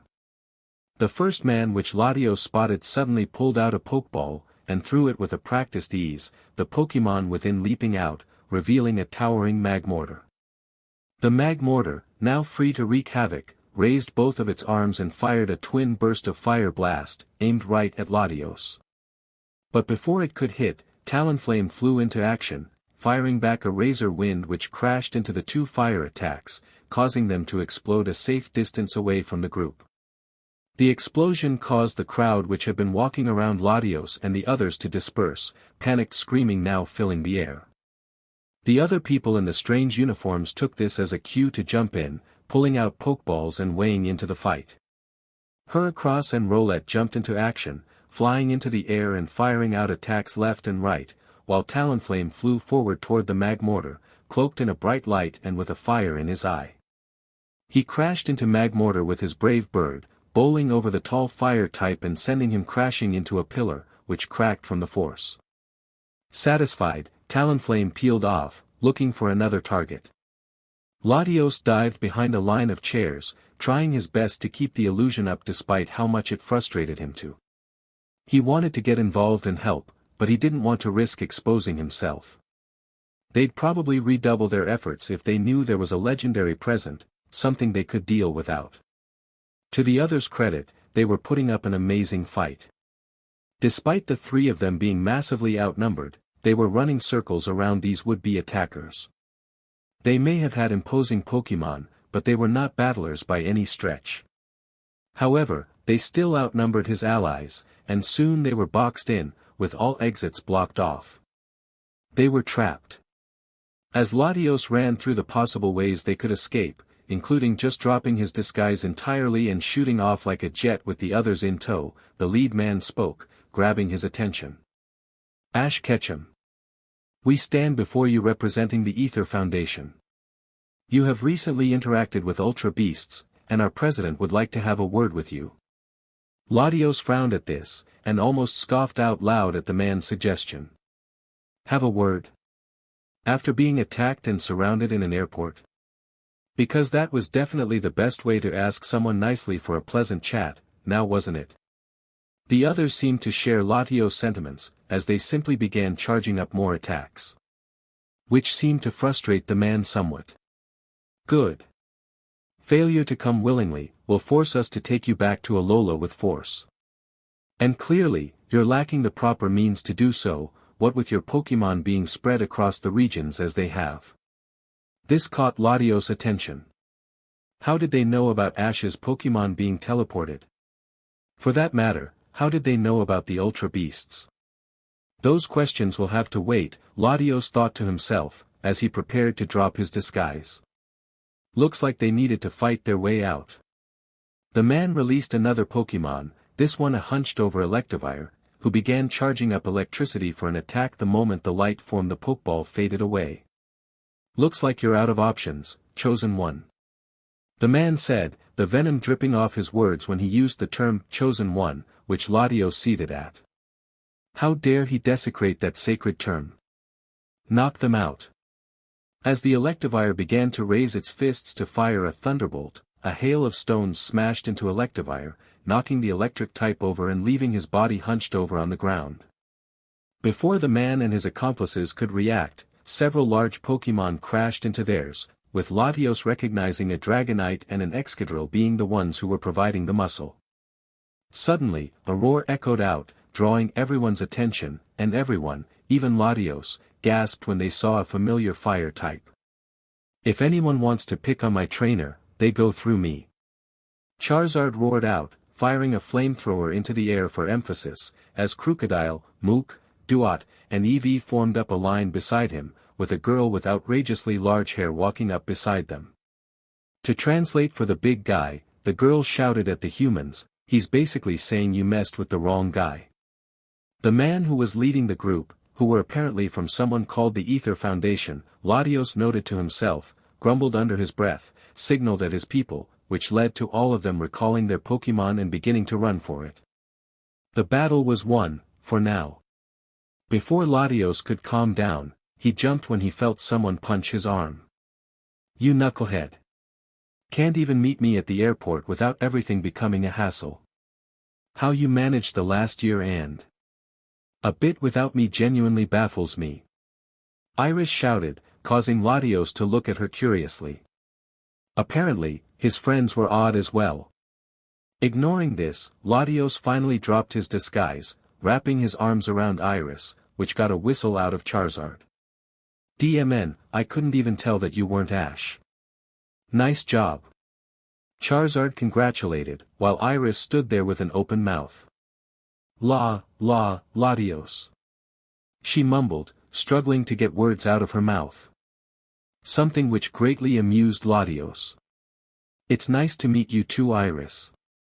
Steven sighed as he stepped out of the shower, feeling bliss as he dried himself off. Nothing like a good rinse and wash to get rid of the day's stresses.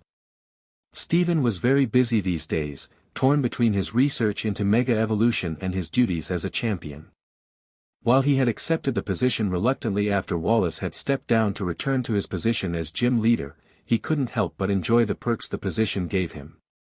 Unrestricted access to the region's resources and research, support from Hoenn's Elite Four and gym leaders, as well as being on a first-name basis with lots of influential people from other regions. Not a bad deal for having to deal with the occasional battle and some paperwork, in Steven's opinion. Today was a relatively simple day, with there being only one major issue for the region which he had to deal with. A school of Gyarados had accidentally gotten in the way of a trading route between Dewford Town and Slateport and were causing trouble.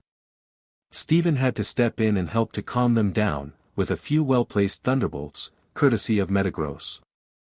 With that dealt with, Steven was left to file through the mountains of paperwork that he always had. Some were research papers that his peers had sent to him to read over and proofread, something which he enjoyed doing while eating, and lots of approval forms and updates on regional activities which fell under his jurisdiction. With a sizable amount of paperwork dealt with, Steven had called it a day, ordering himself a pizza before jumping into the shower. Nothing like some fast food to take your mind off paperwork. As Steven finished getting dressed in his overalls for the night, the doorbell to his house rang. Figuring that it was just the pizza delivery people, Steven walked over to the door and pulled it open without thinking to check through the spyglass. He wasn't expecting the other side of the door to reveal a man and a woman in green suits and sunglasses, despite it being nearly midnight, mind you, one of whom was standing there holding a tablet as if he was passing a leaflet to Steven, and the other holding his pizza. "Champion Stone, good evening. We're sorry to intrude on you in your home like this, but the situation is rather dire. May we come in?" The male asked, as he held the pizza forward slightly, putting it just close enough to allow Steven to smell it. Arceus, he was hungry. "Before I do, may I ask who you are? I'm not one to normally allow company round, much less if I have no idea who they are or what they want." Steven responded, hands sliding into his pocket where Claydol's Pokeball was. While Metagross was his go-to choice for a battler, his Pokeball was on Steven's desk, so Steven was just glad to have even a single Pokemon on hand. As it turns out, he wouldn't need it, as the woman's response revealed. "Myself and my colleague here are representatives of the ICOP agency, and we're here to recruit your services in order to save the lives of many individuals, primarily one Ash Ketchum." Steven stared at them for a moment, before taking the pizza off them and walking into his living room. "Come in," he said as he picked a slice of pizza from the box, expecting a full explanation from the pair. Looks like he wouldn't be getting an early night, that was for sure. Giovanni rubbed his temple while he filled through the latest number of reports that had been handed to him by his assistant in his office in Viridian City, a city he never left. He may have abandoned his role as gym leader, but he never left the city completely. Better to hide in plain sight than move a massive organization and draw attention to themselves. The reports in question that he was reading were causing a vein in his head to throb as he read through them, causing him to sigh with disbelief. Were all of his agents incompetent, or were the few incompetent ones simply that capable of drawing his attention? In his hands were several reports about failed operations ran by his agents and, much to his chagrin, he couldn't entirely place the blame of the trio of idiots he normally did. While a fair few of the reports were from them, they had apparently secured a few rare Pokémon from the far-flung Alola region and were keeping close tabs on the Ketchum boy. Which meant they were actually being somewhat capable. Thinking of them gave Giovanni a headache, causing him to put down the paperwork and walk over to his window for some air. While that trio had certainly caused him a number of headaches over the years, and costed him so much money, seriously, the rate at which they blew through their budget, it was like they were spending it on advanced robotics, they were at least keeping an eye on the chosen one. Which was someone he was particularly keen on monitoring. After the Shamuti incident, the trio had sent in a report stating that the boy they had spent the last year tailing for his Pikachu had been ordained as some kind of chosen one, by a prophecy which involved the legendary bird trio and Lugia. At first, Giovanni dismissed it, but then he started to read through the papers shortly after the event had happened, and he couldn't help but notice something. Information was being withheld about the incident. Giovanni recognized the signs instantly, the absence of any names, including that of the one who caused the incident, vague descriptions of how it was wrapped up, and the constant reminders about how everything was fine now. Someone was trying to keep the details of the event under wraps, which only fueled Giovanni's curiosity. Using the report from the bumbling trio as a guide, he sent some of his more competent agents to investigate and managed to unearth some very interesting information. Primarily, the fact that Ash Ketchum, a boy from Pallet Town with a somewhat stronger than average Pikachu, was the chosen one. At first, Giovanni was willing to blow the whole thing off after he had found that out. After all, the boy's job was to save the world from the Shamuti incident, and he had done an admirable job. A part of Giovanni even felt grateful toward him. But that changed when he popped up again, this time standing in between himself and Mewtwo. That was a headache in and of itself, especially with the fact that he now had to act as if he didn't know about Mewtwo's existence. When Mewtwo had wiped his memory that day, he had failed to consider the fact that there were other agents and officials in Team Rocket who knew of his existence, and with them pressing to know about what happened, the buried memories came back to light, allowing Giovanni to consider the situation and its ramifications.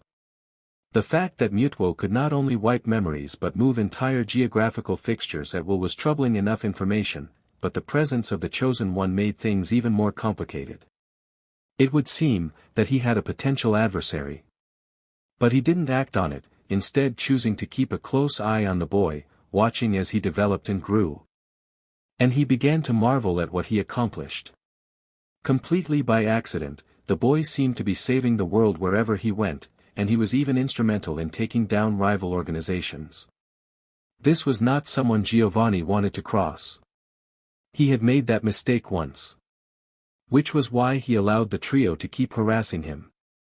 Apart from a few other rare occurrences, the Chosen One's opinion of his organization was based entirely around these three, meaning that he thought they were little more than an annoyance. This was something Giovanni was willing to accept. If he thought of Team Rocket as only a nuisance rather than a threat, he wouldn't feel the need to try and shut the organization down, giving Giovanni free rein to continue running his business.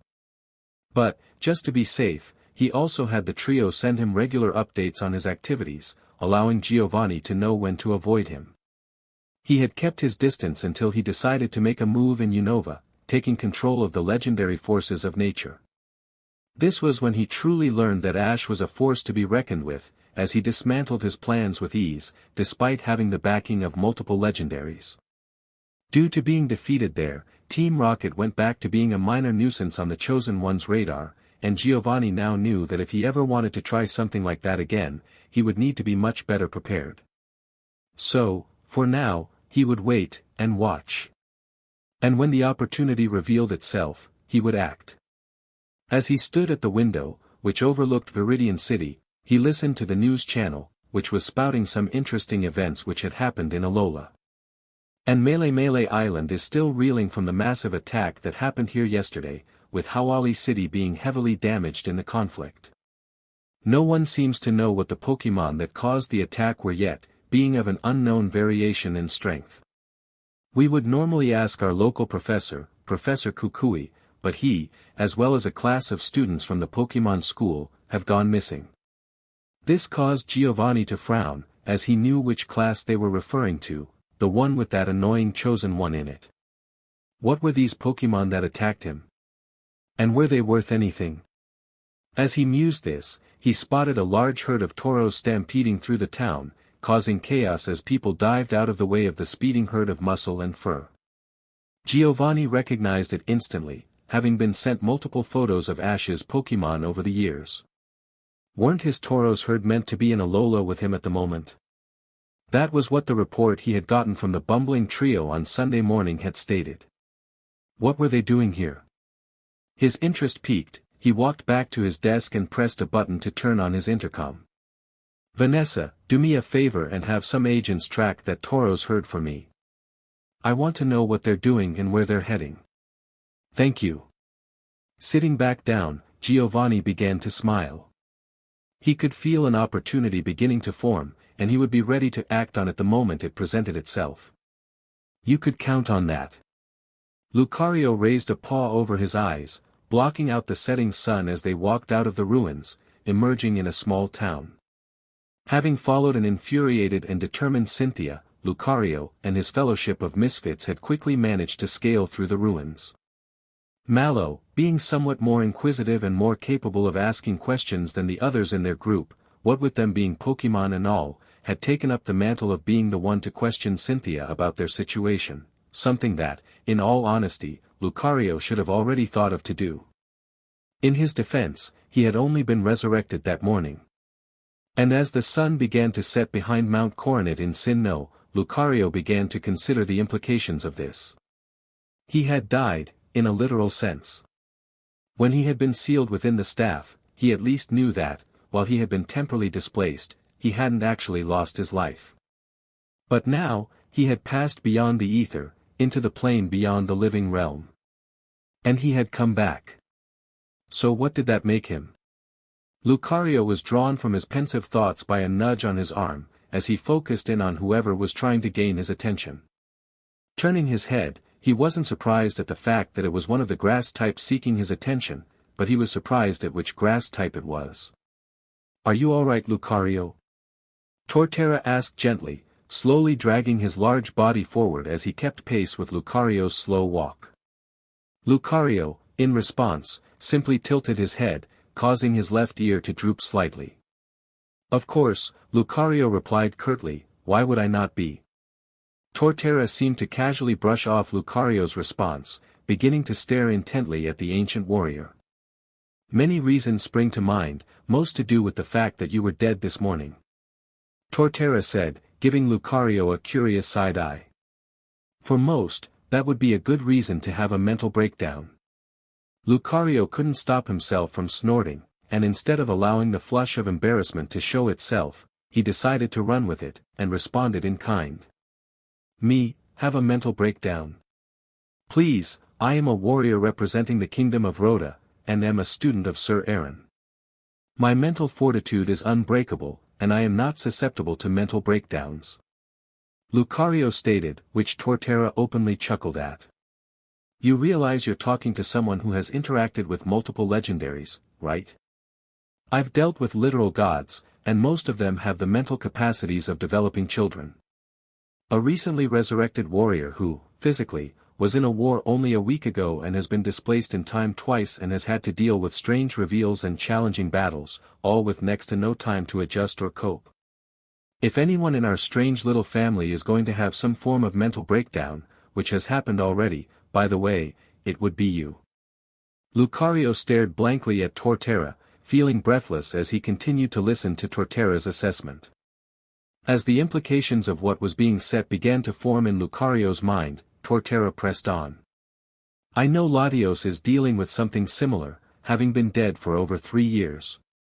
But from the moment you two were brought back, from your reactions, I could tell that you weren't going to process it as well. Latios, straight away, began dealing with the fact that he had literally died. He doubted himself, questioned it, and then realized the truth in those first few moments of being back. I could see in his eyes as he was looking at his claws." Torterra stopped for a moment, sighing sadly before turning his attention back to Lucario.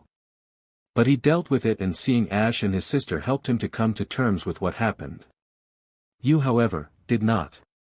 You simply pushed it aside, burying it deep within yourself in favor of focusing on the task on hand.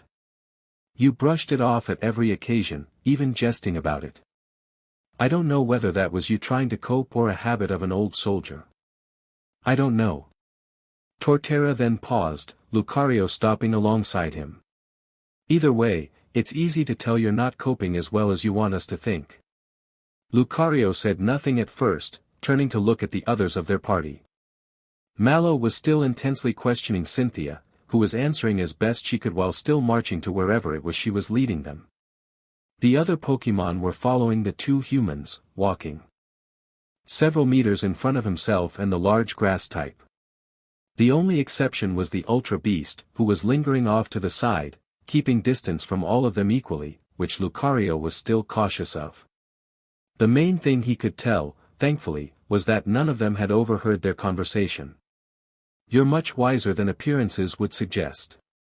Why do you bring this up now, when we're dealing with a situation that supersedes my own personal needs and well-being? Lucario asked passively, deciding to level with Torterra. Because we need you at your best.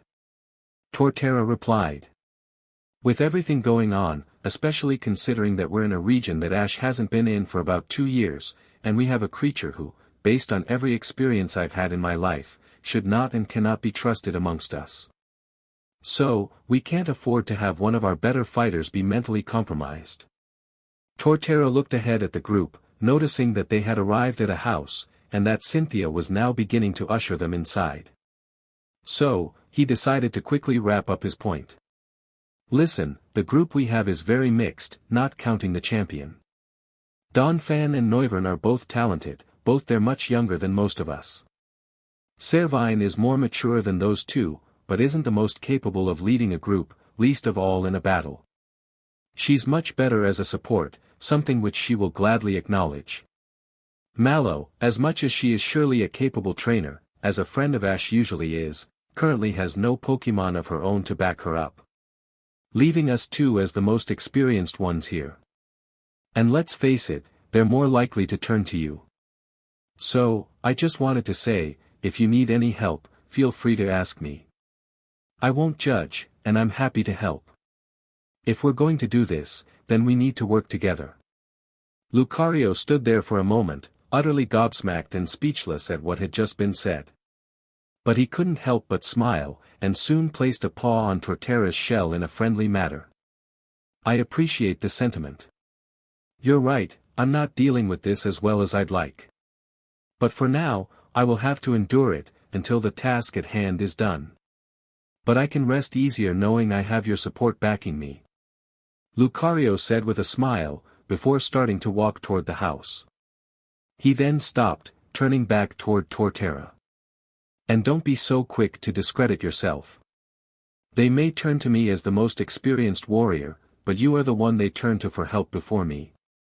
Remember that. He then went to walk inside, leaving Torterra standing there, in a brief moment of shock and surprise. Servine stood there, holding the door open as Lucario and Torterra trailed in, having been lagging behind the group while Cynthia led them to what, she assumed, was her house. The two both had rather pensive looks on their faces, both holding their tongues for seemingly different reasons. But Servine knew that there was a lot going on, and now with the implication that the champion of an entire region is apparently being kept in the dark, the fact that they potentially dealing with some personal stuff right now wasn't that unexpected. It was annoying, but definitely something that can be dealt with. Later at least. For now, Servine just wanted to focus on the task at hand, which included watching a somewhat ditzy blonde champion digging desperately through a large stack of paperwork, with the champion muttering curses under her breath as she did. However, as Servine shut the door behind her, and began to walk away, a knock echoed out, catching the attention of everyone in the room. Lucario had already drawn his metal claws, and Cynthia's Garchomp had jumped above the door frame, clinging to the wall and waiting to drop down on any intruder. Mallow took cover behind a desk, with Noivern jumping onto the same desk to protect her. Everyone else formed a curved line around the door, ready to strike, as Cynthia brushed her coat off to get rid of the small layer of dust. With her appearance somewhat fixed, Cynthia strolled confidently toward the door, opening it calmly only to mildly gasp when she saw who was at the door. Servine, who had been charging up a vine WHP, peered around her to see who was at the door, and was surprised at what she saw. Internally, she had been somewhat expecting some grunts of an evil organization to be jumping at the chance to get revenge on Ash. She had no real evidence to support that, but it's happened before. Instead, standing at the door with a strange aura of confidence and mystery, with the majority of his body being covered in a stylized red cloak, hiding both his upper body and torso with ease. He also seemed to be wearing some kind of uniform underneath, based on his well-pressed trousers that she could see. And with his head, the only thing Servine could really focus on was the long flowing hair that he apparently had in abundance. The man in front of them was bizarre to Servine, but she couldn't help but feel like she had seen, or at the very least heard, of someone matching this description. Fortunately, Cynthia directly recognized this man, and could put a name to his face. Tobias? What are you doing here? Tobias, who Servine finally recognized as the man who had used a pair of legendaries to defeat Ash back in the Sinnoh League, simply nodded at Cynthia before flipping open his cape, revealing that he was holding what seemed to be a badge. Agent Tobias, representative of the ICOP agency. I'm sorry to intrude on you in your home this evening, but we require your assistance. Pikachu sighed as he patted his belly, feeling very full and very satisfied for the first time since he had woken up that morning. Having taken a risk in teleporting to Latia's secret garden, Pikachu was glad to see that it had paid off in the best of ways, having found more members of their family here and added to their growing group. In time, they could manage to find and reunite everyone in their family, and then begin their preparation for what to do next about the Ultra Beast problem. With his thoughts drifting to the Ultra Beast, Pikachu could feel his mood souring. There had been a lot of revelations today, and he had a feeling that there were going to be more reveals soon. He could feel it in his tail. And chances were, he was going to end up feeling frustrated with the legendaries. Giratina's words were sticking out in Pikachu's memory, especially with the fact that he had said that Arceus was involved in some form with the Ultra Beasts. Pikachu didn't know what he meant by that, but every scenario that had ran through Pikachu's head about how she was involved only made him feel more frustrated. He didn't like being left in the dark like this. Pikachu scanned over the group surrounding him as he did a quick head count. There were a lot of Pokémon here, and each and every one of them being capable in some form. Some more so than others. Which led him to the one he was focusing on now. Mewtwo. Barring his arrival that morning, Pikachu hadn't seen the errant legendary since Johto. While they had seen a Mewtwo in Unova, Pikachu knew that wasn't the same Mewtwo they had met prior. Ash didn't have a clue, but when did he ever? Pikachu loved him like a brother, but good Arceus he wasn't the brightest Voltorb out there. But with what was going on, Pikachu knew he needed to talk it out with someone who had a completely different perspective and viewpoint to his own, and the only one here who fit that bill presently was him. Which meant he was going to have a chat with the recluse. Rocking himself onto his paws, Pikachu began strolling past everyone to get to him. He walked past Lily and Snowy, who were in the middle of having an intense and emotional bonding session. He then walked past Latias and Espion, with the latter practically gushing over the psychic dragon, with said psychic dragon beaming at the praise and attention that she was getting. Pikachu eventually got to the tall psychic, who was in the middle of conversing over tea, and slapped his tail, gaining his attention rather quickly. "May I have a word?"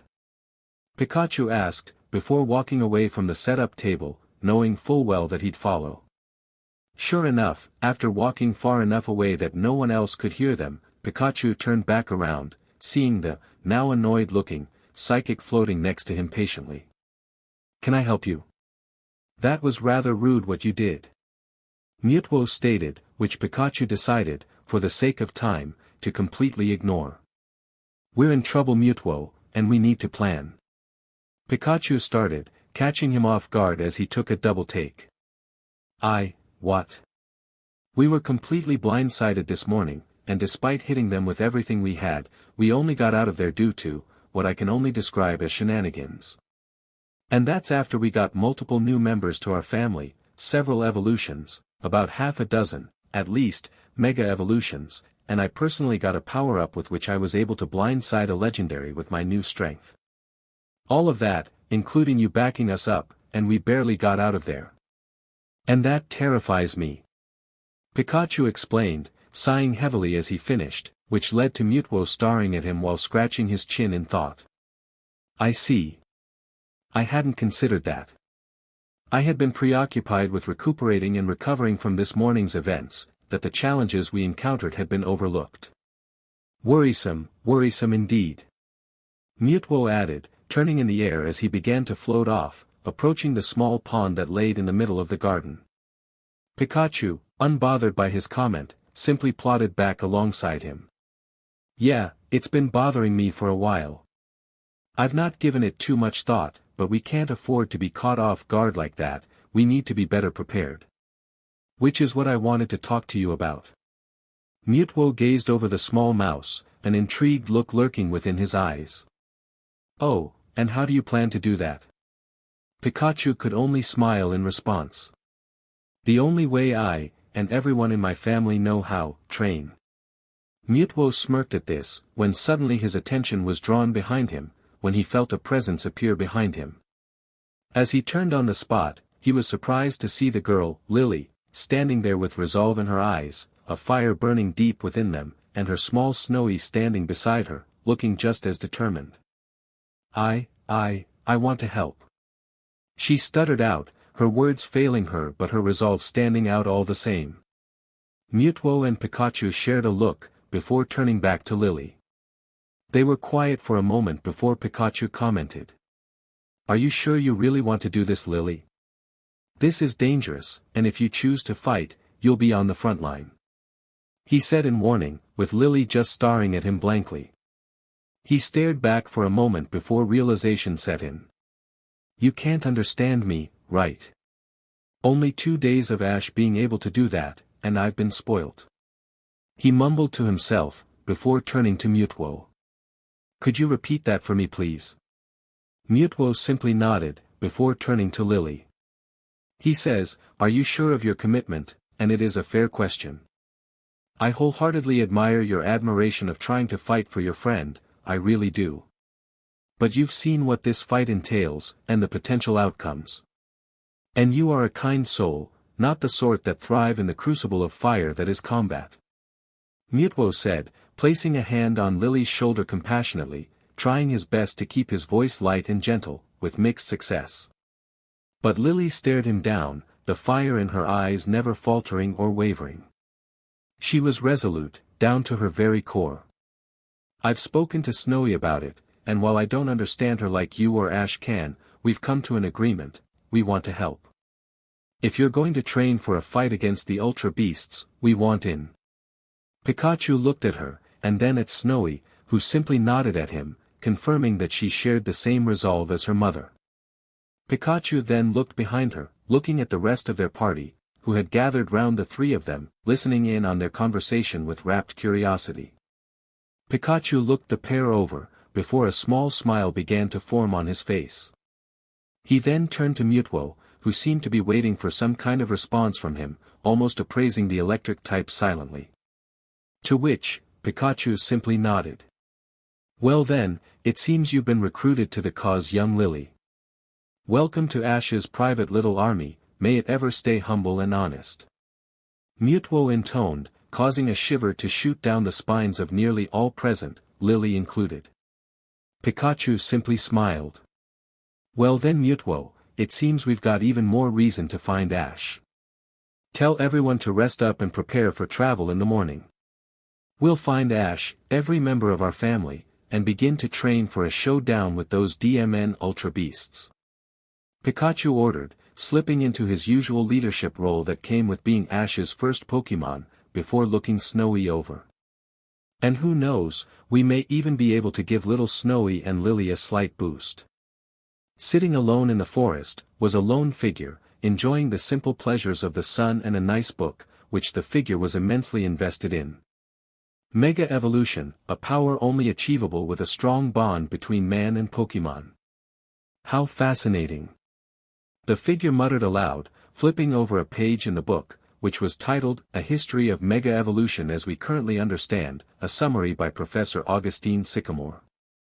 The figure, a gangly man, with long and wild green hair, styled in a similar manner to the dark-type Pokémon Zoroark, wearing a simple hat to contain it to some extent. To add to his outfit, he wore a simple white shirt and a pair of grey trousers, which had the slight wear and tear on them that would be expected from someone who lived primarily in the forest. The man in question was completely engrossed in his book, only taken out from it when a gust of wind blew through the clearing where he sat, causing him to lose his page, something which greatly annoyed him. Looking upward, he watched as a great shape descended, briefly blocking the light in front of him as it landed. Really, Reshiram, must you be so theatrical with your landing? I know it's unnecessary, so why do it? He asked, causing the mighty dragon of truth to huff in annoyance. If you must know, it was to gain your attention. I know what you're like when you get invested in your readings. He replied, causing the man to nod in appreciating before placing the book down next to him. So, for what reason have you come here today? I thought you would be preoccupied with that legendary matter you mentioned a few days for at least the next week. Or so I believed. The dragon simply bowed his head, as he looked at the adult before him. Well, yes, but in truth, that is why I wanted to come here first. My matter involves a mutual friend of ours, a certain Ash Ketchum. The dragon said, causing the man's head to spring up, wrapped with curiosity. We've been tasked with rewarding him, for his many heroic actions across the years and regions. And having been privy to these actions, I thought you would appreciate the opportunity to join me in visiting him, and perhaps contributing yourself, N. Stared at the dragon, before turning to the forest line surrounding the clearing. He then whistled, the sound echoing out through the thick line of trees. A moment of silence followed it, before a small black Pokémon appeared from the forest, running up in front of N. How would you like to join in the adventures of a trainer who truly cares for Pokémon, my curious little friend? N asked the small Pokémon, who simply began wagging its tail and nodding its head in unison, excitement and wonder beginning to show in its eyes. Satisfied with this, N turned back to Reshiram. I think I shall. Let us go see Ash Ketchum. Why does everything go wrong? Ash groaned to himself as he suppressed the urge to either facepalm or headbutt the table in frustration. Both seemed like good options right now, as the live news story reported what had just happened at Kanto Airport. Misty, who was sitting next to him, could only pat his back reassuringly, as she shook her head exasperatedly. Honestly, Ash, from what I'm seeing, this is a win. It could have gone so much worse. She said, gaining nods from all the other teens in the room. Her, Ash, Annabelle, Sophocles, Paul, Lana, and May were all sitting in the common room area of the Ketchum residence, watching the news story on the television with a sense of awe. Partly at what had happened, and partly at the fact that, yet again, it seemed to revolve around Ash. He truly was an unlucky individual sometimes. But as they watched, a thought occurred to one of their party, causing them to speak up. So, if Iris is at the airport, where is everyone else? I've not been fully updated on the situation. May asked, catching Ash's attention, as he lifted his head out of his palms tiredly. He blew air out of his mouth as he leant back, quickly going over everyone he knew in his head before speaking. Well, let's go through everyone, because it's been a long weekend and I might miss a few otherwise. Ash started, as his began counting on his fingers. Brock is still studying to be a doctor, but last I heard he was back at Pewter for a family visit.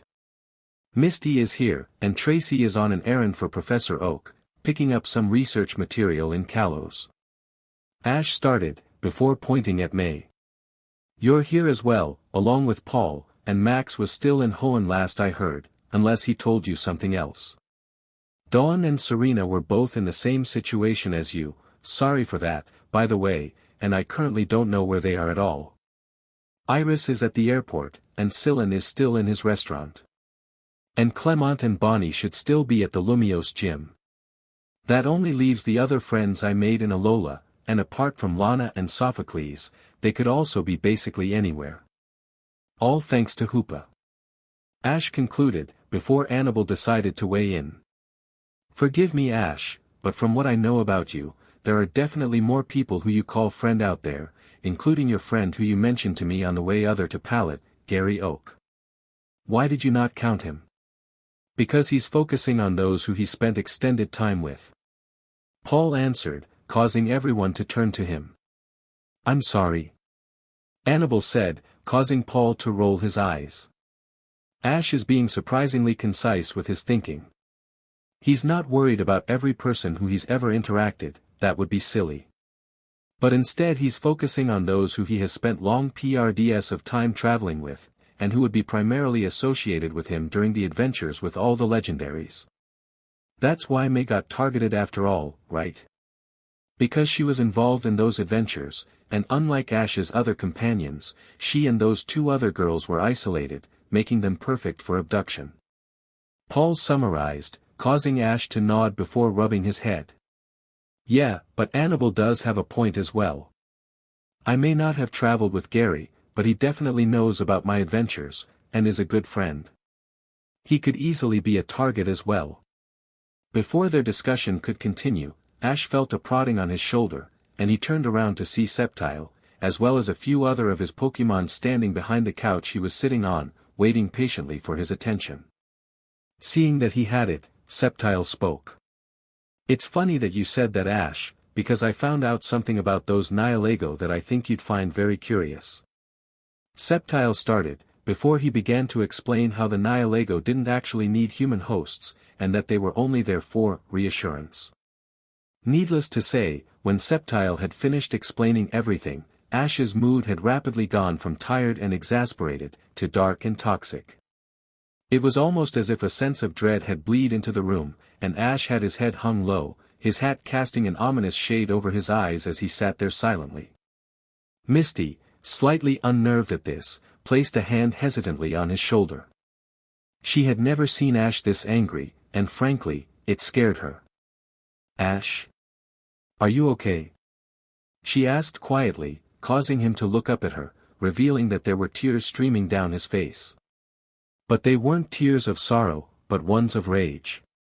No. No, Misty, I'm not. I'm not okay after finding out that my friends were kidnapped in order to manipulate me into helping them. I am furious. Ash finished, shouting the last word as he stood up and flipped the table in front of him, causing everyone to jump in shock. Ash then turned suddenly, pointing at the now shocked but prepared Sceptile. I want you to take Greninja and Primeape and run over to Pewter Town. No one is safe, and I need to get everyone I trust to safety. Get Brock, bring him here, at all costs. You know what to do if anyone tries to attack you. Sceptile nodded, flicking over the straw in his mouth and his signal to Greninja and Primeape, the two other agile fighters running out of the house in a flash, Sceptile following them. Blaziken, who had been standing next to May, shared a look with his trainer, who nodded her consent, before walking over to Ash. He quickly put a paw on his shoulder and gestured to May, before leaping over the couch and running after Sceptile. Ash, unperturbed by this, turned to the group in front of him, his eyes alive with rage and determination, all fueled by his determination to protect his friends. But also, within them was, what appeared to be, guilt. And sadness, born out of a sense of accountability. And it broke their hearts to see. You're all in danger because of me. I'm sorry for putting you in that situation, but for now, all I can do is protect you. And I promise, I will do everything in my power to do so. Do you trust me? Misty was the first to stand, saying nothing but quickly throwing her arms around him in a tight embrace. Of course, we do, you idiot. She whispered, keeping a tight hold on him. May was next, rushing over to join the hug. I don't blame you for what happened. Never. I know that if you could have stopped it, you would have. At any cost. You're stupid like that. May joked, trying to reassure Ash that this wasn't his fault, even if he blamed himself. Lana stood next, hesitating at first, before joining in. I may be new to all of this, but if I know anything about you, Ash, is that you care for us. We're your friends, and we will stand by you like you would always stand by us. Annabelle was soon hugging him, smiling the entire time. You are one of the most compassionate people I have ever met, Ash. If I know anything, it's that this situation is not your fault. Please don't think that. To Ash's surprise, he noticed that Sophocles also joined in the hug, wrapping his arms around everyone as best as he could with his short arms. I have nothing to add, I just wanted to join in the hug.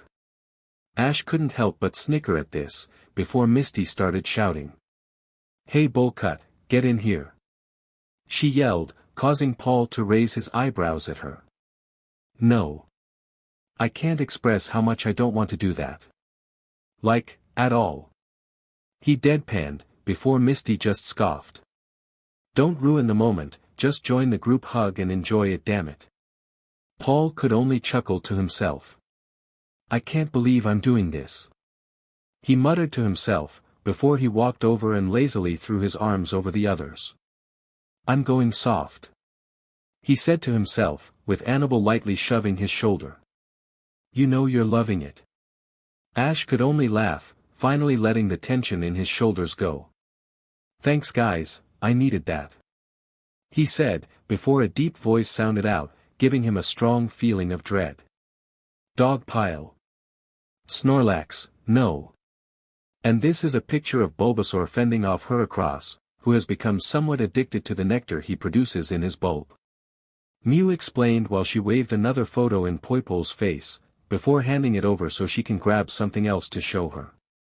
Poipole looked over the photo and giggled to herself as she looked at the aghast look on Bulbasaur's face as he desperately tried to pry Heracross off from his tiny body, with mixed results. She then gently placed it down alongside the several other items that she had already looked at. After being caught by Ash the night before, Poipole and Mew had barely managed to sleep, with the two discussing excitedly about what their lives going forward as two of Ash's Pokémon would be like, and with Mew elatedly telling Poipole stories about what Ash had achieved, usually explaining the events of some of the photos that Poipole had seen earlier. When they had gotten up early that morning, Ash was still asleep, and Mew had revealed that she actually lived nearby, and had plenty of memorabilia about Ash that she wanted to show Poipole. So, the two of them had rushed off to Mew's home and started going through her many items she had accumulated over the years. While Mew was shifting through her items, Poipole took this moment to look out of the hole in the small room they were in and take in the view that was available from their vantage point. And boy, was it a good view. The place where Mew had made her home was in a massive oak tree overlooking Pallet town, towering over every building and standing at the edge of the town's borders.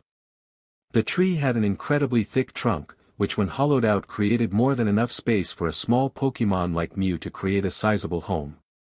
And at the top of the tree, in a gap in the branches and leaves, was a clear view of the populated part of Pallet town.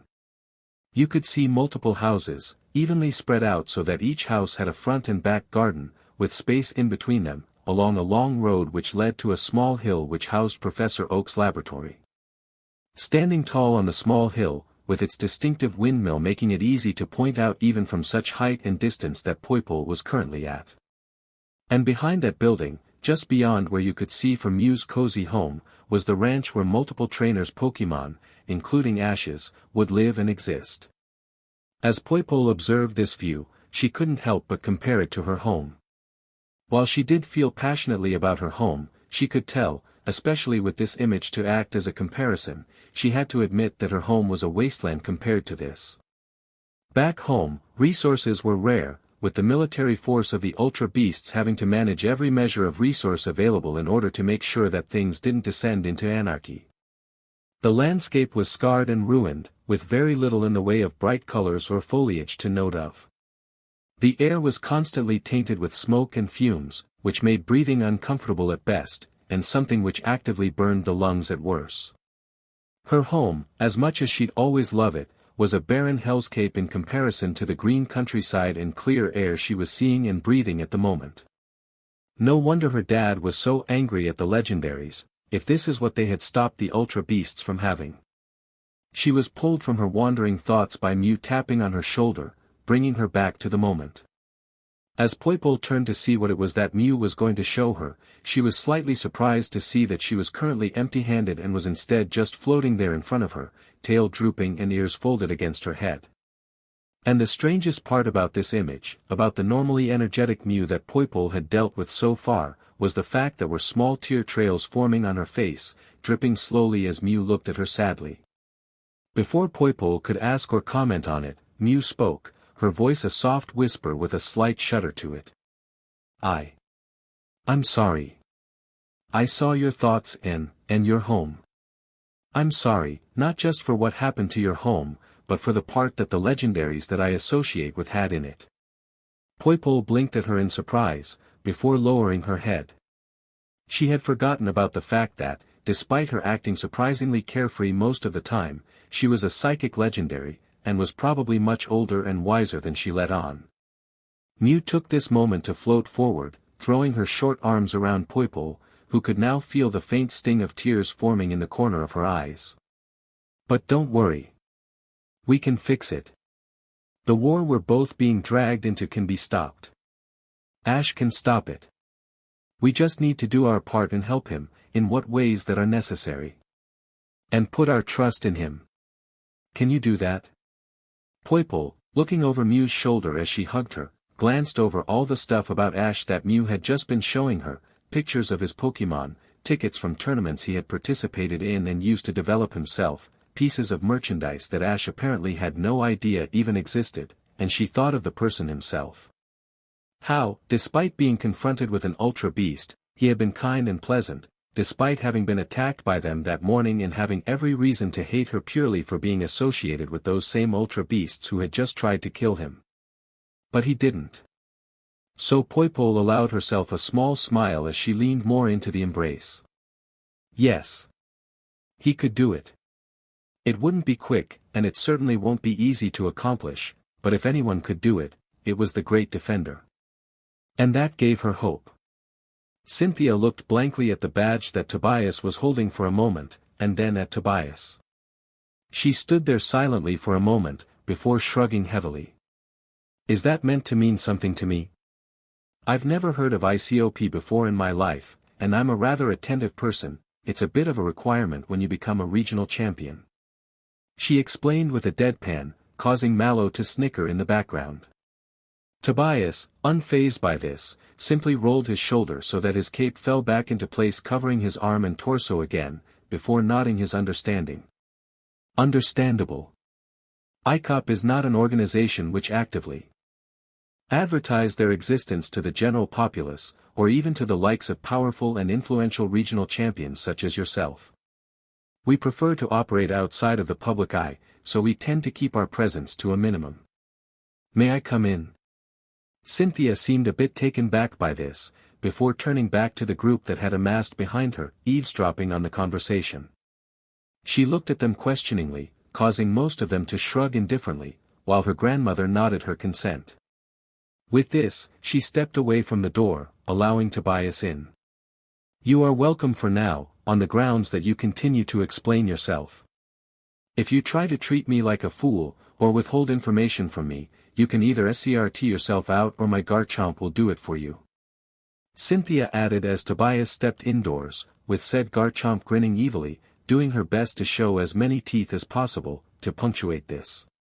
Nodding his understanding, he walked in toward the building, striding through the small group that were now watching his every move with a critical eye, making him somewhat nervous due to the powerful Pokémon that were present.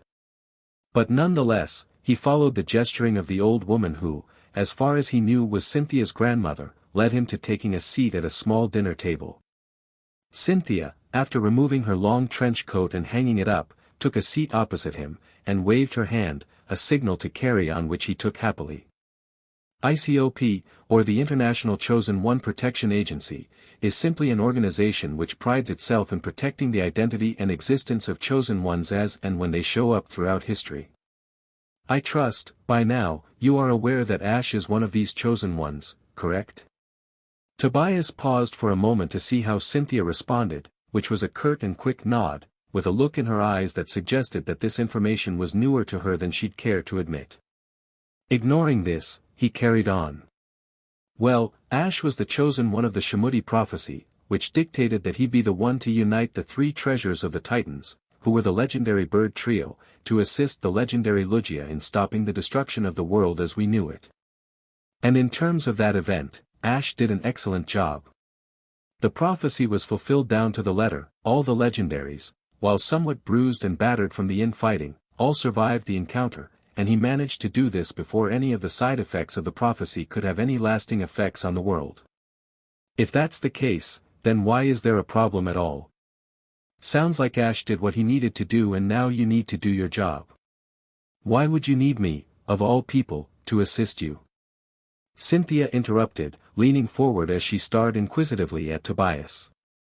Tobias then paused a moment, thinking over what he was about to say and sighing tiredly to himself. The problem arises with what happened after this. Ash didn't stop. Everyone gave him a curious look, which he ignored in favor of carrying on. Our job is to essentially make sure that the chosen one, once their job is done, is able to reintegrate back into society and function as a normal individual. Most chosen ones tend to then live full, meaningful, and satisfying lives. Or at least, those that survive their prophecy. The group balked at this, especially those particularly close to Ash, as the thought of Ash dying during that event suddenly dawned on them. But Tobias paid no mind to them and carried on. However, Ash hasn't allowed that. If he was like other chosen ones, he would simply be another trainer making a name for himself and that would be it. But somehow, despite not being crucial to any of the events that happen afterward, he has ended up being involved in multiple world-ending or world-altering events. And while we appreciate his efforts to keep the world safe, he's drawing attention to himself while doing that. Excuse me, Mallow then interrupted, but why is that a problem? Why would people knowing about him doing all this extraordinary stuff be a problem? What's the issue there? The issue, Tobias responded, turning in his seat to stare at Mallow with an agitated look, is that people can't know about these events. Chosen ones, and their identities, need to be kept secret for the benefit of the world. There are multiple parties who would be interested in acquiring the chosen one, or just outright eliminating them, so that they can manipulate events for their benefit. Tobias then paused to collect himself, calming himself down before turning back to Cynthia. Imagine if after the Shimudi incident, people found out about Ash. At that point, he has only participated in a single regional tournament, and is not in any capacity capable of protecting himself against the many threats he'll later challenge. He is a decent battler, but is nowhere near the level he's at now, and with that being his first experience with legendary Pokémon. Imagine that Ash trying to defend himself against the likes of Team Aqua, Team Magma, Team Galactic, Team Plasma, Team Flare, and Team Rocket. How would that turn out? Cynthia pursed her lips, squinting at Tobias agitatedly as she thought through what he said. She didn't appreciate the way he was talking, but at the same time, had very little to actually counter what he was saying. And based on a cursory glance of Ash's present Pokémon, who seemed to be having flashbacks to their interactions with whichever team of the list Tobias mentioned and imagining them going after a younger Ash. And looking horrified. At first, Tobias continued, it wasn't a problem. If anything, we expected him to do what he did. He finished his journey through the Orange Islands, then moved on to participate in the Johto League, catching more Pokémon and gaining experience as he went. Nothing unexpected there. But then he proceeded to have interactions with nearly every legendary who lived in the Johto region. And then he participated in their league. Then he went to Hoenn, where he proceeded to do the exact same thing, again. And he keeps doing this, again and again. By the time he's in Sinnoh, the boy has pretty much cemented himself as a disaster magnet. Tobias said, throwing his arms up in the air in frustration. And you know what, either one of those lives he lived would be fine, if it was the only one he had. But him doing both is causing too many problems, and his experience was beginning to mount. From what we saw in early Sinnoh, he was gearing up for a win in that league, which would have made him a tournament champion. Which was too much. Cynthia's eyes widened as she realized where he was going with this story. So, I was dispatched. Normally, my role is to deal with rogue elements who are pursuing after the identity of chosen ones or are actively trying to trigger prophecies. I've even dealt with creatures that don't belong to this world, much like those that attacked Ash this morning. But this time, I was charged with one objective: stop Ash from winning that tournament. I used my Pokémon to blitz through the gyms of Sinnoh and enter myself into the tournament. And the rest, I trust, you are well aware of. But why? Lucario asked, causing Tobias to jump, as he suddenly darted his head round to look at the Aura Pokémon. I understand the concept of you wanting Ash to remain anonymous if you were to continue interacting with legendaries, but why only stop him from winning? If you were really interested in stopping him from gaining attention, why not just stop him from entering tournaments? Or attempting to at the very least, since I doubt you'd be very successful at stopping him. Because he had already made a name for himself. Tobias replied dismissively. By the time we realized what was happening in regard to Ash, he had made enough of a name for himself that his sudden departure from the tournament circuit would be too apparent. So, unless he made the decision to stop himself, he needed to keep participating in tournaments. Anything more would draw too much attention to whoever was involved, i.e. us. And as for why we had to stop him from simply winning, it's because of the prize of every regional tournament. Tobias continued, before looking at Cynthia with a side eye. When you win a regional tournament, you gain the right to challenge that region's Elite Four and, if you succeed in beating them, the champion. And everyone who does, regardless of how they do, becomes a central point of that region's news stories. Cynthia nodded at this, a look of understanding on her face. He has a point. If there's anything that'll draw attention to a trainer, it's challenging any of the Elite Four. You'd have to participate in at least a dozen tournaments to get even close to that level of coverage. It makes sense. She summarized, before pointing at Tobias. But that's besides the point. You've done a lot of talking but you've still not answered one question. Why do you need my help? Tobias sighed, before wiping his brow and leaning forward. Due to his actions, we have to keep a close eye on the boy. It's the only way to cover his actions enough to not be the hot topic of every location he goes to. And now, we've lost him. The battle that happened in Alola was something we didn't see coming, and now we've lost the chosen one. We're reeling, and we need the help to deal with the fallout. And based on how you've already managed to find some of his Pokémon, you and your fellow champions are the best bet. Cynthia looked over Ash's Pokémon and turned back to Tobias. She said nothing for a few minutes, which gave her grandmother time to hand her a file folder. She looked over the folder, quickly recognizing it as the one she made about Ash a few years ago, before nodding, first at her grandmother, and then at Tobias. Fine. I still don't trust you that much, but fine. I need to make some phone calls before we leave, but I'll come with you. Content with this, Tobias nodded at her, before Cynthia walked to Lucario and Mallow and quickly whispered a quick message to them before heading to her office. Don't take your eyes off him. Tapu Koko sighed as he returned to the ruins of conflict, with the two Genesect trailing behind him looking dejected and disappointed in themselves with Tapu Lele hanging back. Their search of Alola had been very unsuccessful, with no signs of Ash or his Pokémon on any of the islands. They thought they had struck gold when they overheard some humans talking about an incident occurring at Ether Paradise involving some strange acting Pokémon, but by the time they had rushed over there, they were gone. With no distinct trail or clues as to where they went. So, after that, they had given up, deciding that it wasn't worth trying to search the entire region again for a group who might not have stayed in Alola at all, instead deciding to take a moment to rest before heading to the Chosen One's home in Pallet Town. So here they were, and never had Tapu Koko felt so tired.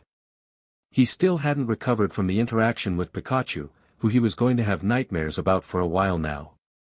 He already knew that Pikachu had been powered up significantly after a meeting involving Zekrom, having fought him shortly after.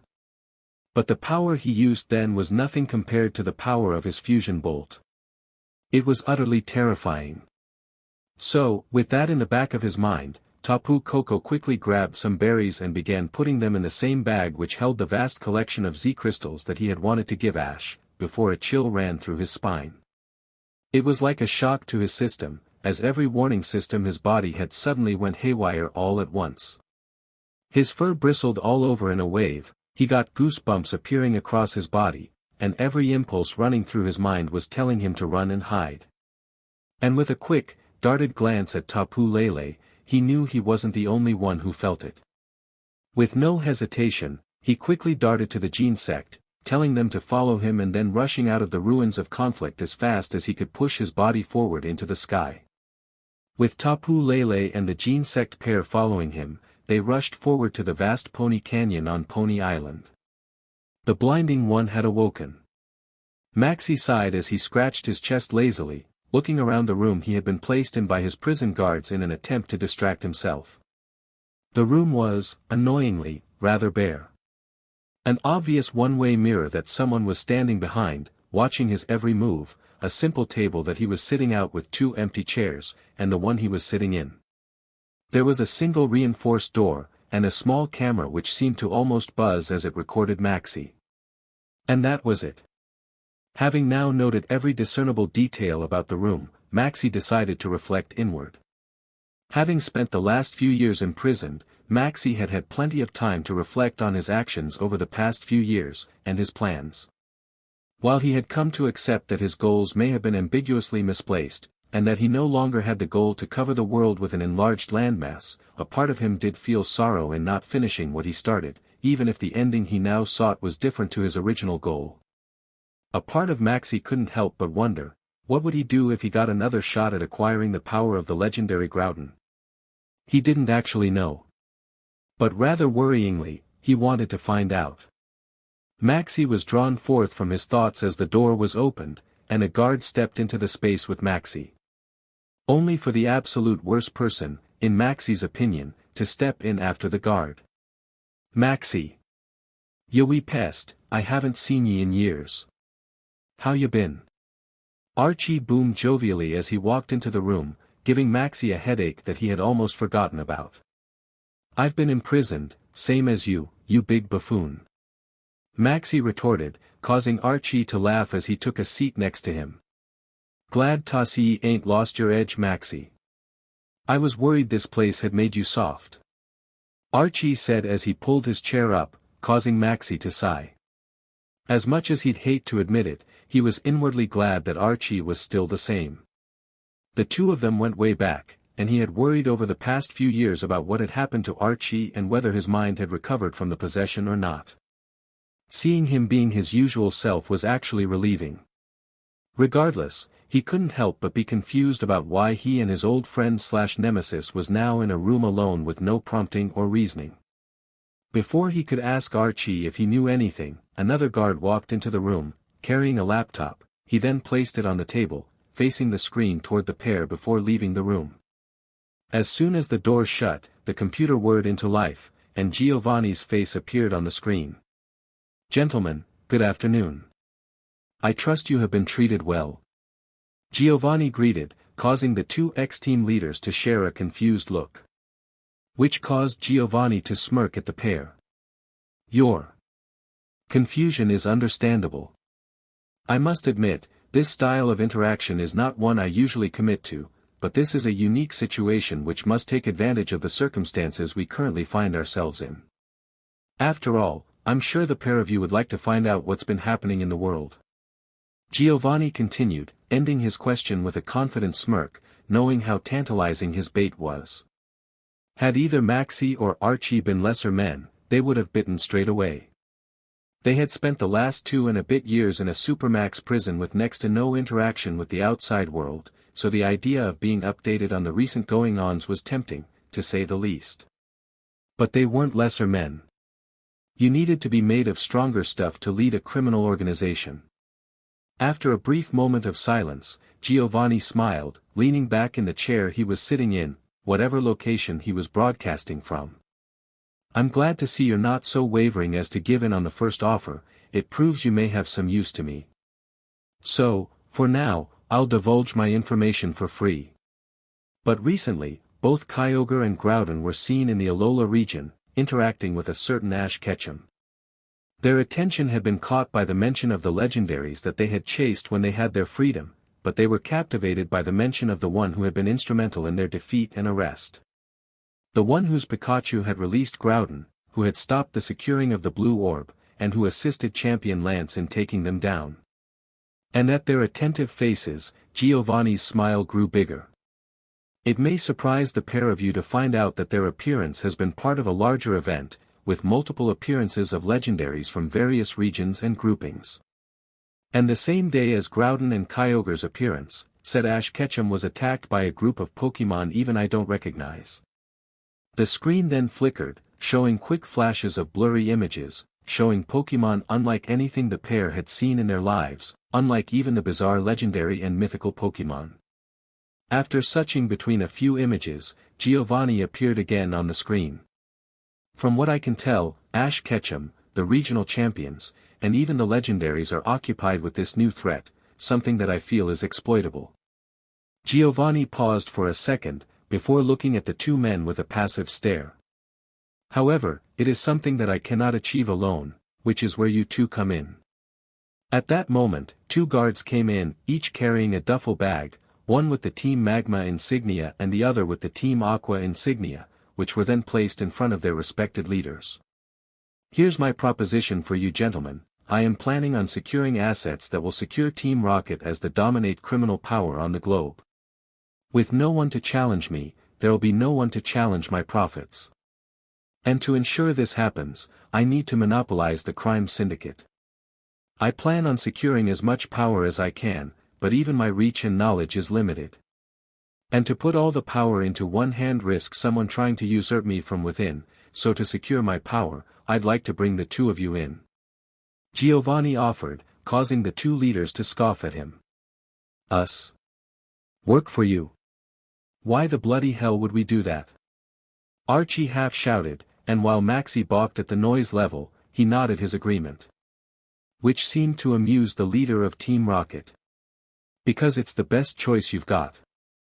It's either you accept my deal, or you rot, alone in your cells till the day you pass. I have other options to go to if you say no, you do not. Both Maxie and Archie gulped as inconspicuously as they could, before Maxie leaned forward. Perhaps if we heard the deal, we'd be more inclined to listen. Giovanni smirked. He had them. If you accept my deal, you'll be reconstructing your teams, returning them to the former strength you previously had.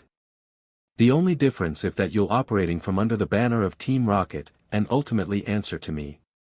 By keeping your power to yourselves, and still answering to me, you'll solidify my power, and ensure no one could ever try and take me out. And what exactly do ye plan for us to do? If you wanted more goons, I'd imagine you'd go to some other tyke who'd be less like to backstab ya. Why us? Archie asked with crossed arms, getting a chuckle out of Giovanni.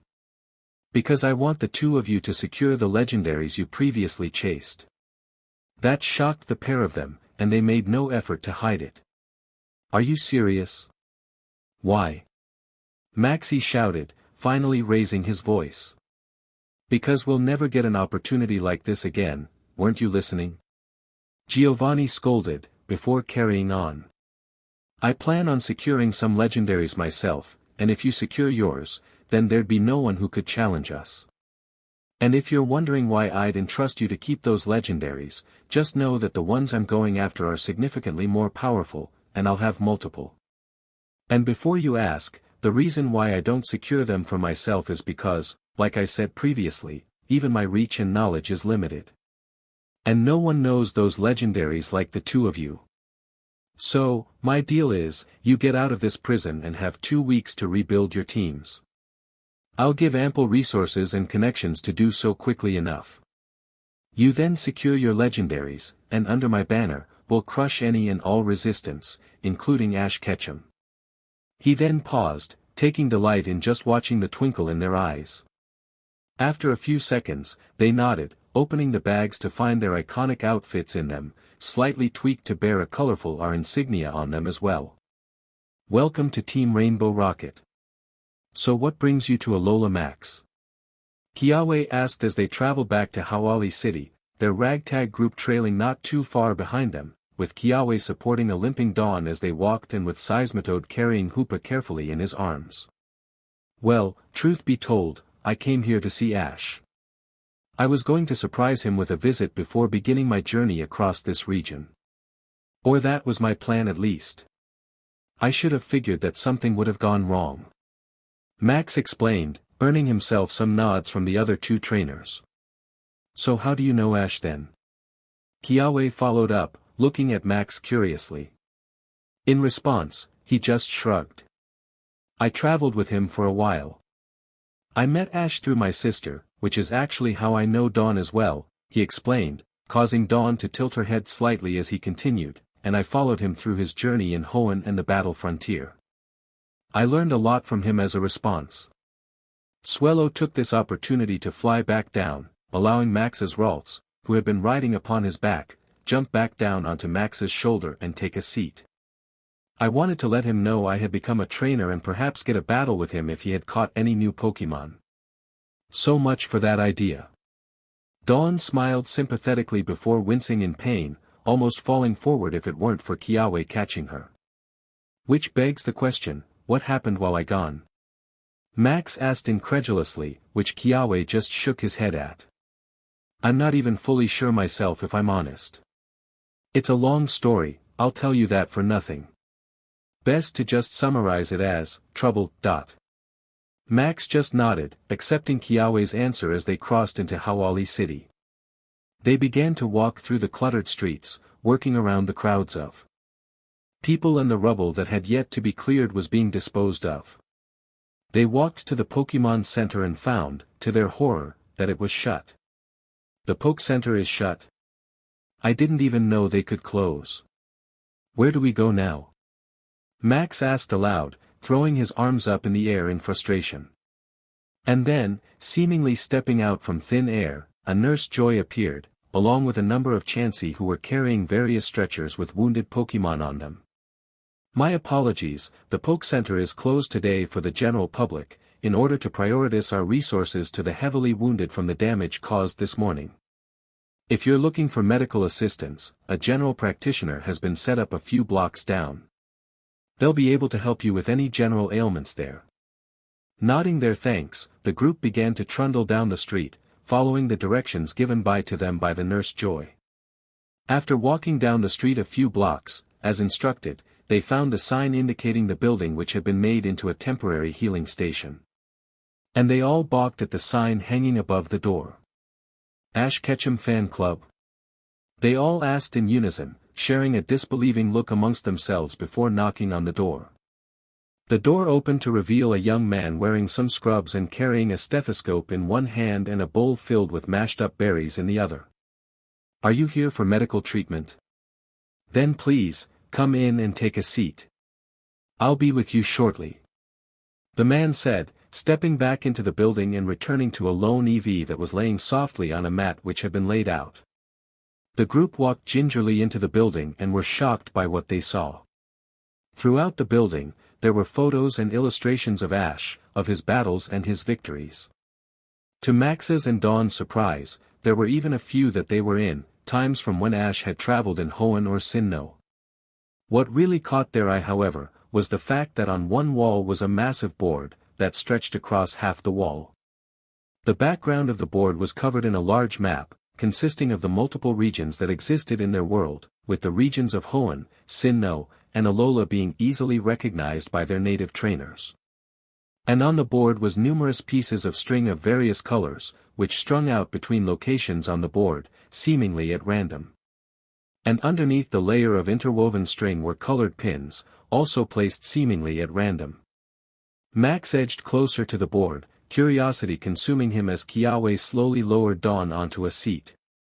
He gazed over the board momentarily, looking at where certain pins were placed and how certain strings roped together certain locations, trying to see if any pattern would make itself apparent. Dawn, meanwhile, was just enjoying being able to rest, her body still recovering from the toxins of the Nilego, leaving her feeling faint and with a pounding headache. Arceus, what I wouldn't do for a bottle of water right now. Dawn muttered to herself. Be careful what you wish for. A voice behind her said creepily. Dawn jumped out of her skin, throwing herself out of her chair and knocking it, along with several others, over in her panic. A wave of nausea then washed over her, causing her legs to nearly give out under her. The only thing stopping her from falling was Garchomp catching her in his claws. Thanks, Garchomp. She mumbled, before a thought occurred to her. When did you become a Garchomp? Garchomp simply shrugged, before turning his head and glaring at the one who snuck up behind Dawn, growling slightly as he did. Dawn also turned back to see who had scared her, only to be surprised that she recognized it. Conway. Standing before her was a trainer, not much older than her, with his light brown hair and square-shaped glasses, dressed in a simple shirt and jean combo, with a sleeveless jacket to complete his look, staring smugly at Dawn as he readjusted his glasses. Indeed, it is, a superior trainer at your service. But I must admit, I would not have predicted to see you of all people in a region like this, what with its lack of contests and all. Mind you, I'm not exactly complaining, not when it means that I can see a face as pretty as yours again. Conway replied, adding a slight bow to his self-flattery, which Dawn sneered at. So, you're as creepy as ever, that's great. Just great. She hemmed slightly, getting a slight chuckle from Garchomp, as he began to gently coax her back toward a seat. Conway, meanwhile, seemed rather annoyed, and took a step closer to her. As much as I enjoy this, back and forth, we share, I have a question. What, exactly, are you doing here in Alola? Dawn didn't respond at first, simply taking deep breaths as she sat, with Garchomp using his claw to rub circles into her back, and Squirtle bringing her a bottle of water he borrowed from a nearby cooler. Which seemed to frustrate Conway further. I must press, since my knowing is of the utmost importance, what are you doing in Alola? He asked again, this time a bit more sternly as he closed in more on Dawn. But as he came within arm's reach, Garchomp reared up to his full height, and began baring his teeth at Conway, placing himself between him and Dawn. This caught the interest of the others, sparking Emboar and Seismitoad to flank Dawn on either side, creating a wall of muscle in between her and Conway. Sensing the aggression, Conway took a step back, only to feel something lightly tapping his leg. Turning around, he saw a Squirtle wearing a pair of black sunglasses, while brandishing a chair leg, smacking it threateningly into his palm. Dawn could only chuckle at how Conway was sweating profusely and began patting Garchomp's leg. I appreciate the sentiment guys, but he's not a threat. Creepy and annoying, definitely. But I doubt he'll hurt me. She reassured. This seemed to do the trick as they began to calm down, Garchomp nudging his head against Dawn before taking a step back. Conway, after taking a second to wipe his brow, simply chuckled nervously as he stood there, not wanting to risk taking another step forward. Rather protective, aren't they? I wonder how you managed to do that with such powerful Pokémon. He mused, causing Dawn to snort. They're Ash's Pokémon, of course they're going to protect me. They'd protect any of his friends. Dawn stated, with Garchomp nodding enthusiastically over her shoulder. Conway seemed to be rather intrigued by this. Ash's Pokémon, you say? Then this must be his Gibble. He mused, causing Garchomp to smirk at him. I wonder when he evolved so many of his Pokémon. My notes state that he does have these Pokémon, but not in these forms. Dawn raised an eyebrow, crossing her arms, an action with Garchomp mimicked. Notes? What notes? These notes. Max shouted from across the room, as he glared at the map. I'm sorry. Kiawe asked, as he walked over from where he was speaking with the nurse after handing her Hoopa to heal. This board, it's about Ash. From what I can tell, the pins are representative of people, and the strings are to do with events. And they seem to be following Ash's journey throughout the entire world. He said analytically, eyes fixating on the two blue pins which had been placed on his home city of Petalburg in Hoenn.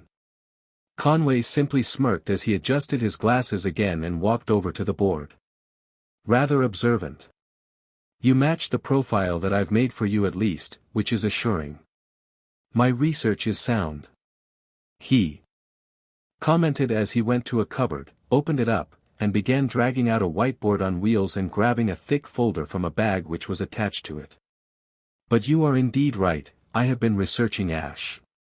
He is a peculiar character, and ever since he defeated me at the Lily of the Valley conference, I became motivated to study him and see why none of my strategies seemed to work. However, after much studying and research, I began to notice some irregularities. Dawn and Max shared a look, concern etched onto their face, while Kiawe just looked on unimpressed. Conway, not paying attention to any of this, simply carried on. I noticed that, throughout his journey, there seemed to be holes. While I understand that, due to traveling on foot between settlements would lead to stretches where he's invisible to the public eye, there seem to be some instances where they don't make sense. Entire encounters seem to have disappeared. Dawn frowned at this, leaning back in her chair and taking a quick sip of her water. What do you mean? Well, take the time that he was in Snowpoint City, before that very tournament. On one day, he's present in the gym located in that town, where he fights and beats the local gym leader. Nothing unusual there. 2 days after that, he's spotted fighting his rival at Lake Acuity. Again, nothing unusual there. However, it's the day between those two events that catches my interest. Normally, from what my research indicates, after a gym, he spends the next day or so recovering in the Poke Center or exploring the town. To punctuate this point, he pulled out a paper wallet from the folder, and pulled out multiple photos from multiple cities of Ash and Pikachu either exploring the town or relaxing in the Poke Center with whatever companies he had at that time. However, in this instance, there's nothing. No images of him exploring the town, no security of him in the Poke Center, no actual evidence of him being there at all. So, it begs the question, what happened during that day? Max opened his mouth to retort, and then closed it, as he considered what had been said. He had a point, after all. Whenever Ash did a gym battle, or a battle on that sort of level, he would take the next day to unwind. He'd eat, he'd laugh, he'd messed about, which was something that Max reasoned why he was able to deal with those battles so well. He knew how to unwind from a stressful situation. Why was this time different?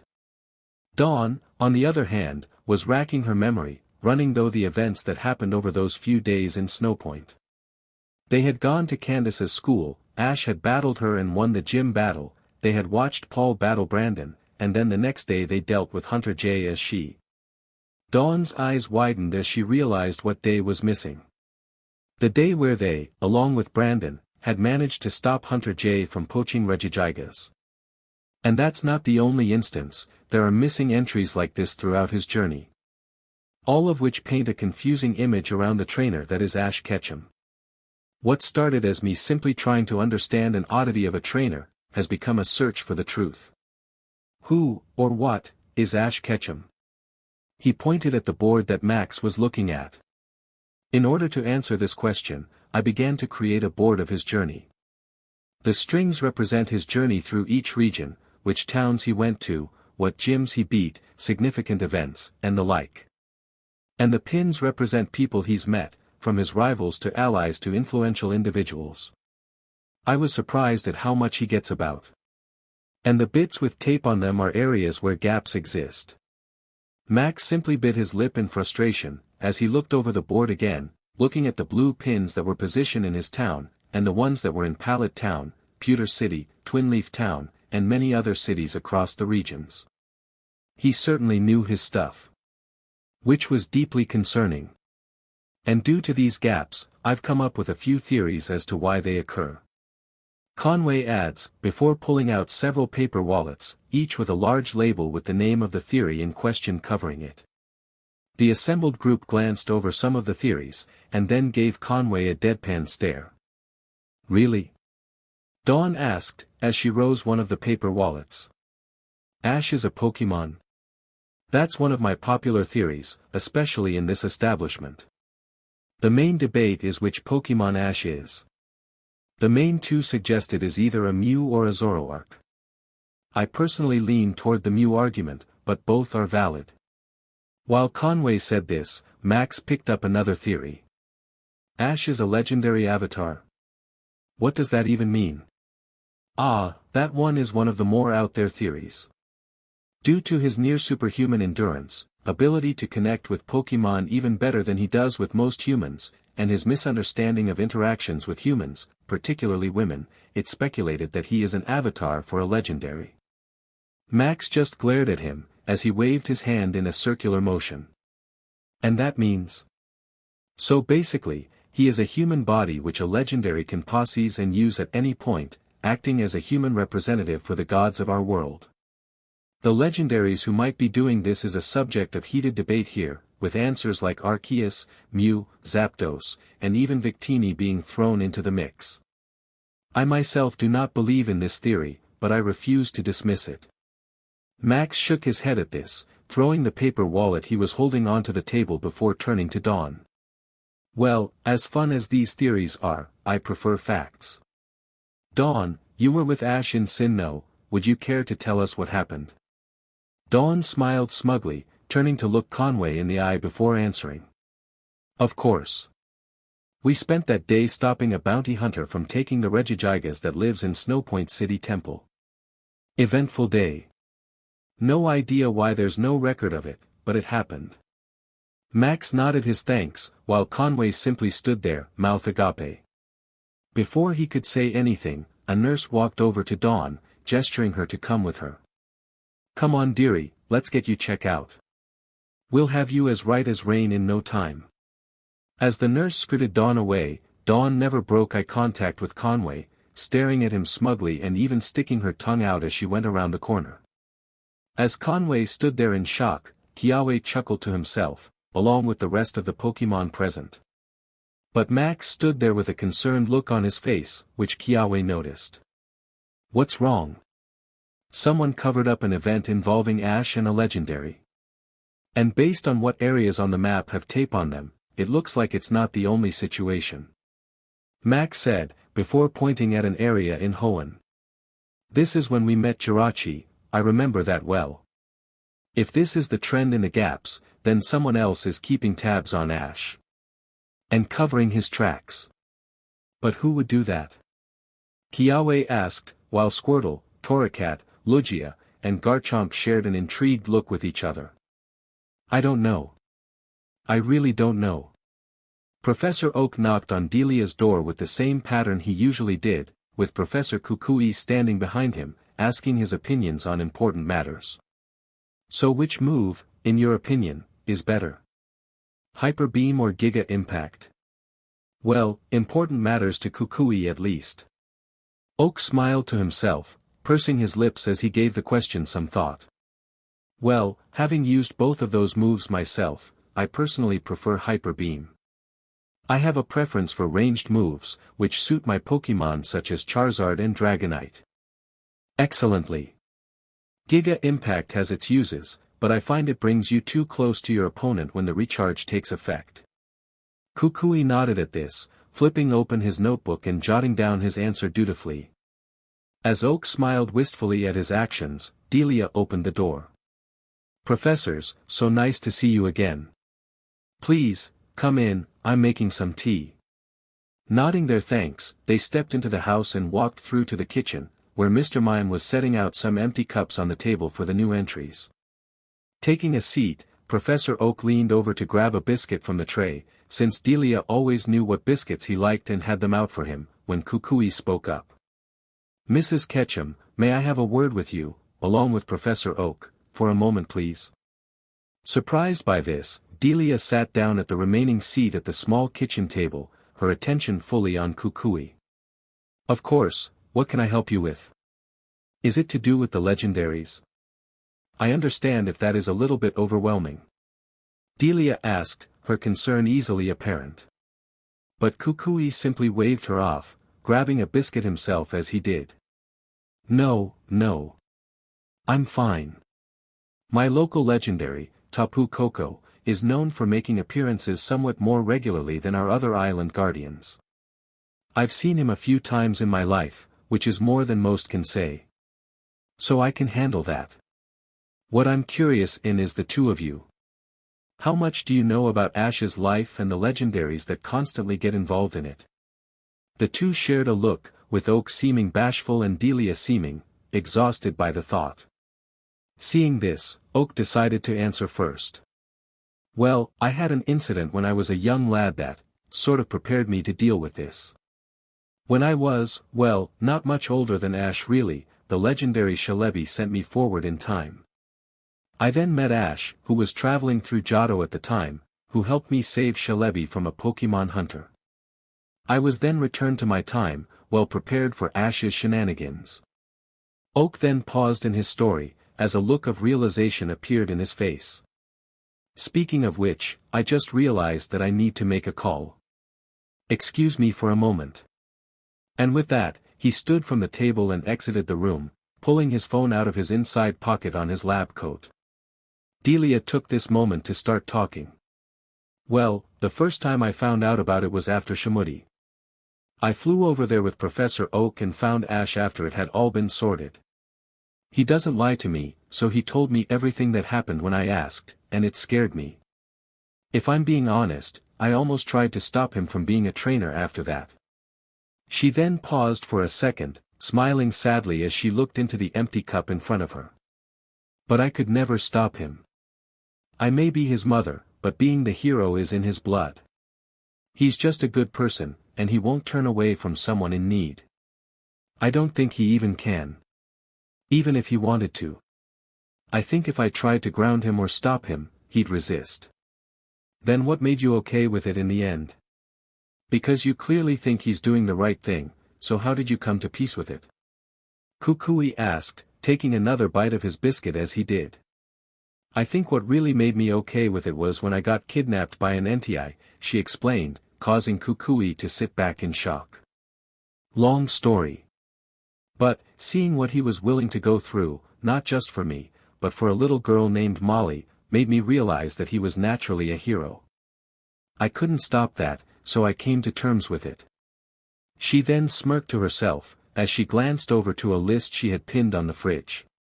But it's about time that those legendaries actually showed some gratitude for what my son had done.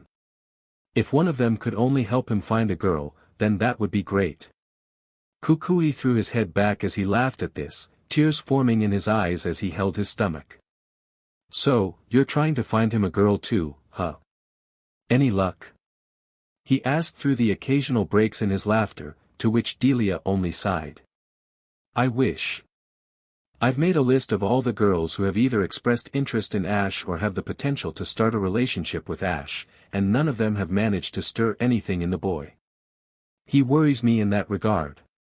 She said, as she went over to the fridge, pulled off the list and unfolded it in front of Kukui.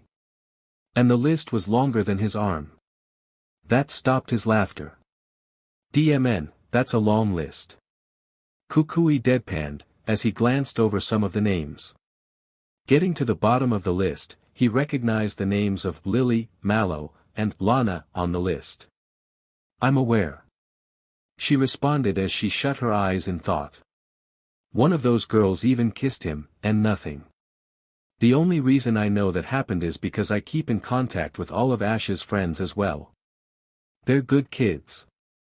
But Arceus knows how Ash is going to find a girl if he's not looking. At this point, Oak returned from the other room, returning his phone to his pocket. Well, the good news is that Gary is safe. He's returning from a research trip in Kalos and is currently on a plane. Ash managed to beat me to it with the warning, so he's well prepared in case something happens, but the main takeaway is that he's safe and will be in Pallet Town by tomorrow morning. Dileia smiled at this, before getting up and walking over to the kettle, which had finally finished boiling. That's wonderful, I'm sure Ash will appreciate having Gary's support right now. They may treat each other as rivals, but deep down they're good friends, and the idea of them having each other's back is greatly appreciated. Speaking of Ash, where is the boy?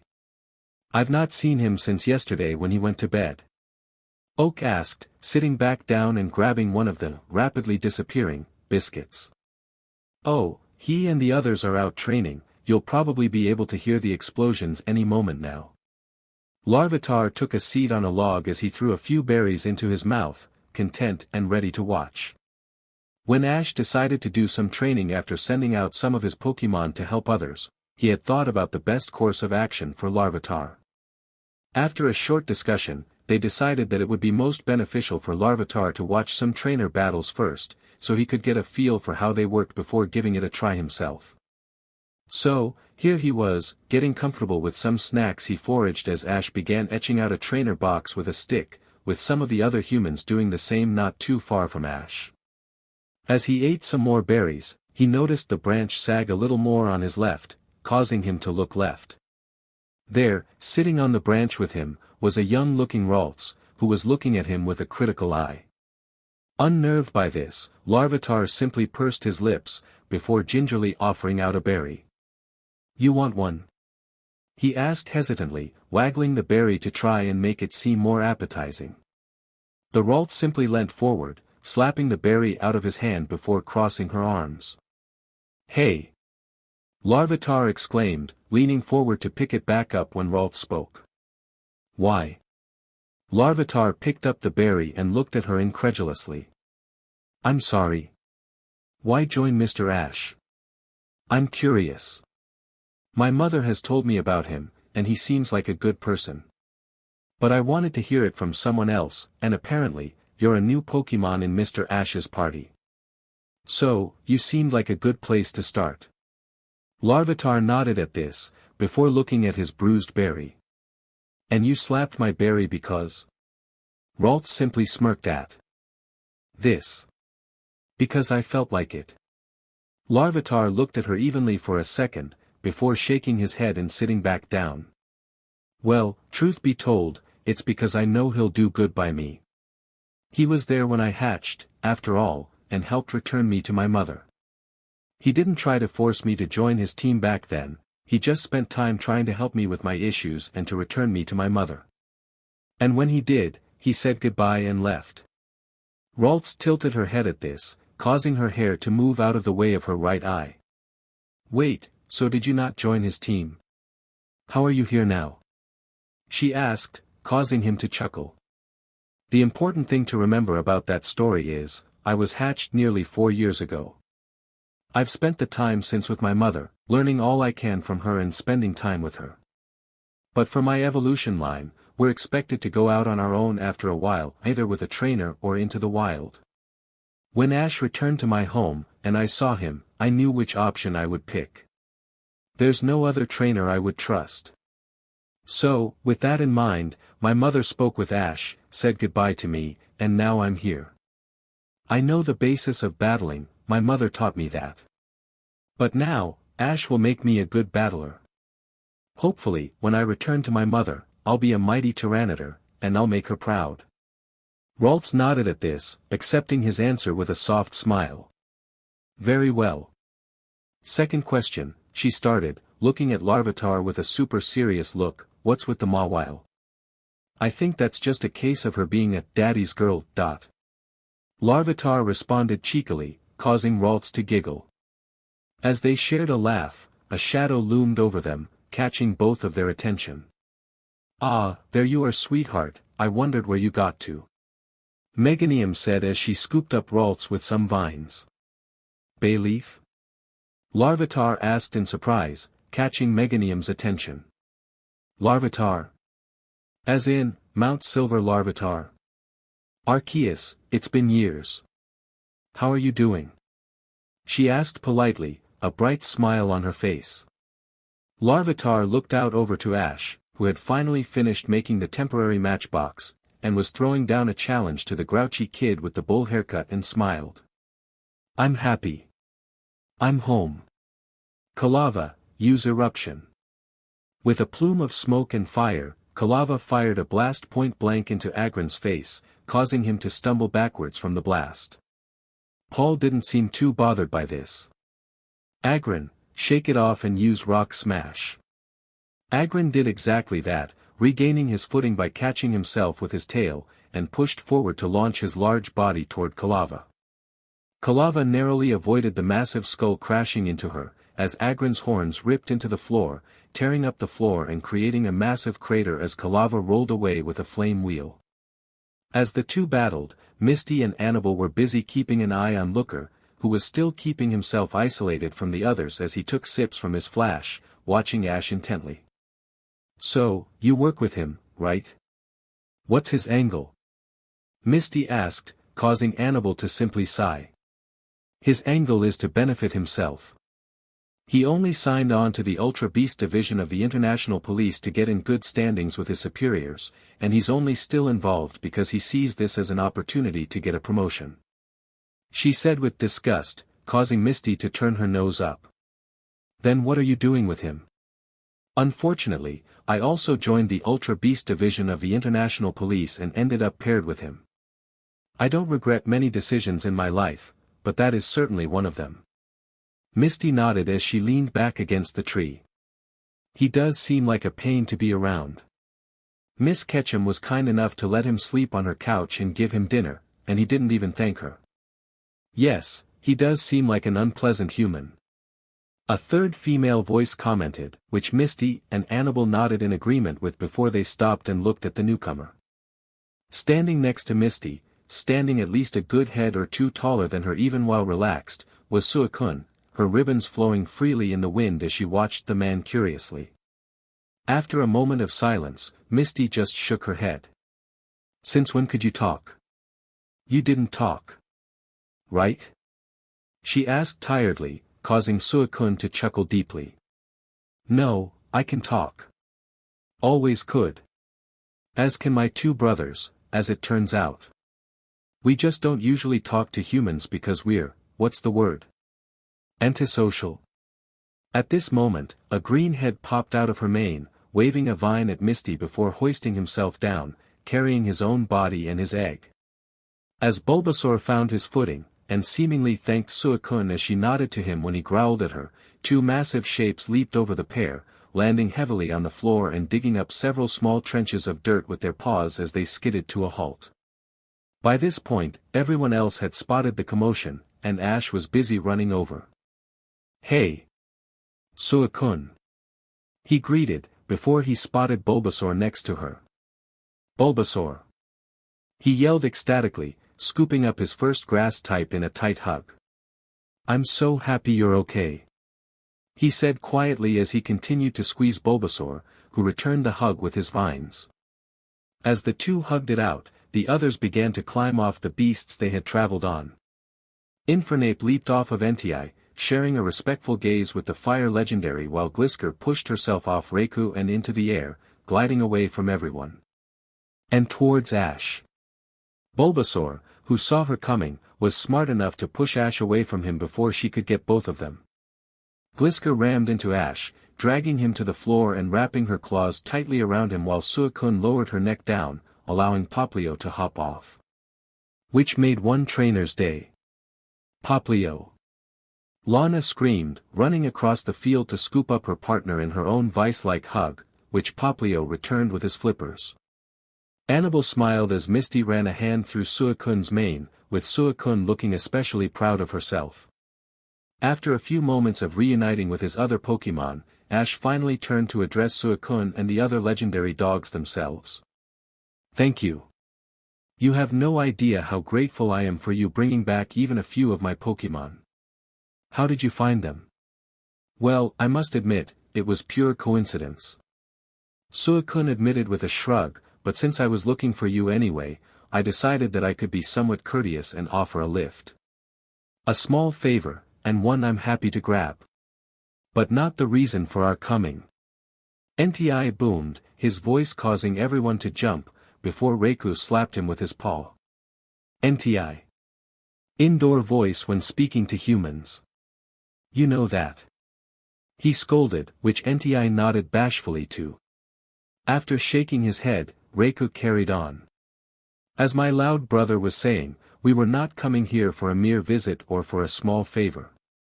We came, because after much deliberation, that you deserved our gifts."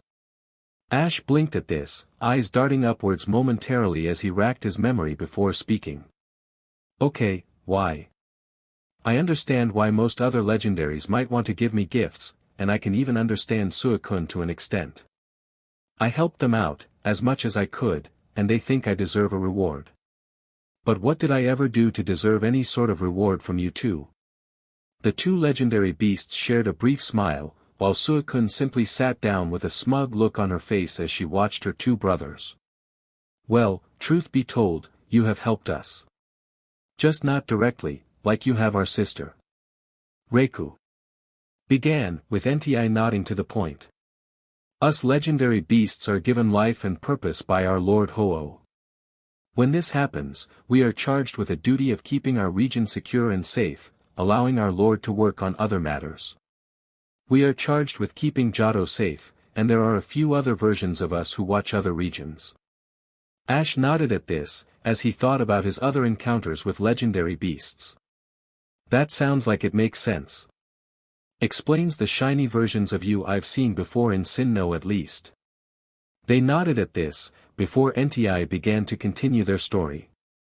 But while you were traveling through Johto, you helped out multiple times across the region, dealing with multiple issues and helping several people that we could never have intervened with. Your presence improved the overall safety of the entire region by proxy. Which is something we are grateful for. As a result, we'd like to express our gratitude, in the hopes that it helps you to continue to be a positive influence on the regions around you as you travel. So, we give you our gifts, and through these gifts, our blessings. Nti then reached into his mane, grabbing a folded-up piece of cloth with his mouth and bringing it over to Ash, who took it carefully and began unfolding it. As he unfolded it, he recognized it as a, seemingly plain, red t-shirt with a golden heart embroidered into it. Put it on.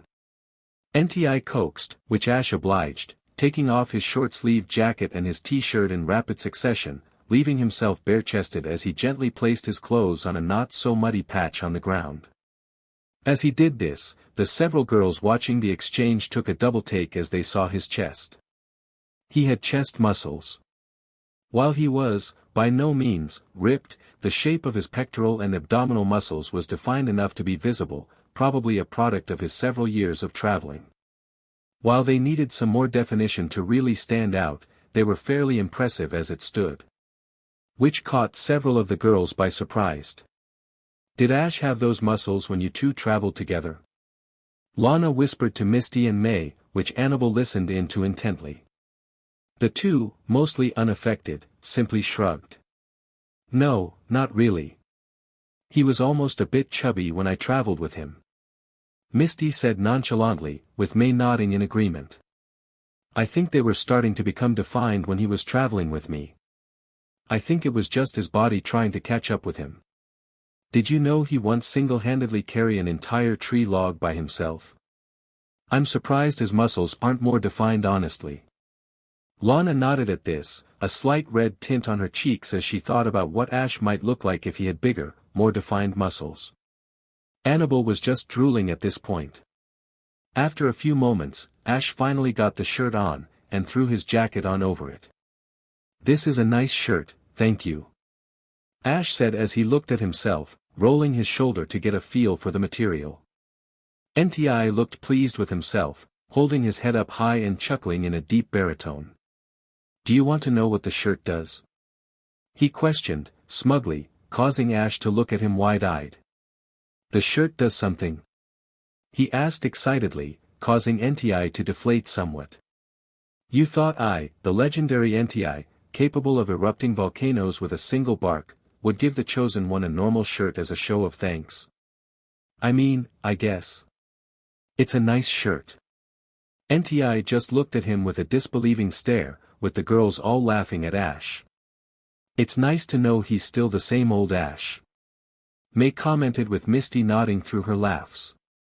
Nti just closed his eyes, took a deep breath, and then unleashed a flamethrower point blank at Ash, cutting off everyone's laughter simultaneously.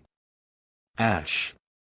They called out simultaneously, all reaching for their Pokeballs when Infernape launched forward, crashing into Nti with his entire body weight, knocking the large fire type to the ground and wrapping his arms around Nti's neck, holding it in a tight choke grip. But as he restrained the large legendary, the flames coating Ash died out and revealed that he was perfectly fine. His eyes were wide, and he had his arms covering his face as he breathed rapidly, before patting himself down as he realized, he hadn't been burnt to a cinder. How? Ash asked, as Infernape released his grip on Entei, who rose up majestically like nothing had happened. That, chosen one, is made from furs from my own mane.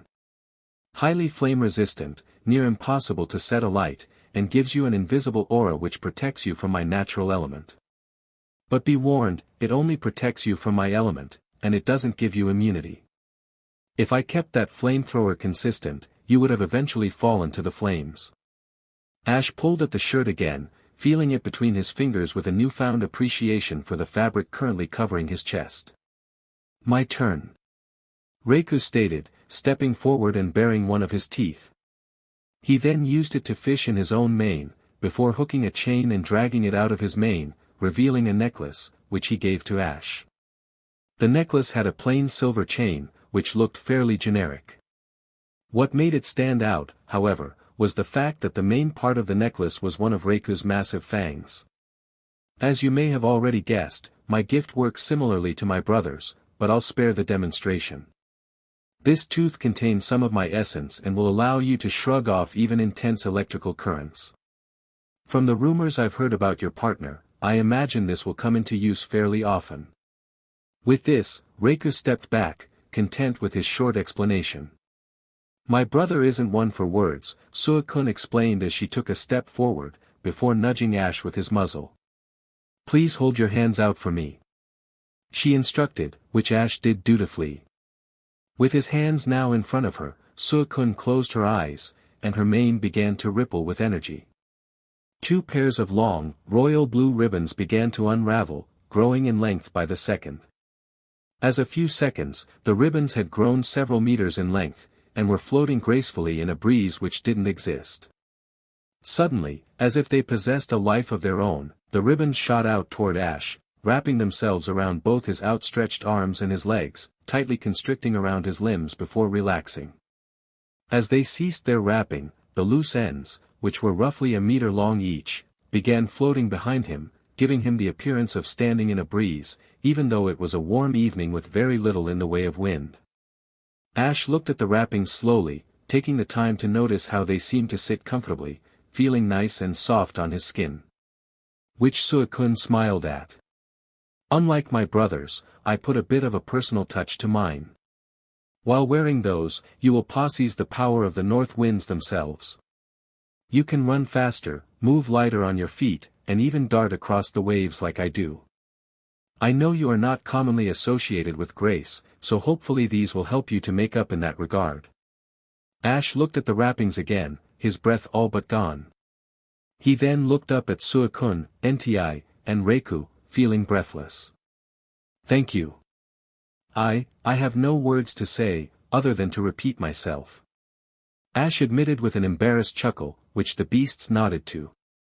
They then bowed, stood up, and began to bound away, each leap allowing them to quickly disappear as they ran into the distance. Or rather, 2 of them stood up and left. Suicune stood stoically, watching her brother leave with an impassively look on her face. Aren't you going to leave as well, Suicune? Ash asks with a concerned look, causing Suicune to look at him with a warm motherly smile. Well, to my reckoning, I'm not quite done with my gift. She explained before liking Ash's hair, neatening it up somewhat and causing Ash to recoil before continuing. Unlike my brothers, I've seen your adventures. What happens during them, what you go up against, and what you're willing to risk. It is my belief that you need some assistance in these matters, which is what the rest of my gift will help with. She explained, causing Ash to look at her in a confused manner. You don't have to do that, this is more than enough. Whatever it is, I think you should keep it. You've given me too much as it is. Suicune simply smiled and shook her head. I'm afraid you don't have a say in the matter, Ash, especially not after the effort I went through trying to convince Kurt to make this for me. She said as she pulled out a small orb from her mane, handing it to Ash. It was a royal blue pokeball, with every aspect of the ball from the lines separating the 2 halves, and the main parts of ball sharing this same color. It also smelled of salt, like it was dipped in the ocean. What kind of pokeball is this? He asked, which Suicune smirked at. It's a cherish ball, which I made especially for today's event. What event? Ash asked as he looked up at Suicune, just managing to catch a glimpse of her poking the ball with her snout, allowing it to engulf her and bring her body into the small orb. After the ball shook in his hand, it then pinged, signifying a successful capture before it popped open, allowing Suicune to return to the spot where she was standing. My joining of your party, Ash. My abilities are at your service, be they for battle against your foes, or as a supportive figure. The pleasure is all mine. Ash stared blankly at her, while Misty and Lana simultaneously fainted.